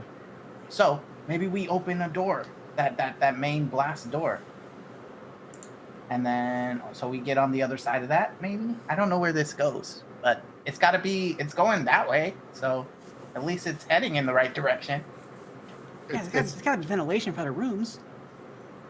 All right. I guess we go forward in the duct. Okay. Yeah. And you go forward, and you come to a T in the path. Let's sit down and have a party. No. All right. Which way should we go? We can separate. That's dangerous. I'm gonna Let's pull open get dangerous. I'm gonna pull open my phone that had all the photos of the cameras, and I'm gonna see if I can like kind of reverse engineer what the layout of the stations are based on where the cameras were, so that I can kind of go like, okay, well if we're here, if we just came in front of the entrance, like what's to the left and what's to the right? Sure. That's Like, great. Notice maybe or give me actually. Give me a common knowledge, but I'm going to give you a +1. okay.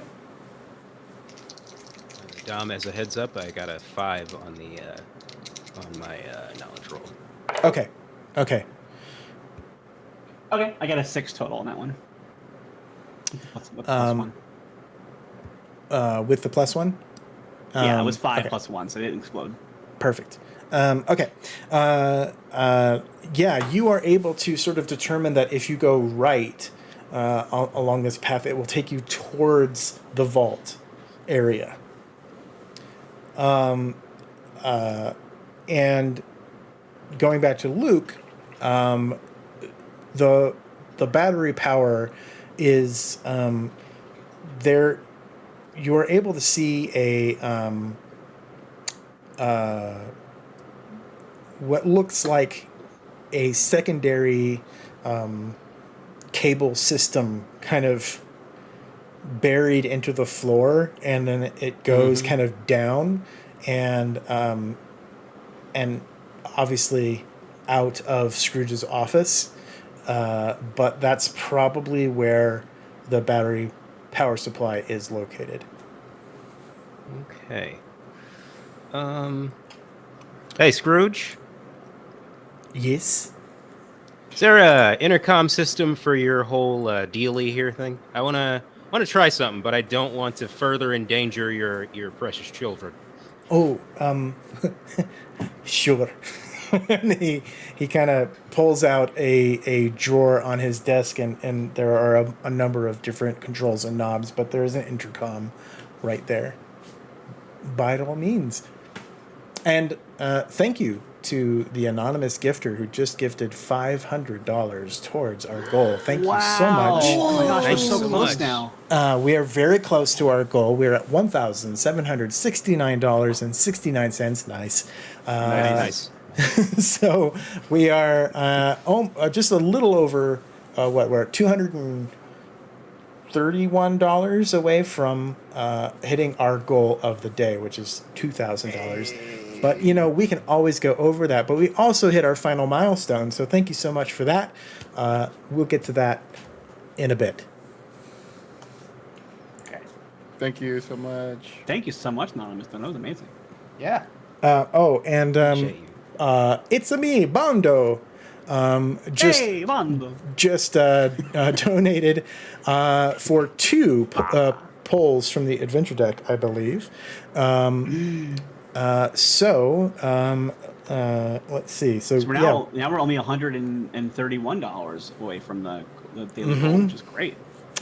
So I believe I need a roll on that D4 if you would for me, please. Sure. Ryan. Sure, it worked out so great for me last time. Yeah.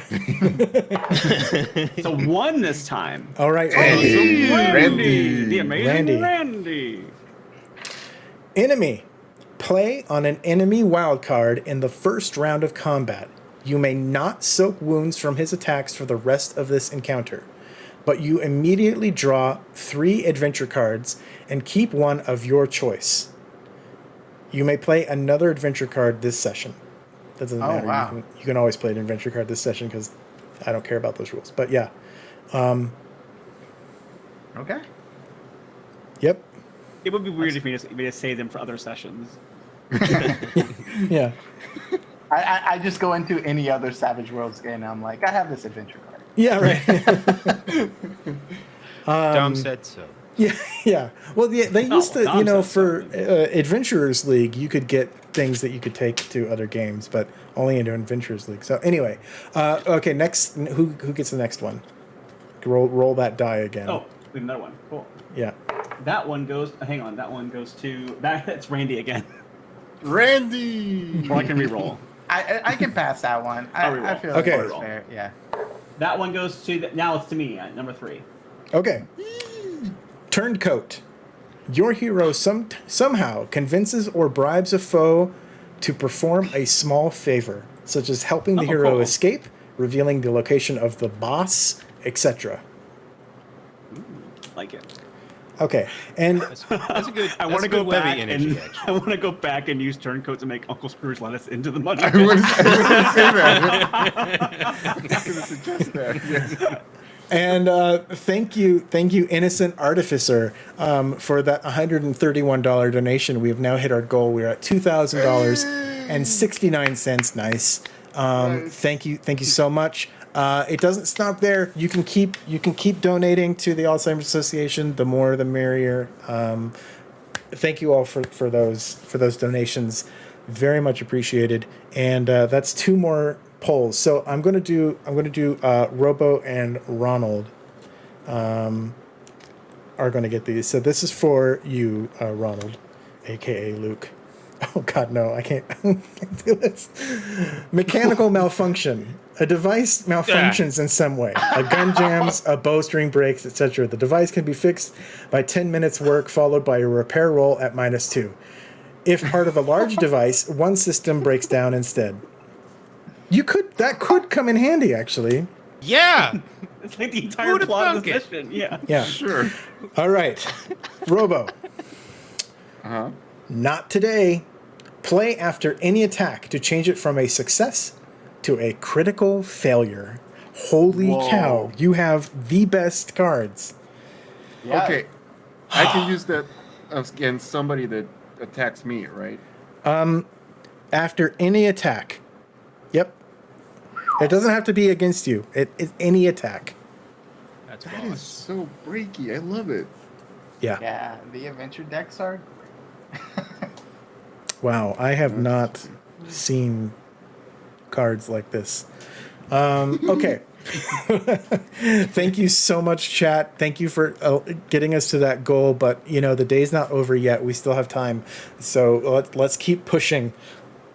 And what I'll say is if you want every $100 that we raise after this, I will allow you to do the $100 level, basically. So you can tip any amount, but when we hit $2,100, I will reach out to chat and ask them for something, and I will take like the first suggestion that comes out, and I will add that into the game.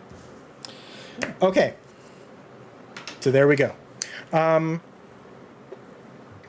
Where were we? So yeah, you Reverse engineering the camera. reverse engineering the camera. So you we know, found we that- know to go right to go deeper in. So you can go right. Yep. Mm-hmm. All right. So we're going right then? Webby's already going right. Like she's just she's We're like going already. right. As soon as she thought of it, she just started going without stopping to tell you why she was doing it.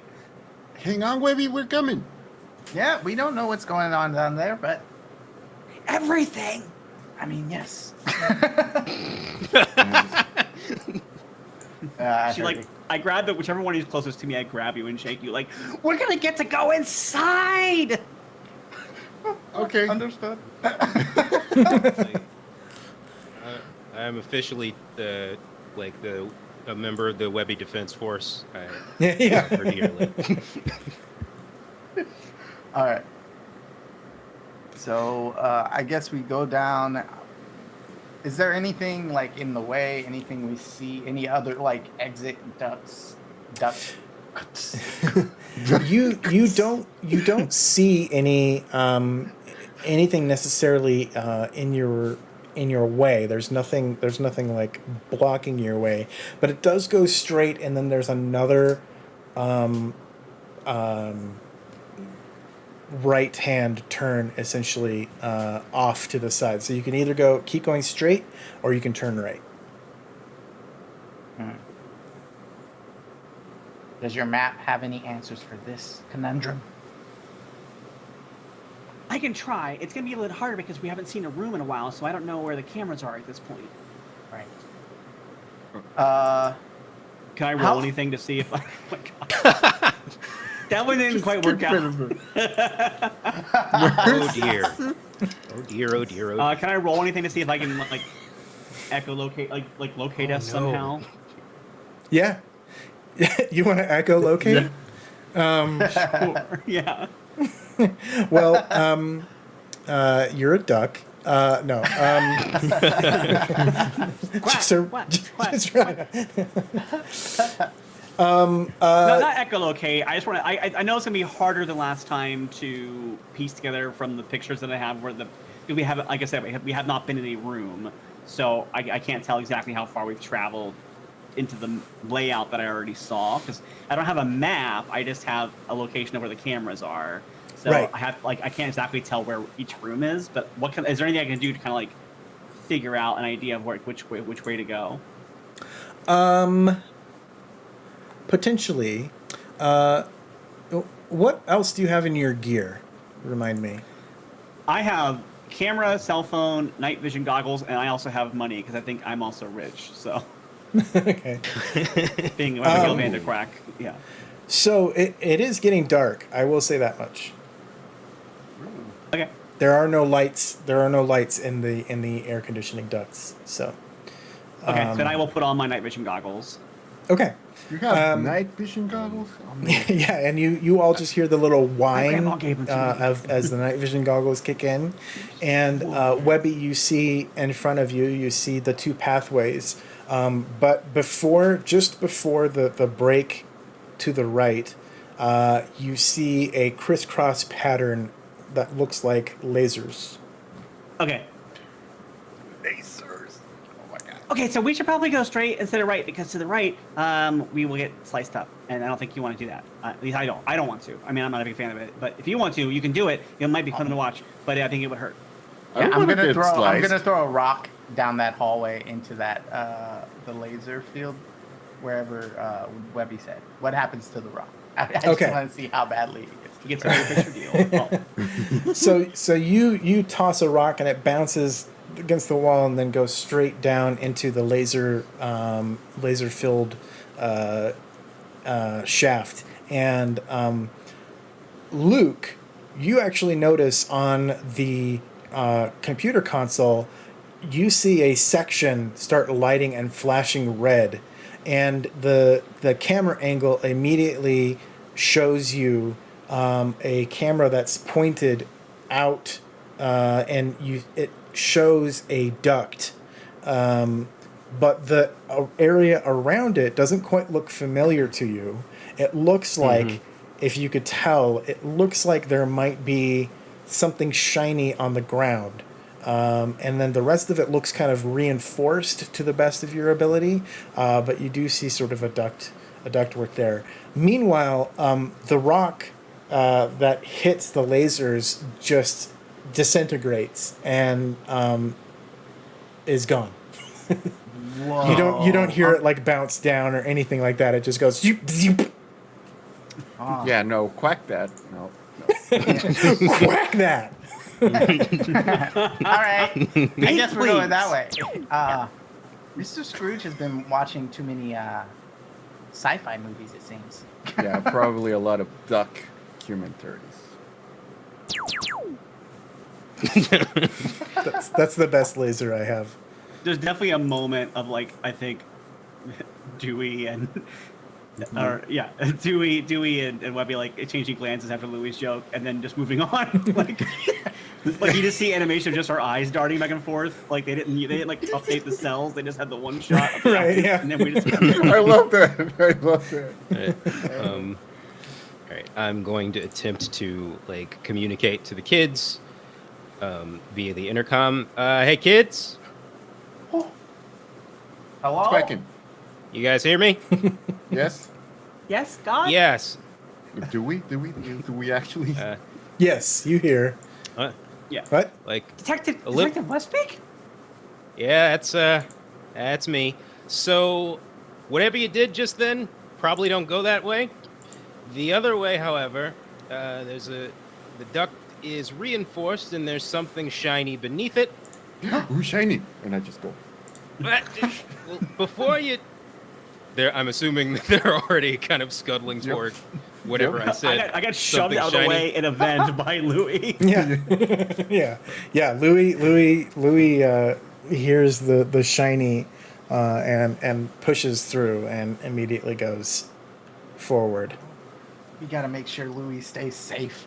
And I trudge off after Yeah, I go after them Yeah, too. and I kind of look at like I'm still sort of like I'm trying to track them while also like kind of keeping an eye out for that secondary power source. And I kind of look over at Scrooge and I'm like, you know, Scrooge, capitalism is a disease, and I think you've thoroughly infected your young ward Louis there. Yeah, Louis does definitely have some things to learn about making money and keeping friends. But, you know, honestly, once you have enough money, you don't really need friends, and you could just get the more money, and the family kind of dissipates. It's very, Little short on both myself, so I would not know. Anyhow, I'll be working on trying not to kill these kids while I break your system. Anyhow, if anyone inside the ducts is still listening there, I'm gonna try something. It may shut off the power, but there may be if there is a triplicate system in place, just watch your beaks. yeah. Roger. And I'm actually We're kind of in gonna. a metal box, so it's not a whole lot we can do to watch. Yeah, do your thing. And I am gonna Well, first I'll actually honestly try to shut off the that secondary power, and we'll see what happens with that if I do or don't. Okay. How do you want to try to shut that off? Okay. So is it like buried in the ground? Yeah, I Or- mean, it looks. The best you can kind of piece together is that it probably goes out of the facility and potentially an offsite location or something like that that the battery is at, so that not everything is located within the money bin. Okay. Let's see. Are there any and I'm assuming there's not like a diagram of where this lays out to? No, not one you can Okay. see anyway. Yeah, sure. I'll ask Scrooge. Hey, Scrooge. So, just one more question. You got a secondary battery powering this thing in case the first one goes out. You got a map to that, or a diagram perhaps that old Gear Loose left you with? Sort of a maintenance manual. Well, here's the thing. I wouldn't give a maintenance manual to like the Beagle Boys, as it were. So Which is weird because sometimes they get a hold of those things. they do, yes, but Documented 3 times actually. right, You want to see my yes, no, security reports? I've actually got. Documented. Yes. Every time you do that, I try a new Snapchat filter, so don't tempt me. Every pun creates a Snapchat filter. We're gonna do them more then. Oh no, I've said too much. Well, we're just trying to wing it this far anyway. So. Oh my god. What? What is that? No. That is terrifying. It's an great, but angry duck. terrifying. With arms. Angry. I don't know. Okay, so are you then trying to emulate what you think the Beagle Boys would do? And look, I'm not so much trying to emulate what the Beagle Boys would do. However, between you, me, the kids, and any other holes in the wall, Beagle Boys are. I'm gonna be frank. They're not the brightest bulbs in the drawer, and the fact that they've gotten over on you at least 3 times per my documentation, I would stand to reason that you just giving me the diagrams outright is probably actually going to be more difficult than anything they pulled off. So, Give me a persuasion roll. okay. And to note, sort of like above the game, this is less like expertise and more of like, I'm going to annoy Scrooge until he gives me what I want. Right. Let's see. So that's I had the wrong die.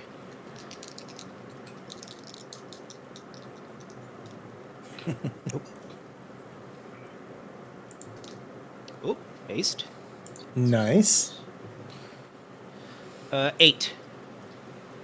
Okay, that's a success with a raise. So, Scrooge considers. Okay.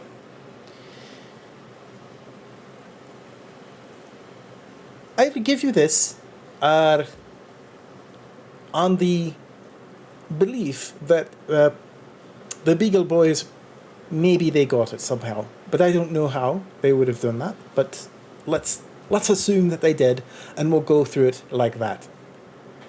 And he hands you the manual, as it were. Gotta tell you, Honor and integrity. You don't get them like Scrooge much anymore. I'll tell you that much. Kids, here's what I'm gonna do. And all three of just to recap, all three of them are in the ductwork. Yeah.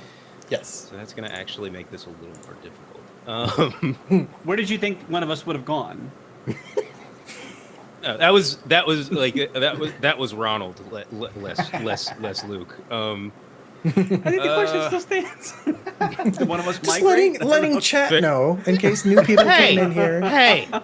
Hey, you're totally right. Went on a let's see. smoke break, came back. Yeah. I want to get to this shiny thing. Yeah. I'm telling Luke that. I just want to get to the shiny thing. Right. The shiny thing that is currently the ductwork where it is closest to is reinforced. And I'm actually going to flip through the schematics. It is reinforced by. Looks like a steel reinforcement of some kind. Steel reinforced. Is there any sort of now that I've got it, is there any actual mechanical robotic functions within the ductwork in addition to the security measure we all just saw? Yeah. There definitely seems to be some sort of robotic. It's a little hard to read Gyro's notes for these things, but it looks like there are arms which come across, some with mallets, some with axes, and other things that come through and just kind of smash and cut and smash and cut. Sigourney Weaver, Summer going, why would you even build something like this?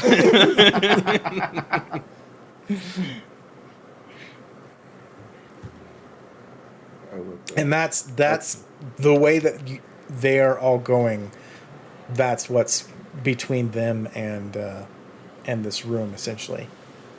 So I'm gonna tell them, yeah, kids. There are a bunch of mechanical arms between you and said shiny thing area. I've got an idea. As you say that, Louis, you have gotten rather close in your zest to move forward. Take an extra Benny, by the way, for being greedy. Of course. And that's I don't know that was a good thing. Yeah, well, the hindrances can help out. And right in front of you, right in front of your face, you feel the breeze blow past you is a huge wooden mallet, essentially just lands down and then pulls back up, and then you see about 20 feet in front of you all these mechanical arms start coming down and cutting and smashing and cutting and smashing in a sequence of sorts. Okay, I'll just see that. Whoa! I could have become guacamole.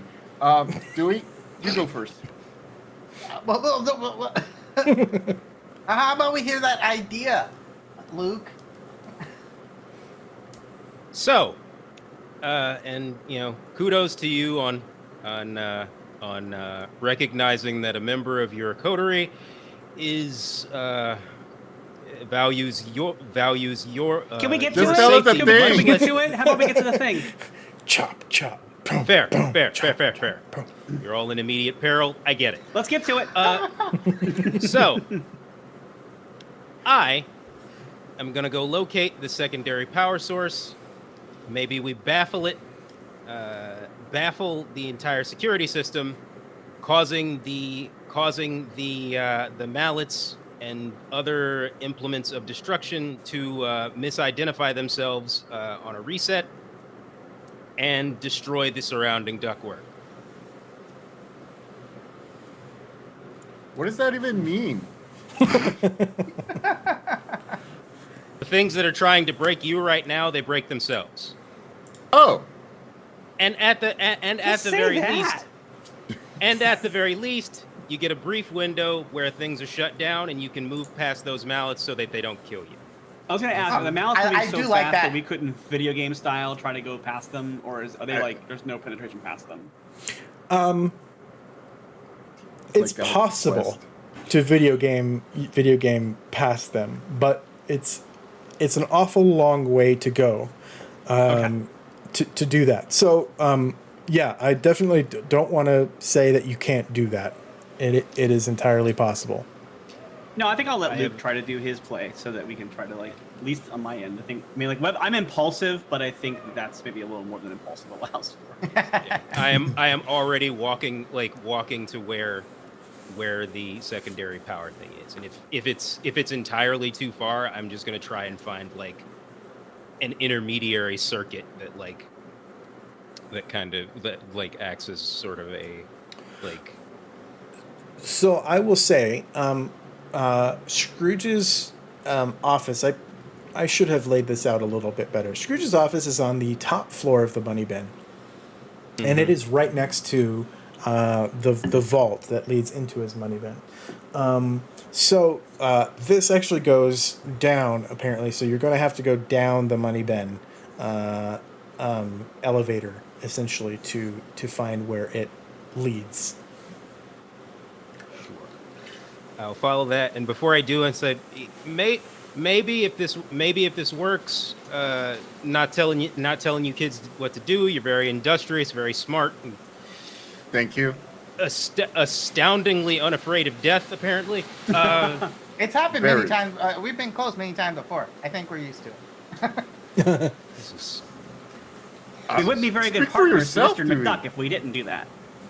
this is frightening, utterly frightening. Maybe one of you come out of the ductwork and stand by the vault door just in case this works. Got it. Dang it. Again, All right. not telling you what to do, and I'm gonna continue following the route. Okay. Okay, so following the rules of not it, I'm gonna go down. This makes sense. Of course, you will be the first if you're able to open the vault. You will be the first one to get inside the vault. So Oh yeah, that's a good. yeah, that occurs to you. I say, hey, give me a phone call if you need any help immediately, please. I don't have a phone. You I'm not? not- Because I I'm have a not phone. Webby. Webby, you have a phone, right? Yeah. I'm gonna give. You should all Louis have my phones, phone. but yeah. Yeah. Can you hear the rain? Across, it's like pouring rain right now. We have a little storm going on here. Anyway, so yeah, Louis, you go down and wait by the vault. Luke, you are going down. You take stairs or elevator?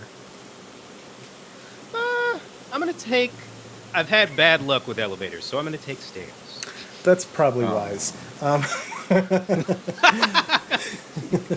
So yeah, you go down the stairs, and you actually can follow what looks like the cabling kind of goes down the stairs as you go down. And Dewey and Webby, you're kind of there at the edge where you see these things kind of coming down. When you hear like a kind of secondary kind of click happen, and the kind of top of the duct kind of slides open, and another arm comes in and crashes down, and then the top opens again and it crashes down as these start coming towards you and start smashing in. And you just hear this blaring klaxon of intruder alert, intruder alert. I think that maybe we should move back from where we are. Agreed. Flush the ducts from the duct. Flush the ducts from the duct. All right. Yeah, I we're start, like, backing up. scrambling back. Yeah. What is going on up there? It's fine. Don't worry about it. No, it's totally We're good. We're all fine here. That's not We have this. reassuring. We have this under control. How are you? I'm alright actually. I'm just playing Tetris or something. Oh, so Pull you out a do have Game a Boy. phone. I see. Yeah, yeah. Well, it says here in my gear that cellular phone 0. But that's Dom just said. $0. It cost you $0 to get that cellular phone. Oh. It cost Yeah. me $0 to get $500. Yeah. Oh, okay. Generational wealth is wild, y'all. I like the idea. I love the idea of you trying to lecture Uncle Scrooge on capitalism while also having shaken him down for an extra $5,000 earlier in this conversation. You gotta get it. You gotta get it how you live out here, man. That's right. That's right. All right. So Luke, you start hearing some. I'll imagine that there is a kind of intermediary intercom that you can access through the stairwell as well, and you start hearing some frantic cries from Dewey and Webby as things get a little hairy for them up there. Kids? Or feathery, because we're ducks. Kids, you aren't dead yet, are you? Not yet! Not yet. Jeez. And Luke kind of trots faster, and actually, what he has been doing while he's following the trail is marking X's on any place where it looks like there's an obvious kind of either wall stud or anywhere where it seems like it would be easy to kind of mark that open, kind of bust that open and get to the wiring before you actually get to the power source itself. Okay. It's one, for his own knowledge, but two, for Scrooge, if he's doing any sort of later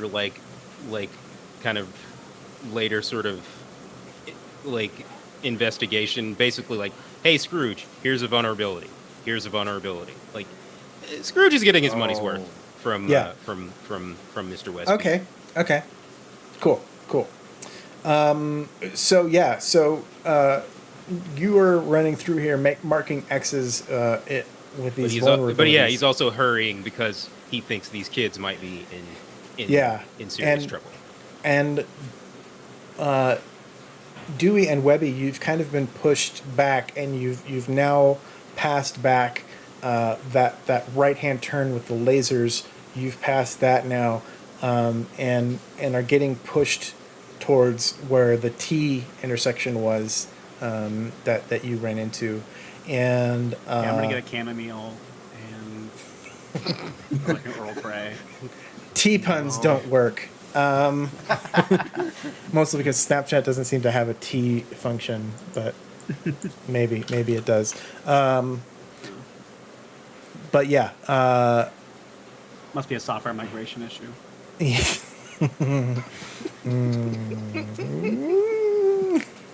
I love you. I just want to say this has been a delight, an absolute treasure of a time so far. Thank you. You are getting continually pushed back when you hear a whirring sound from behind you, and out from under the bottom of the duct come these rotating circular saws that just kind of crisscross each other and block your path going back. Meanwhile, the ceiling of the duct continually pulls back forward, and these things are smashing into the ground. This is total. Okay, I'm gonna try to, like I said earlier, video game through them, so that they start hitting each other. Like if they start running into each other, they'll do damage to each other instead of into us. Okay. So you want to try to get kind of between them? Yeah. Essentially? So that when they swing down, they hit. I'm gonna time it so that when they're swinging at me, I'll move and they'll hit each other instead, and kind of jam up the works a little bit. Okay. I'll allow it. So give me a. Let me see here.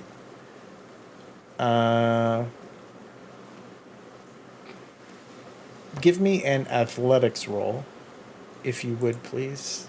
Okay.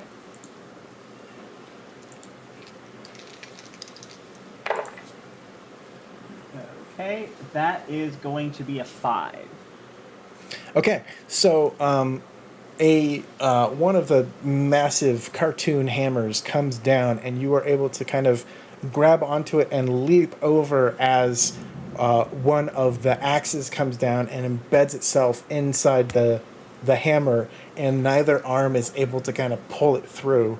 And they just kind of like pull, and then sparks kind of happen, and then those arms just kind of go limp a little bit, and it seems to stop the advancement of the next tile basically doesn't open above you, but you still have the saws behind you, and in front of you there are still those the more axes and hammers coming down, but they're no longer advancing towards you, so your pathway is no longer limited necessarily. And the set that is broken is right in front of me. Yes. Right? Yes. I'm gonna squeeze past and go. Good thinking. Yeah. All right. Thanks, Dewey. All right. So, Dewey, now do you we think you just could have- break one of those off? Yeah, I can try. I guess I'm gonna try to like pull on sparking wires. Sure. Yeah. Give me. My thing is like you can arm yourself with one of the hammers and have it Right. as like a way of using it as like a jam further on. Yeah. I'm gonna try. Give me an athletics roll to try and strong arm this. What are you trying to get, an axe or a hammer? The axe or the hammer? The hammer. Let's Okay. go. Maybe. Because the hammer might be able to hit some of the others. Yeah. All right. Can I help him by like maybe like holding on to it so it's like steady, so he has like a Yeah, sure. Yeah, give me a support roll. Explosion! So I think I would probably use strength here because I'm just trying to use my strength to hold it while he's like I'm not doing much more than just holding it. So yeah. So give me an athletics roll actually. athletics, okay. Yeah. It's a better roll for me. Okay. Oh yes, one of them. My wild dice exploded. So Nice. And so that's gonna be a 9 because of the wild dice. Okay, so that's a +2 to your roll there, Nice. Randy. I rolled a 13, so +2 is 15. Nice. So that's a success with a couple raises. So yeah, you pull on it, and Webby kind of holds it back, and you are able to dislodge the hammer from the axe, and now you have a giant cartoonish hammer. All right. Great thinking. Now, I'm gonna go and smash. Now what? Yeah, because there's still more arms, right? Yeah, they're all kind of coming down and stuff in front of you. What would Yeah. you like me to break? Is it made of metal? The hammer's not The made hammers. of metal. Okay. hammer's I was not thinking made of if it was reflective. Oh, I'm gonna try to grab the axe now that the axe is free from the hammer. Okay. So similar roll. Or... Yes, it will be another athletics roll. Okay. Can I assist? Yes, for sure. And actually, one, let me know when I get to the thing. But two, via the intercom system, I'm actually going to say something to Louis. Hey, Louis, you in front of the console? Yep. I'm going to root through the the diagnostics, and basically start feeding Louis things to potentially mess about with on the console to ensure the survival of Webby and Dewey, but B, to also confuse the system further. Like, see if there's any sort of like weird not even like a reset, but like a diagnostic check that'll make the system kind of like, oh, we have to do a thing to. Well, one thing to keep in mind: nothing is labeled anymore because I mess all the labels up. That is so true. should I affect that a little. I did actually keep that in mind, and I'm kind of hoping for shenanigans, but that's wrong. Not Luke. All right. So, Randy, did you roll for support? Yeah, I got a 5. So that's So that's a +1. Yep. Okay. Cool. I'm gonna roll now. Cool. I got an 8. 'Cause I An got a 8? 7 + 1. Great. So Yeah. that success with the raise. So yeah, you are able to wrench this axe out of the arm that was holding it, and now you have an axe. Okay. I have a plan, but I'll let other people play some stuff first. Yeah. Okay. Cool. All right, Luke. Give me a common knowledge roll just to see if you can find something at a -1, just because you're kind of preoccupied right now, looking at the paper and running down some stairs and stuff. Running down. And like while I'm doing this and talking to Louis, I'm like, okay, so the good thing is I have the schematics here. They're all pretty well labeled out. The bad thing is that I kind of watched Webby replace all the labels, so I'm gonna have to kind of remember where she placed things on the fly. So the Fintoozler is labeled as the Thingamahoozit, and really, Gyro?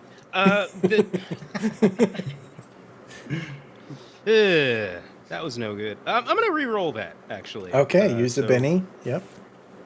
Ending one of these. Nice saving throw, Benny. Hey. Okay, that is a 5. -1, so that's a 4. Okay, that is a success. So yeah, you find something that seems valuable in there that Louis can press. So Louis, you've been given this sort of information to try to kind of wreck the system, as it were. And what I'm going to ask you to do is roll a hacking roll.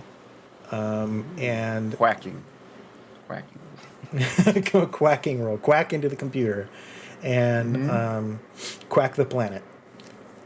Quack the planet. Okay, so that's a D4. And oh, that's a 10. Nice. That's excellent. Okay. Oh, I didn't realize you had electronics. Oh, well, same roll. So yeah, hacking. So you basically interpret the information that Luke gave you, and you are able to sort of kind of decipher where these buttons are that he told you, and you hit a few of these buttons, and it looks like one of the saws that was going around has stopped, but there's still a few more saws that are still going down there. But it did eliminate one of them. Okay. One down, 24 to go. No. Luke, you have reached the bottom. We took care of 2 ourselves, but okay, keep going. You have reached the bottom of the money bin, and when you run outside, you see that there is a little shed off to the side, and inside the shed is it's kind of more like set up like a bunker, really. But inside of that, you see a large power supply that with the letters WOPR written on the side of it, and it looks to be sending power out towards the money bin. Okay.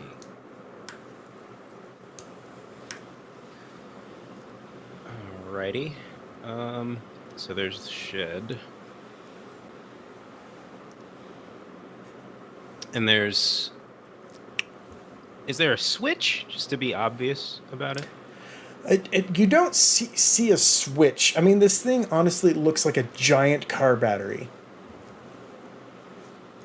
You don't see Okay. a Switch, but you do see a PlayStation. We're all so running full off of of it. puns, aren't we? Oh yeah, just let the puns through. I can't stop. I'm sorry. I can't stop. I love it. Please don't stop. Okay. So if it looks like a giant car battery, there's connectors. I'm gonna just try and like just disconnect like the little connectors and see if that does anything. Do you want to use mechanical malfunction? Yes. I mean, I was actually gonna try for a proper roll first and then use the mechanical Okay, no, that's misfunction. fair. Yeah. I don't want to Like, if take it away failed? a card from you. Okay, so give me a electronics roll, Which I don't but have. you are all thumbs. So that's -4 altogether, I'm assuming. Yes. All right.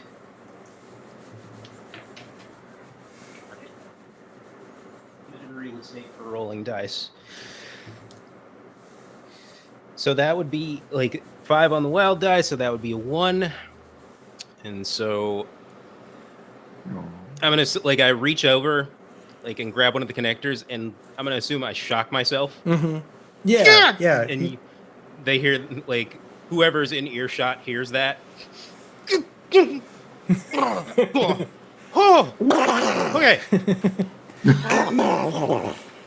Yeah. I'm actually gonna get frustrated. I'm at imagining that and, it's like a cartoon style, like we see your skeleton in for a second, and we see like normal. And then in like frustration and and like Not like reflex, that. I'm going Not like I'm going this at to, all. I'm going to kick it, and then I'm gonna use the adventure card. to Okay, actually- great. All right, take a one thing of bumps and bruises, so 1 fatigue. 1 fatigue. Yes. And when you kick it,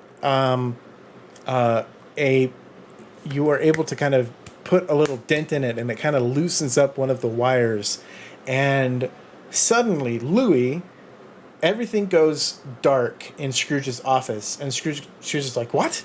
And then that wasn't me. Webby, Dewey, all of the devices stop. Nice. We go. That was me. Luke, you start. Luke, you hear system rebooting. System rebooting. Yeah. So, per the documentation, you've got 20 seconds. You've got While about he's 20 talking, seconds. before he's even like Yeah, started talking. I'm running. Webby is, I'm impulsive, so I'm doing it. Yeah. I'm squeezing through all the things to get to the end of it. Yeah, okay. Take a Benny for being impulsive. And you and Dewey both give me individual athletics rolls. Okay.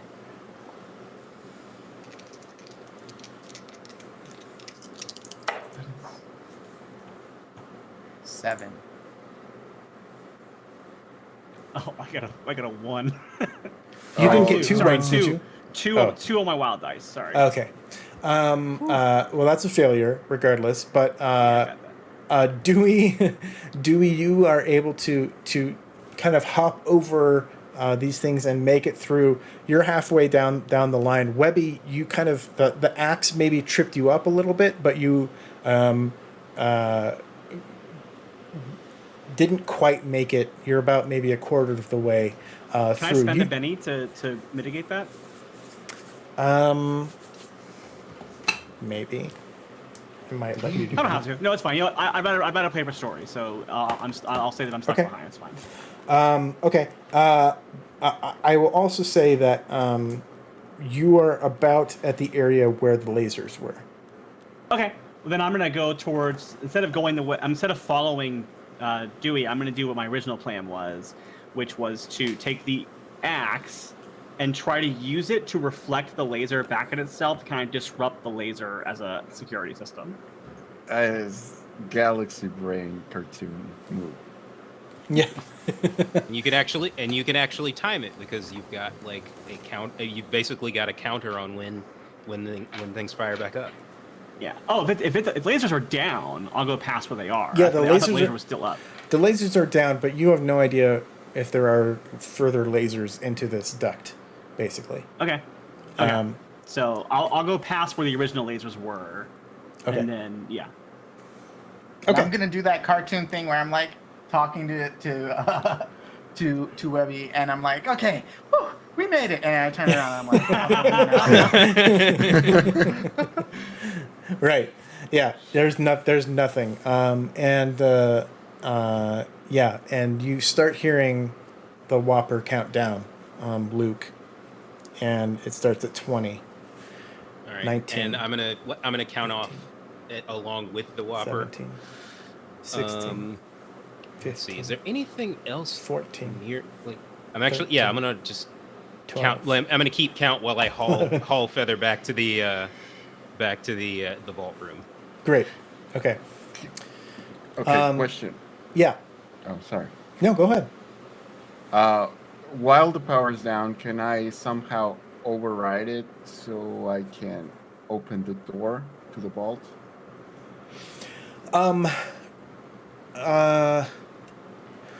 If not, then I can just go directly to where my brother is.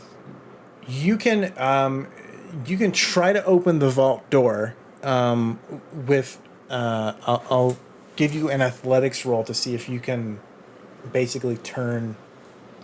Okay. Okay. Can I try that? And if I have to use my lockpick, can I use that?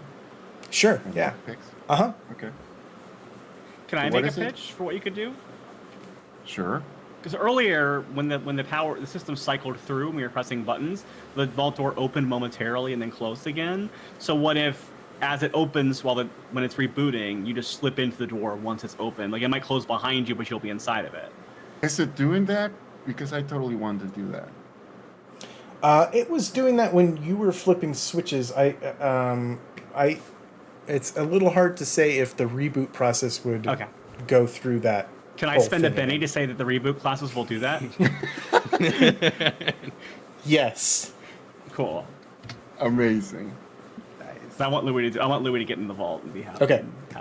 I want Louis to live his best life. Yes. 10, 9, 9, 8, 7, I do it. 6. Again. And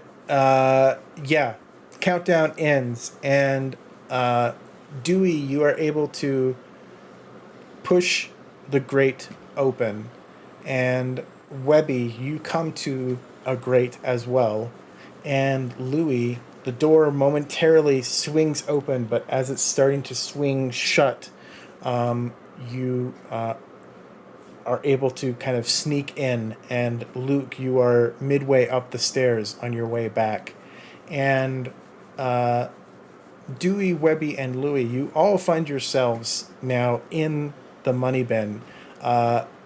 Dewey and Webby, you are suspended high off of these vents, and it's just a sea of gold, but beneath you, and in between your two vents is a large golden statue of a goddess duck, a godduck. that is kind of it's gleaming between the two vents. It might be something you can swing to using the rope or some other device that you might have, and otherwise it's a fall, and there will be some fall damage if you. I could argue that this being Scrooge McDuck's money bin, it is canonical that you can dive into this gold and swim through it as if it were water. Scrooge can do that.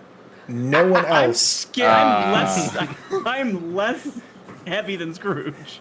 A lot more live. It's a special ability. Somehow, and this is canonical, somehow Scrooge can swim in the gold, but no one else can swim in the gold.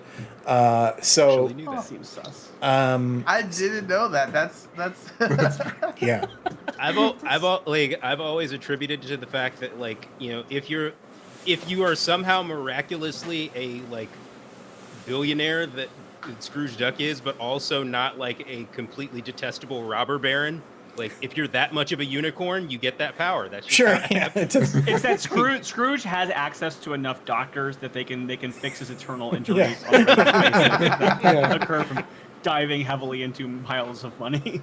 Yeah.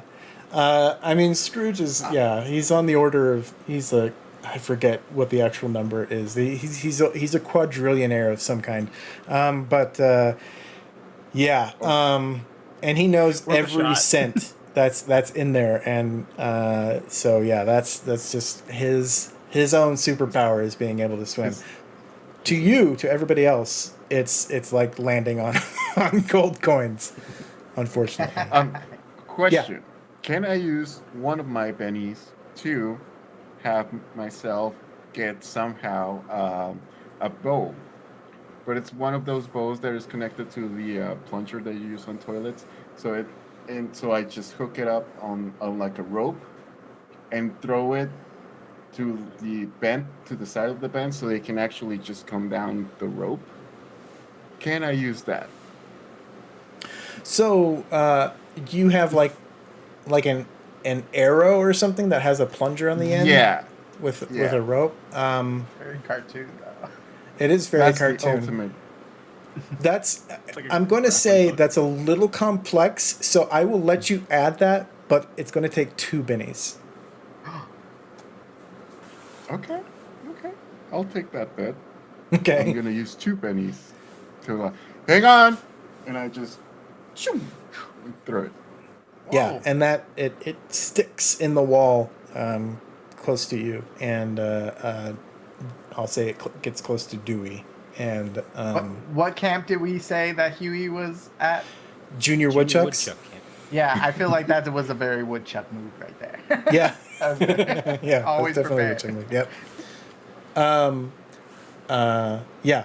So you have a rope, and then Webby, you can either use. I think. Did I give you a grappling hook? You did not, but I have an idea for how to make it work. Okay. All right. Hey. I'll let you make it work. All right. I'm getting You- ready you to said we have like ropes, so I use have my an idea own for that. rope that doesn't have a plunger, and then I Uh-huh. see Louis' rope, and I'm like, oh. I'll just use that. Yeah. What I'm going to do is I'm going to use my axe to smash through the grate, and then I'm going to tie my rope to my axe and make fling it so that it wraps around the statue, and then I can grab my own rope. I can basically kind of Tarzan out of the thing. Great. You can tell I watched Prey last night. Oh. Which whips, by the way. It's so good. Not gonna get. Also, if you're gonna watch it, just before we just take a quick segment, you can turn on the Comanche dialogue track on Hulu. So do that because it's so much better with that on there. It's really I will do that. Yeah, I've been watching Sandman, but I haven't gotten into Prey yet. I took a break from Sandman to get to Prey, and now I have to get back to finishing Sandman. Oh my God, Sandman. Very cool. They're both so good. It's a wow weekend for television, anyway. But, Yes. but you should be watching the Saving Throw Show marathon. That's Wednesday, right. That's right. Yes. happening Alzheimer's. Bringing it back. Yeah.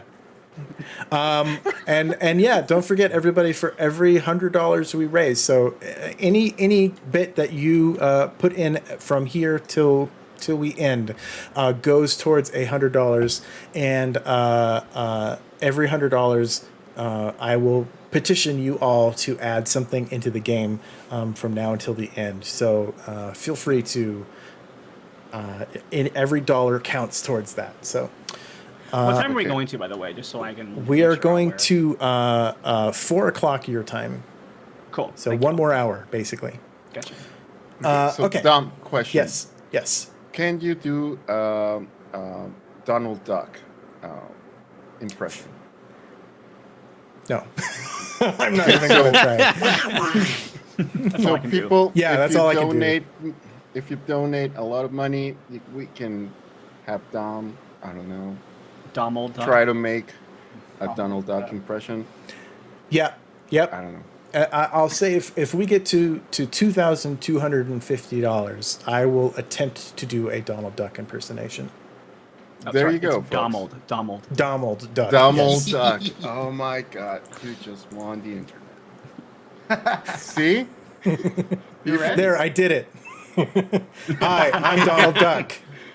Job done.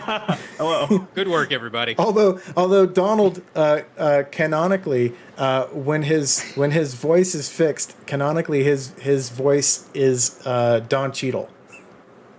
Love it. What? Yeah, he is voiced by Don Cheadle when he does not have his issue.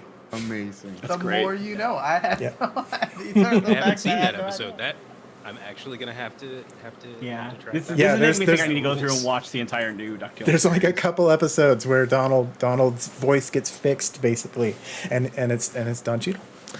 Love it. Donald Cheadle. Dom Cheadle doing Donald Duck.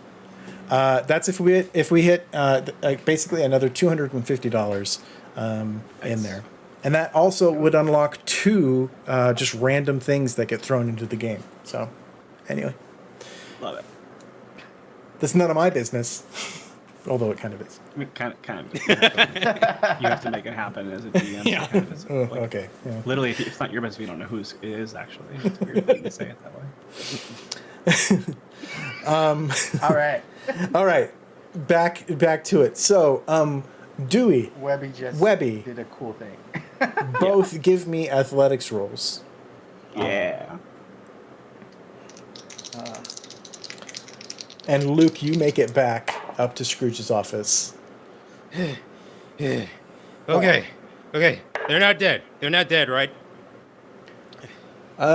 No, I don't think so. You were entirely too nonplussed about these kids. It's disturbing.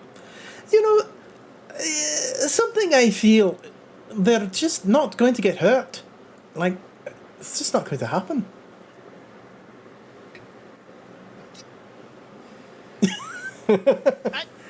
Anywho, You know, the level of rich you are it's done something to you. Scrooge is a little broken, I think. And he walks past you as you're trying to comprehend exactly what? And Scrooge just kind of strolls past you with his cane and kind of pulls the door. The power comes back on, and he turns the vault and opens it up. Dewey, Webby, what did you get? I got a 4. I got Okay. a 2. Oh no! I got 2 2s. But you have the acrobat edge. I do. You're right. I can re-roll that. Okay, cool. I remember that earlier. And I forgot about it because I've rolled so well that I didn't think I needed it. Oh gosh! And my re-roll had an 8, so I get to roll that again. Nice. 8, so I got a 10 now. Nice. Okay, excellent. So that's a success with a raise. So yes, with a plum, you are able to whip and fly out like Indiana Jones, land on the statue, slide down like your Legolas I think it's going even like down. a full-on like aerial dancer kind of vibe. Like I think I come down and like I think I actually like yeah. Yeah. I basically become the Incredible Win in Ocean's 11. Like I basically like find my way and I Nice. wrap myself up in the rope and then I come back down the rope and land. Oh, cool. Amazing. I would say show off if Webby wasn't so amazing at everything. I'll say it. Show off. Sorry, you just walked through a door. That's it. You set him up to do that so you could just fall. Okay. Yep. And you all enter into the money bin and pretty proud of yourselves for getting in there. And in the center of the money bin, there's one spotlight that hits a pedestal, basically a column, really. And on that column is a glass-domed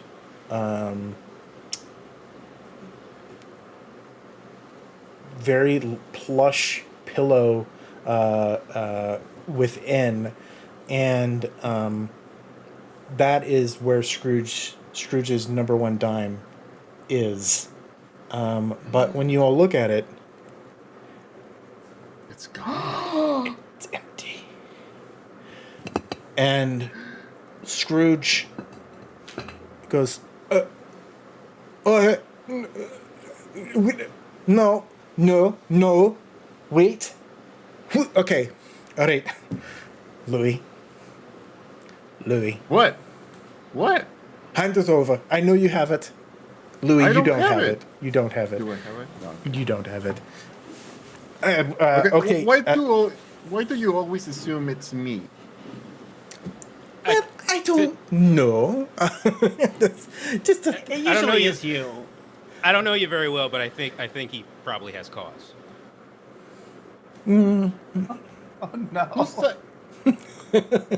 I'm Dewey, staying out of Dewey, this you're one. on my side. No, but I didn't quite say that. okay. What is this? You all got in here somehow, and now my number one dime, the first time I ever earned, is gone. What'd you do with it? I think we found a vulnerability. Huh? I'm gonna just kind of walk over to the console and start trying to root through the video footage. Yeah. And give me an electronics roll. Of course. And while I'm rooting through, I'll wave the kids over Can I assist? because I'm inevitably going to. Yeah, to- if you want to- to. Yeah. Yes. Mr. Westbeak, it's actually this button. yeah. Oh, I thanks. do not go over because I am having sensory overload by the fact that I am literally standing inside Mr. Scrooge McDuck's money. Yeah, your eyes are huge right now. Louis, you're probably the same, No, I'm but just for different For me, reasons. For me, it's more Mine- fangirling. I'm like, Yes. You got okay. So that's a +1 to your roll. So that's a -3. Yes. Instead of a -4. I yes. tried out. Is it minus? Was it a -4 altogether? Because yeah, don't have electronics, and I've got the Which all is a thumbs, A and so -2, which is +1, another -2, with a +1. It's So -3. minus- Yeah. -3. Aced Nice. on the wild die. Oh, Aced again on the wild die. nice. You got this. You got this. Aced again on the wild die. oh my gosh. And 3. Oh. But yay! I guess that's cool. So is that 3 guess. aces? So that's 18, I think. All told, -3, right? Yeah. So you got 3 aces on the 6. So that's 18 Mhm. plus the 3 minus the 3, 18. That's a success with a few races. Awesome. Quick question. Yeah. On your Savage Worlds game, what was the most aces you've seen? Because there was like one episode I remember that was just like insanity. Yeah. I usually have the clip like on deck to Right. to show. Like I can probably pull it up in a second. but Yeah. Megan, It was 30 I- something, I think. Was I it the almost feel like it was 40 or something, but yeah, it was in the high 30s or 40s is what she ended up Wow. rolling. Yeah. Okay, I just have to remind myself. Yes. 'Cause Yeah. That was If we're Megan, trying to beat Megan's Megan. roll, it's quite a bit. You'd have to go. She also had a supreme deficit that she had to overcome too. Yeah, so miraculously, you are able to rewind the footage. That's what all of those successes got you. Is it really well? But you are able to find a moment in there where, as the grates were being pushed out, and as Louis was sliding into the doorway, there is an event that happens around Scrooge's number one dime, and you see something like smoke kind of swirl around, and you kind of step through in slow motion, and you see a shadowy figure grab the dime, and then the smoke envelops them, and then it disappears.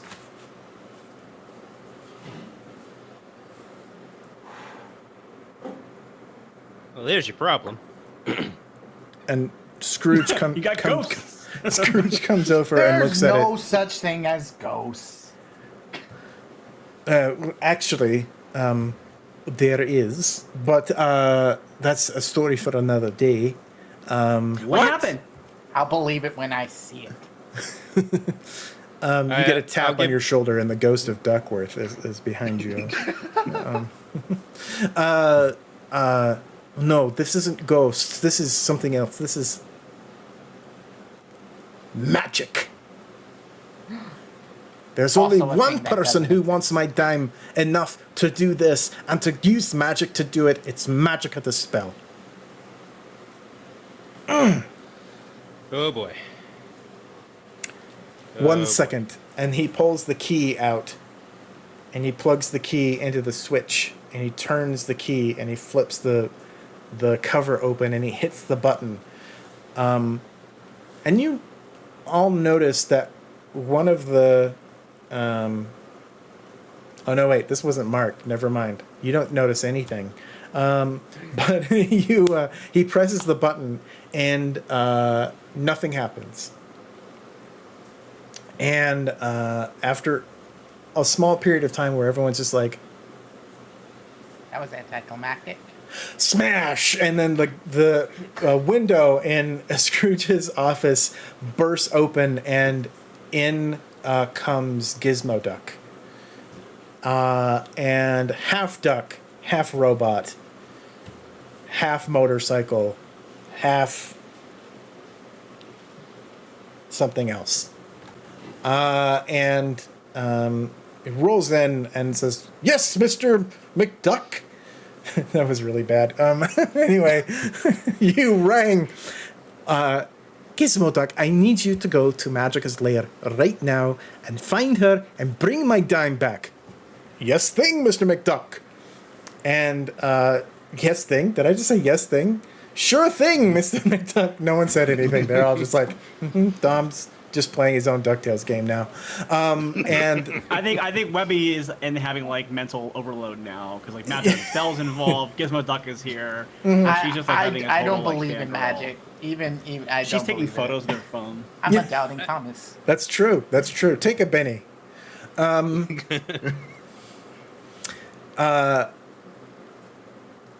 Gizmo Duck then rockets out of the office, and then about 5 seconds later comes rocketing back in. Small question. How do I find Magica?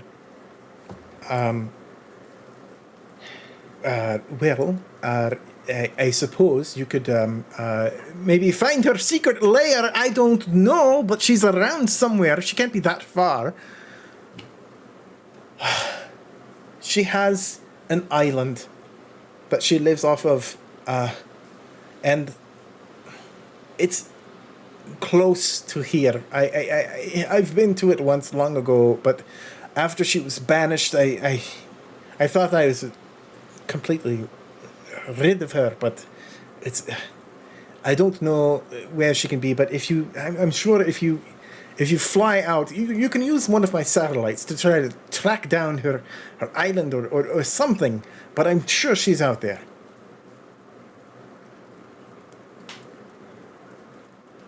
Gizmo Duck. Uncle Scrooge, Yeah. is this all Yes. part of the test? Did you actually still? Do you have your penny? Is this part of the test? While this is all happening, Yeah. while this is all happening, you kind of see Luke turning to the side and like on his phone, very kind of he looks somehow more tired and haggard than he did when he ran up the stairs. And I am no, it's fine. It's fine. Look, Right. So, and I am gonna actually, I have, I have contacts or connections rather. Yes. I'm actually gonna use that to sort of manifest an occult contact that would be able to put a very quick line on Magica Dispel. I'm actually going to flavor it that the contact and I went to college with Magica Dispel, and I at one point briefly dated Magica Dispel. Okay. And I really don't want to make this phone call, but I am. Okay. Okay. So you have a contact, John Quackenstein, and they are an old friend, and you make this call. Yeah, John. Look, you remember Darlene? Yes. Yeah. So I kind of need to get a hold of her. Right. So let me get this straight. You need to use my contacts to get to someone that we have not had any conversation with in quite a long time. That's it on the money. Right. Bullocks. Because here's the thing. Here, look, you know what happened to Darlene, and I also know what you do, which is how's the curio shop holding up, by the way? It burned down. It burned down a little while ago. Yeah. Were you able to save the quack hold, the tome? No, but I was able to find a new one. I'm drifting into Scrooge again, but they're close. They're really close. Really close. Anyway, what do you want? You want me to just look her up or what? Like, We need to find her, like Toot Sweet, like. all right, 1 second, and you hear. If it's. Go ahead. If it sweetens the pot, you can tell her I'm getting in touch because I want to apologize. And you hear a laugh, and that laugh kind of disappears for a second, and then a poof of smoke appears in front of you, and the laugh continues, and in front of you is John Quackenstein, and he looks at you and just says, "Oh, mate, nah, I'm sorry, but Me all too. right, I can locate her for you, and we can." I'll facilitate you getting over there, and you can make your apologies. Oh, wait a minute. It's just the money, Ben. Yeah. All right. Neat, huh? Yeah, is that old wanker Scrooge around? he's behind me, isn't he? Yeah. Yep. All right. Hello. He is who is paying your advance, by the way. I'm what? Don't worry about it. You know that extra you added on for me? He's getting it.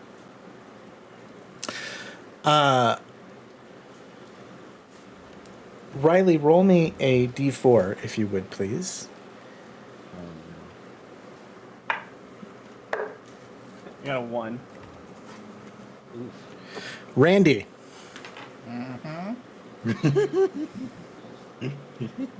Oh no, we're getting head shakes. Take another point of plot armor. Yeah. Oh, Thank you for that donation. We're now at $2,025.69. Nice. Nice. Appreciate you, chat. Thank you so much. We are. I will say we are $44 away from making that $2,069.69. Just saying. That'd be pretty nice, you guys. Yeah. We are $4,944 away from making it 69. So there's that. All the money, Nice. 100% goes to the Alzheimer's Association. Just saying. Even when it's funny. Even when it's funny. Money still spent. Yeah.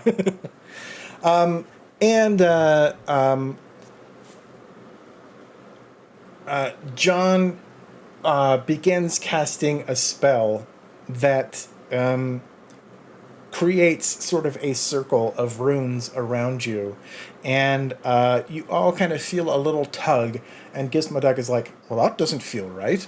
And you all get kind of sucked into this circle. And you get sucked back out again. And you find yourself at the base of a large mountain that at the top of it is shaped like a woman duck's face, but more like a woman duck skull's face. Yeah, and there's a sign that says no trespassers, and then another sign that says this means you, and then another sign that says yes, you. Right Probably there. not us though, and I just keep going. Yeah. Webby, Webby. Yeah, and there's a trail that kind of goes up the mountain. I'm heading up it. Amazing. I'm on the way. This is how Webby works. You just got to either go with it or, you get left This is behind. Magic of Spells Lair. We have to go see it. And I'm just like, I'm right behind. running up that hill.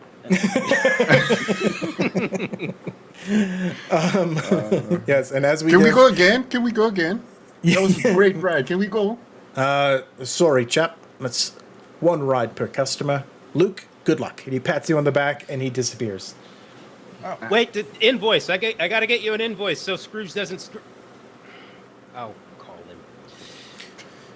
him. Yeah, and as we give Kate Bush another $1 million for mentioning that song, You're welcome. Waited Well, long she enough. deserves it. she does. She does. More for that, more for other stuff, but it's a great song. Hey, whatever. Get it where she gets it. Exactly.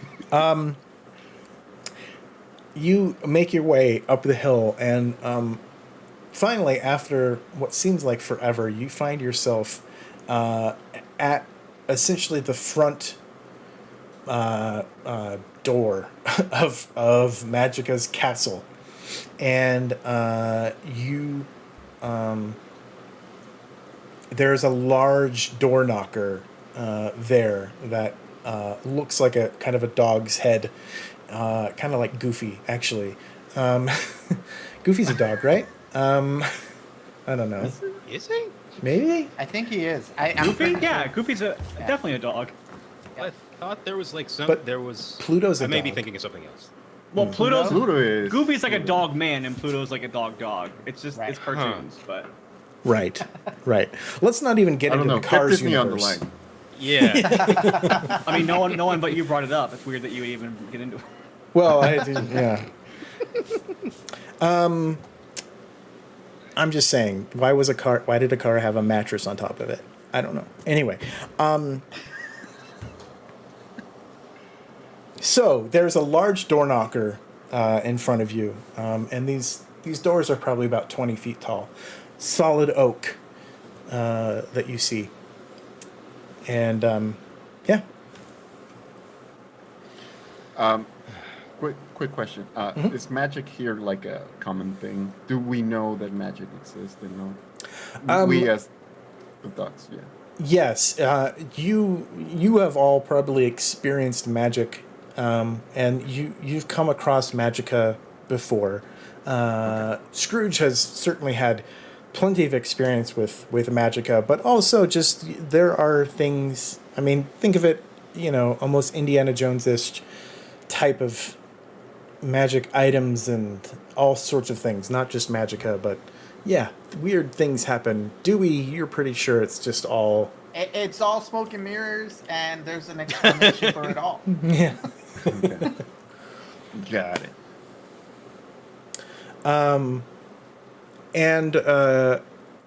Luke, take a Benny for engaging your trouble magnet hindrance there. Thank you. Gotta love Trouble Magnet. Yeah. Do I get one for impulsive because I'm running up the hill without like stopping? I mean, yeah, I'll give you one, another one. I don't care. I have so many. I'm not going to use them anyway. Yeah. So. I just want to feel You might as special for, like well. a moment, Tom. I just want to feel good. So Gizmo Duck reaches for the door knocker, and he just kind of looks at everybody. If no one minds, Go ahead. Knock yourself out. knock. Knock yourself out. Oh my goodness. And the both doors swing open, revealing a very dark, moody interior, and a cold breeze kind of hits your faces as the doors open.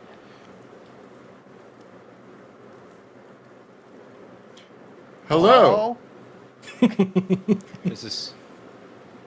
You hear your voices She's gonna kind of wanna- come back to you. She's gonna want to make an entrance, you guys. Aren't we the ones entering? You'll see. You'll see. Yes. Is there a shiny thing here?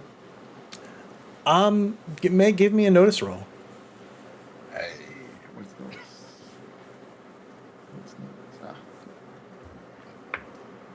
Oh, okay. 5.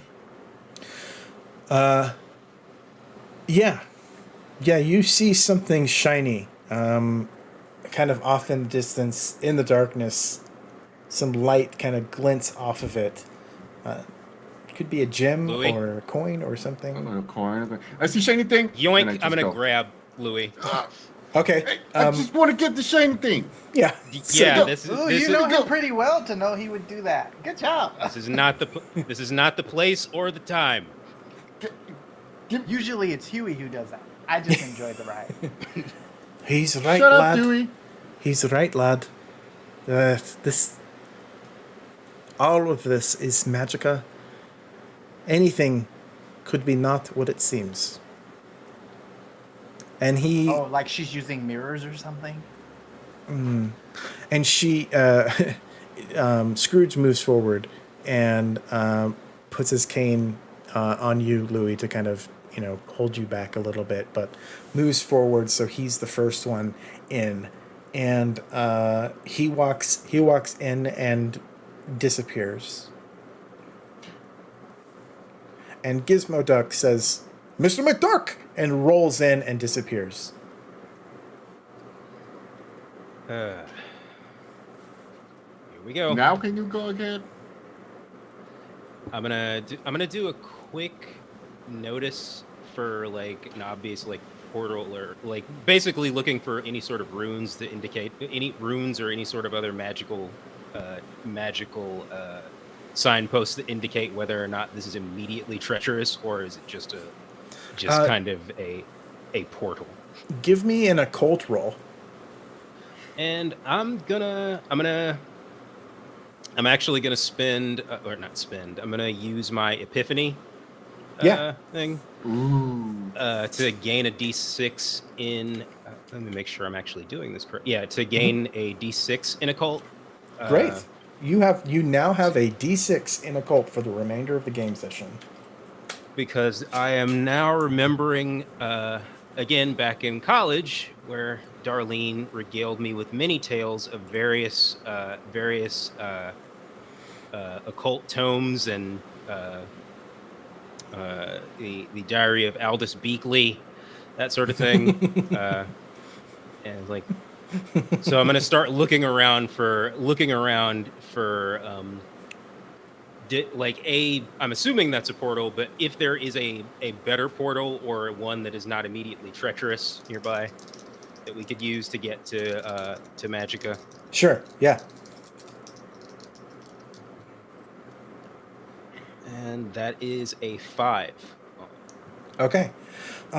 So yeah, you see kind of the runic inscriptions of a confusionary door and you know a little bit about this, in that walking through this door puts you somewhere out there that you're not 100% sure what that means. you know going through it doesn't hurt you, but it also can put, you're not exactly sure where it will put you, basically. Okay. All right. I'm actually gonna write that set of runes down on my hand, and I'm gonna try and like basically breadcrumb this. Okay. All right, kids. Follow me. And I'll step through. And you disappear. And All right. who is right behind Luke? All right, Webby. Definitely Webby me, goes yeah. through, and Webby disappears. Who is right behind Webby? Probably, I don't know. Me? Yeah, I might go, but I turn back to look at my younger brother and I go, see, the way they do this trick is they often have something in the floor that is, hidden from view. So, and I go to step on the floor and walk through. Yeah, and as he goes, so the way they do this trick is they usually have and he disappears. And then Louis, you are left alone. You know, this actually is a good thing. Maybe I should just go back.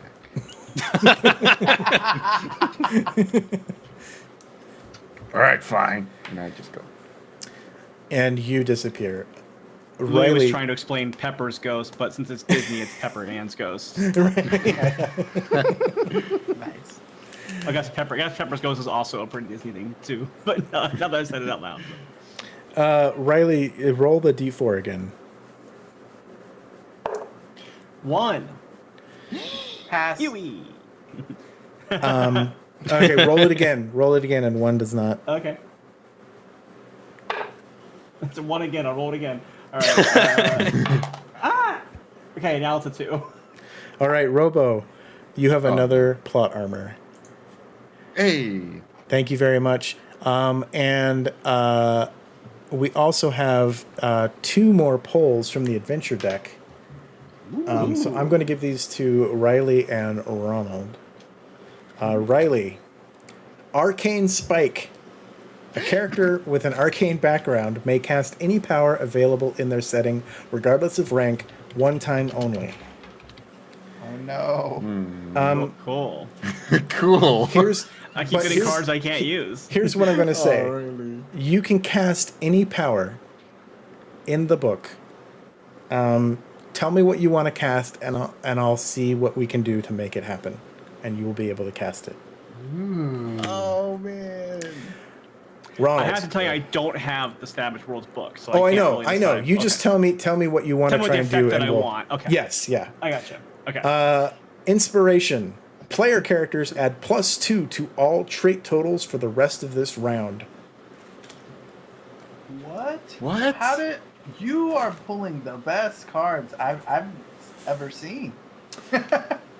I mean, you all have these cards are amazing for all of you, and I don't know that we're even going to get to all of these cards. We've only got about 20 minutes left. However, we have we now are at $2,150.69. Nice.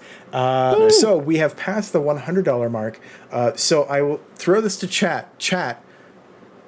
Tell me, give me an item, a weapon, a person, a piece of clothing, something that you want to add into the game. I will pick one. I am not telling you what I will pick. I will just tell you to stop entering things, and then I will put it into this game in the remaining 20 minutes that we have. Okay? Awesome. Okay. You all find yourselves in what looks like a corridor, but you don't see Luke, Louie, Dewey, and Webby. You are all together, but you do not see Gizmo Duck or Uncle Scrooge. Now, do you believe in magic, Dewey? No. What are you talking about? I explained how they did this. We literally were transported via magical things to here. That's what they want you to think. Also, we were dreaming now. Dewey, who is they? Just out of curiosity. I don't know. The collective they. The deep state. Dewey goes into a huge conspiracy All of a sudden, theory. We all of a have sudden, the Pepe Sylvia board and yeah. Since this is a cartoon, you can probably she's just wandered whip it off, so out and throw it up against the wall. yeah. Is there like a path we can be following? Yeah. So it looks, the corridor just goes forward. That's Okay. all you see. Before gonna we go walk ahead, I'm actually going to look for more like signs like the ones that were associated with the initial portal. Like I Sure. said, I'm going to try and kind of like sort of make a like breadcrumby trail to if not lead directly to Magicka, make sense of the portal system. If there is. Sure. Yeah. So give me an occult roll. Okay, chat. And- Thank you. I got it. And I'm actually gonna showing this to all the kids, but I'm assuming Webby will look first. I'm actually gonna show Webby. Oh, I'm already on heading my- down the hallway. So you, Webby, yeah, I said it. did- yeah. Webby, You think you would learn by now? This is how Webby operates. you know, fair. See this? And I show Dewey on my hand the runes. Look for stuff like that. Okay, look for Dabbledygook. Got it. Not- All right. Do I need to roll occult again? Yes, please.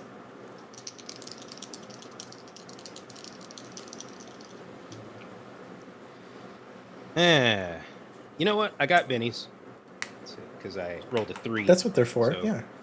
Yeah. Spending a benny.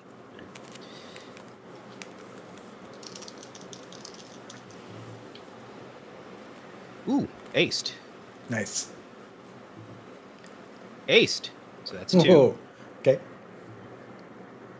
Aced. That's 3. And a 5. Oh. Oh. You know, if you had gotten a 6 there, that would have done it. But unfortunately, no. Aw. So, yeah, you are able to. I mean, it all comes flooding back to you. This whole thing. Oh, yeah, it was Darlene, right? Mm-hmm. Darlene set this whole thing up, and your dorm room where you had to try and find the homework that you were working on, and you just kept going down this endless tunnel, and it just never resolved, and it was hard, and you missed lunch, and it's just bad news all around. Your roommate is probably still in there somewhere.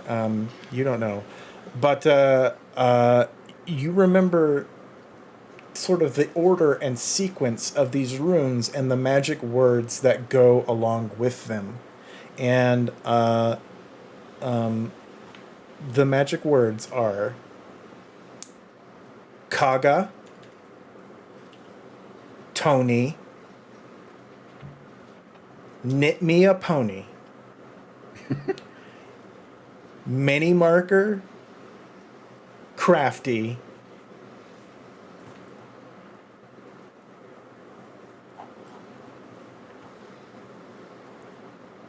and that's it. Okay. Webby, hang on a sec. I got something. What does that mean, Mr. Nerd? So, these portals, they all have, there's like a kind of a network. Darlene explained it to me like it's like a cat's cradle or just interconnected string. So we say these words, and you follow these steps behind me. It'll take us to the end of the portal, which theoretically, magic is there, and hopefully, your uncle's dime. So, Kaga, Tony, Tony, there you go. Knit me a pony. knit Mini me a marker. pony. Mini marker. Crafty. Crafty. And as you say that, the walls start to kind of vibrate and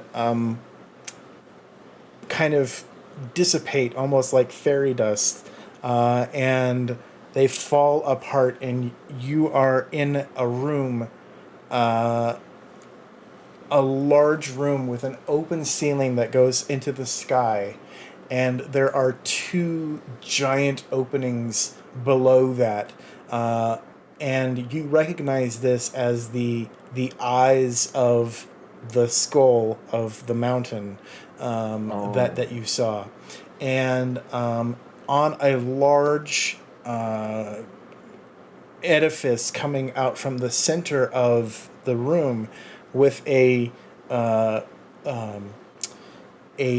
of ramped walkway that spirals up to the top. You see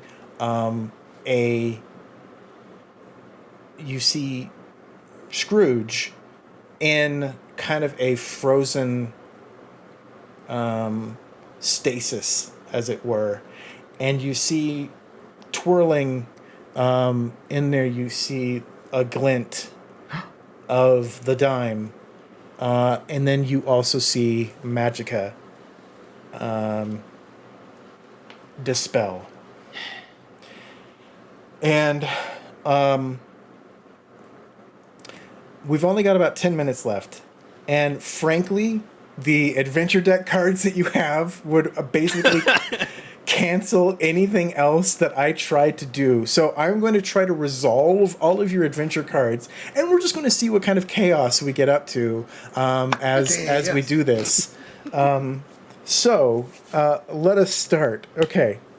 I'm going to start with the enemy card. This was Randy's, I believe. You can play on an enemy wild card in the first round of combat. That's what this is. You may not soak any wounds from their attacks for the rest of the encounter, but you immediately draw 3 more adventure cards and keep one of your choice. Okay. So, 2, 3. All right, these are the ones you can choose from. Riled Up. Your hero causes +2 damage for each wound he has in this encounter. Arcane Inspiration, +2 to trait rolls made to activate powers for the remainder of the encounter. And Betrayed. A trusted friend turns against you, allying with your foes and spilling your secrets. You get a point of conviction or refresh your starting bennies if conviction isn't in play. I guess out of those, Riled Up is probably the best for taking down boss. Okay. Riled I wish Up. you'd taken Betrayed so I could like just start gossiping about you. Oh, yeah. Hot goss, hot goss, hot goss. Okay.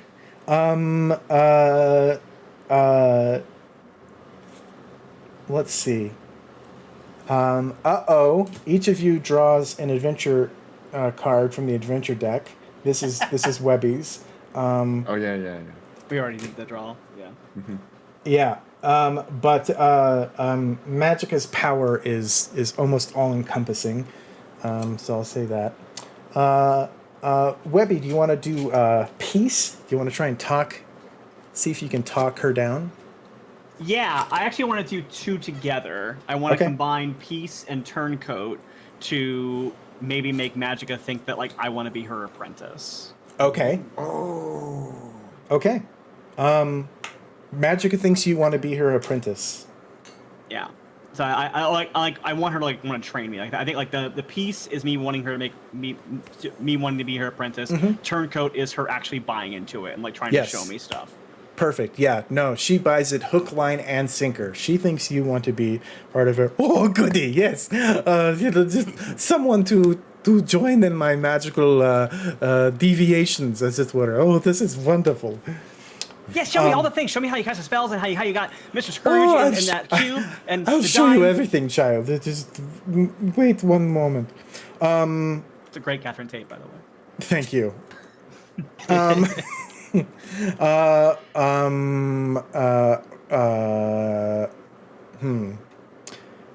Rally. All allies within 10 yards discard their shaken, stunned, distracted, or vulnerable status. This was Luke Westbeaks. You notice that Scrooge and in a corner of the room, Gizmo Duck, both their fingers start to wiggle in their stasis fields. They seem to be able to have access again. They're not quite entirely free, but they are a little bit free. Inspiration. So I'm like, focus on. Oh, Yeah, ahead. go. Go ahead. What was- No, you. Well, you. Well, for rally, I just gonna just focus on the sound of my voice. Focus on the sound of my voice. I kind of, in recalling some of the things that I remember from Darlene in her early days, I remember that there is a certain resonance to the voice. Yes. It's less about what I'm saying and more about like the resonance and tone that allows them to like kind of bypass whatever magical like hindrance is affecting them. Totally. Exactly. So there's you definitely are able to get through, and they're kind of listening to you and understand kind of what's coming through. Parley. Yeah. You can all characters cease fighting and listen to you speak for at least 30 seconds. What do you say here? Yeah. Okay. Wait, I'll time you. All right. Oh, come on. No. All right, everybody, just chill out. Chill out. We are just here for the penny. Magica, you're not gonna win this because you're a villain. Obviously, you know that. You're gonna try again, but it's gonna fail. So you just better help us and just send us back home with the penny. Is it a penny? With It's the a money. dime. No, I actually asked some Dewey, like, is it a But penny? it's a dime. Kid, it's a dime. Whatever. We'll just send. It's a very send us famous home. dime. I'm trying here. Let's just go. And thank you very much. Have a nice day. Be sure to tip your wait staff. Tip your waiters. I'll be here all weekend. Yes. Remember to validate your parking. Speaking of validation, a dark bargain happens. This is, you hear, Louis, as you're speaking, you hear in the back of your mind the voice of Magica. And she says, I can give you any power you wish. All you have to do is say the word, and I'll give it to you. What word? That's enough. That's good. That's good. Oh, no. And this is your new adventure card. Oh my god. Your hero finds a friend or acquaintance who helps him in his current situation. So, do you? Is there anybody that you want to bring into this, or I have an idea? Yeah. What's the name of the airplane? Launchpad. Launchpad. Oh, Launchpad. Launchpad. Yeah. Launchpad comes in with rescue us. So, yeah. So, you hear an engine kind of sputtering out, and you look up, and in the hole in the ceiling, this giant seaplane essentially comes just like straight down. And the wings get folded up as it's too wide to fit through the hole, so it kind of gets folded up, and it just kind of collapses, and it kind of nicks the side of this I don't know, pedestal or whatever that Magica is on, and it kind of rocks the thing, and you see the dime get knocked out of the stasis field that it was in and kind of rolls out into the dark that no one is really able to quickly see. I had night vision goggles on. You do have night vision goggles. And Launchpad just swings open the door, which hits Magica and knocks Magica down. And he goes, "Well, I'm here, Mr. McD." And that's that. Okay, let's see here. I did that. Am I the main character here? Reinforcements. Yeah. So all of these ropes come flying down from the top, and rappelling off of these ropes is a troop of junior woodchucks led by Huey, who comes to your aid. It's about time you showed up. You can take This is the any most- one of these cards, Dewey. Any one of these discards, and Yeah. play it again if you want. Right. That's the desperate times. Yeah, If you remember what they were. There were so many now. Luke, Luke remarking on Huey and the Woodchucks is like, it's the most adorable strike team I've ever seen. Yeah, what would... Because the one that gave me extra damage on the person isn't like I'm ready to fight. Right. I don't know. We have a lot, but I feel like I don't know what to exactly go Okay. for. So That's yeah, fine. I'll go with occult, and I will learn some occult stuff. Just by Okay. Okay. So yeah, you suddenly know occult. Inspiration. You can all add +2 to any of your rolls in this combat.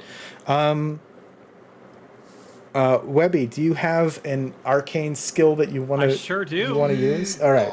I want to do Let's essentially go. a dispel magic. So I want to like undo magic of spells, and so I either want to dispel them or I want to ricochet them back onto her so that she's caught in the stasis field instead of Scrooge and Gizmo.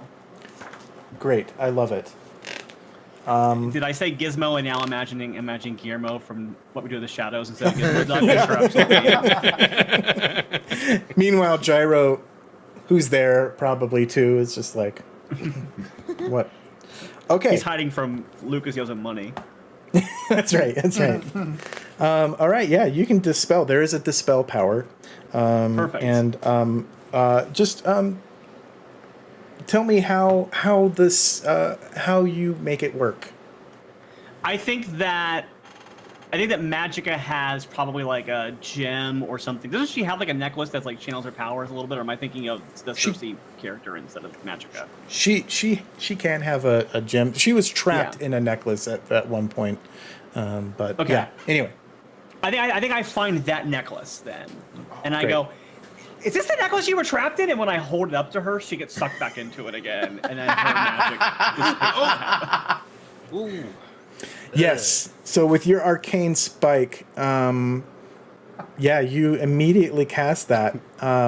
Regardless of rank, one time only, you cast a dispel magic, which manages to not only dispel Magica's spells, but also traps her back into the necklace that she was trapped I'll say in. that's my +2 on that roll. Like my dispel plus And the that's- 2 for the inspirations. That's your +2, unless Louis wants to play Not Today and change a success to a critical failure. Louis, no! Sure, let's try it. What? No. No. That is, Oh, that no, is not no, the no. chaos we signed up for. No. You are the evil triplet. I am. All right, No, I'm that one's out. So we have Payback. Whose was Payback? Was that Dewey or? Is that? I Um, don't have payback written plus down one? on my... That is Either play on an Dewey opposing or wild Louis. card. Your damage-causing attacks are made at +2 against them for the duration of the scene. That was mine. That was yours. Okay. So, and then Riled Up, this was Dewey's. You guys +2 damage for each wound you have. You have 3 wounds, so you're going to cause 6 damage extra. Dewey dies valiantly, making it's not Heroic. Yeah. heroic death. Dark episode of DuckTales. Yeah, it's really dark. It goes, yeah. We've dipped into some bad territory. This is Netflix's DuckTales, by the way. 3D reboot. Yeah, or Nice. more, it's probably more like There's like a Amazon Prime's DuckTales. There's definitely a slowed down minor key version of the theme song. Yes. It's like a hurricane. Speaking of the theme song, the final milestone that we had was that we would sing the DuckTales theme song. Oh my gosh. I don't know if you have it Just bad handy. enough to just- Hold up the lyrics. Can we Yes, actually sing it here? on YouTube and Twitch. I mean, I don't know that Disney's going to get too on Just make on sure we brand. sing it as off key as possible so that no I got it. bot. Oh. catches Yeah, there's no music. We're singing it a cappella. All right. This is our final thing, and we're just going to sing. Because there are multiple versions here. Yeah. Just the Disney afternoon version. Perfect. Okay. All right. Okay. live. Okay.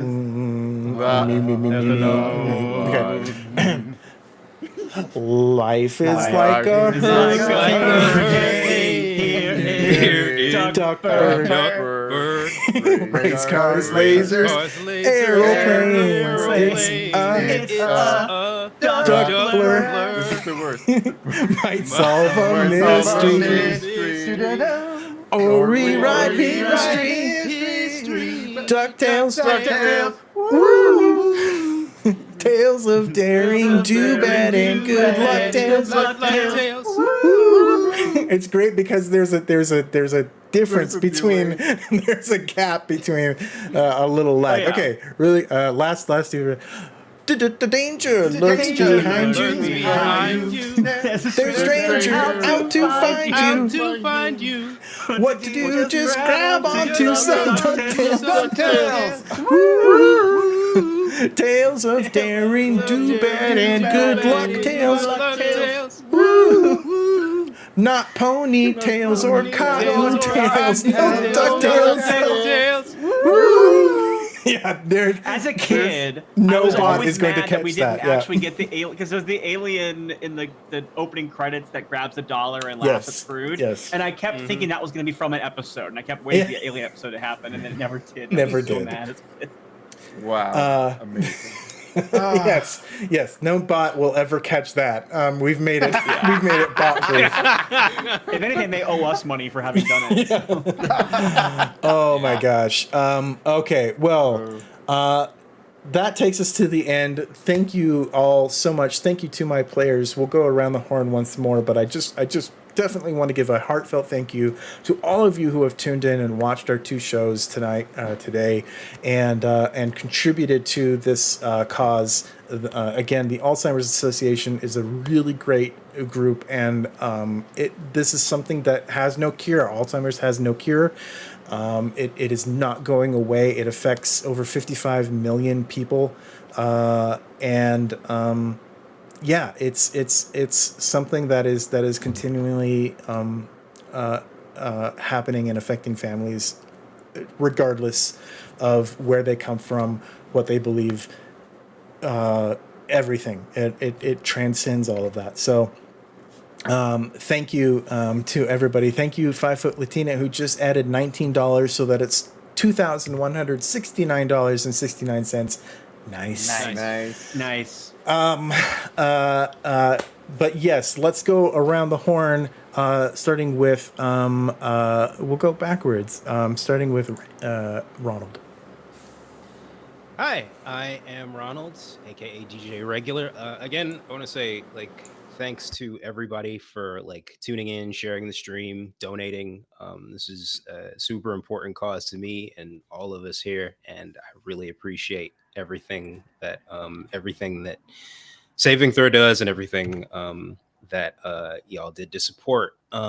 You can find me across the internets as DJ Regular, Twitter, itch.io, where you can buy my games or give those a look. And also I've got sort of a pseudo resume of my work at djregular.tech. Why is it djregular.tech and not .com? Because mind your business. That's why. But yeah, thank you very much. And who's next? Great. Riley. Hey everybody, I'm Riley Silverman. This was an honor to be part of. It was so fun to get to dive back into something that was very cherished from my childhood and for a cause that I said, like, my great-grandmother had Alzheimer's and it was a real devastating thing for our family. So this means a lot to me. Yeah, like I said earlier, I have 3 Star Wars books that are coming out. The first one of them actually comes out this coming Tuesday. That is Galaxy's Edge, Treasures from Batuu. It's a little book of like lots of fun little tchotchkes from the Galaxy's Edge stuff. So there's like some stickers in there. There's a keychain. There's like some little fun things like that. There's a recipe card. There's a lot of little schematics for ships. It's all fun. There's like a lot of descriptions. So I wrote all the descriptions of what's on Galaxy's Edge and all the areas of Batuu. Following that, I have my big project, which was the Exploring Tatooine book. That's like my really big one that I spent like months working on. And then finally, after that, there is a pop-up book and advent calendar all about Life Day. And so I got to write all the descriptions for all of the ornaments and stuff that are going to go on the Life Day tree. It's very awesome. I love it. So I love it all. But they come out this Tuesday. They're all available now for pre-order. So please pre-order them from your favorite bookstore, indie bookstores, big bookstores, wherever you get them from. Just support. I prefer supporting indie bookstores, but support everybody. I'm going to see. It might not let me drop it because it's a link. Let me see if it will. I put in the chat. That is the link to my site that has the links for all the pre-orders for the books for major sites. But again, if there's a local bookstore that you love, you can go right to the bookstore and tell the clerk or the people like, hey, I want to pre-order this book. And they'll be able to look it up because they all have Library of Congress. They're real books. Like they're ISBNs. They're through publishers that are licensed through Lucasfilm. This is a real thing, people. So I'm very honored and excited about it. So please check that out. Put that link in our group chat, and then Sure. Ronald can post it into the chat if you don't mind. Yeah, That's totally fine. And I'm a little bummed because I wasn't paying attention to our chat and missed like the various Darlene puns. Ducklean, Darklean Duck. Bless all of you. The fun we have behind the scenes here. Robo. It's me, Robo Owlbear, and you can find me at TTRP Gibbs on Twitter. And right now we are funding for the Radiant Crossroads, which is an all POC journey through the Radiant Citadel anthology show. So that's on my pinned tweet if you want to check that out. And this was amazing. Thank you so much to everyone who donated this amazing cast. And it was honestly a dream come true to playing with Dom, with Buzz Callahan. And thank you so much, everybody. And bye. Thank you. The honor, honestly, was all mine. And speaking of honor to play with, Randy. Yeah. Hey, I'm Randy Alvarenga. Like I said, I'm an actor, TTRPG streamer, based out of the Seattle area. You can follow me on Twitter, right here below my name, ROLLERRAJA, to find out some of the really cool things that I'm doing. A few of those projects are I'm playing Shadowrun over on Gen Con TV on Thursdays. I'm doing a couple of other shows that haven't started yet, so I can't talk about them yet. But if you follow my Twitter, they will be there. So come check it out. And I just wanted to say I'm so thankful to be a part of this stream. I love working with Saving Throw Show, but this cause specifically was one that spoke to me as well. And so I'm just really glad to have been able to support. And thank you all for tuning in, but also for helping share some of what you can to help other people like really who need this. So yeah. It means so much every time we do something like this. It means so much to me to have you all show up and contribute even just $1 to these things. It means a lot, and we really are a part of a grand family of players and supporters and stuff. So thank you so much for being a part of all of that. That's all we've got, gang. Thank you for helping us raise $2,169.69. Nice. Appreciate everything. I think we're going to go raid Vanna, so go to twitch.tv/Vanna, and otherwise have a great rest of your weekend. Thank you, cast, and we will see you all next time. Bye. Bye, everybody.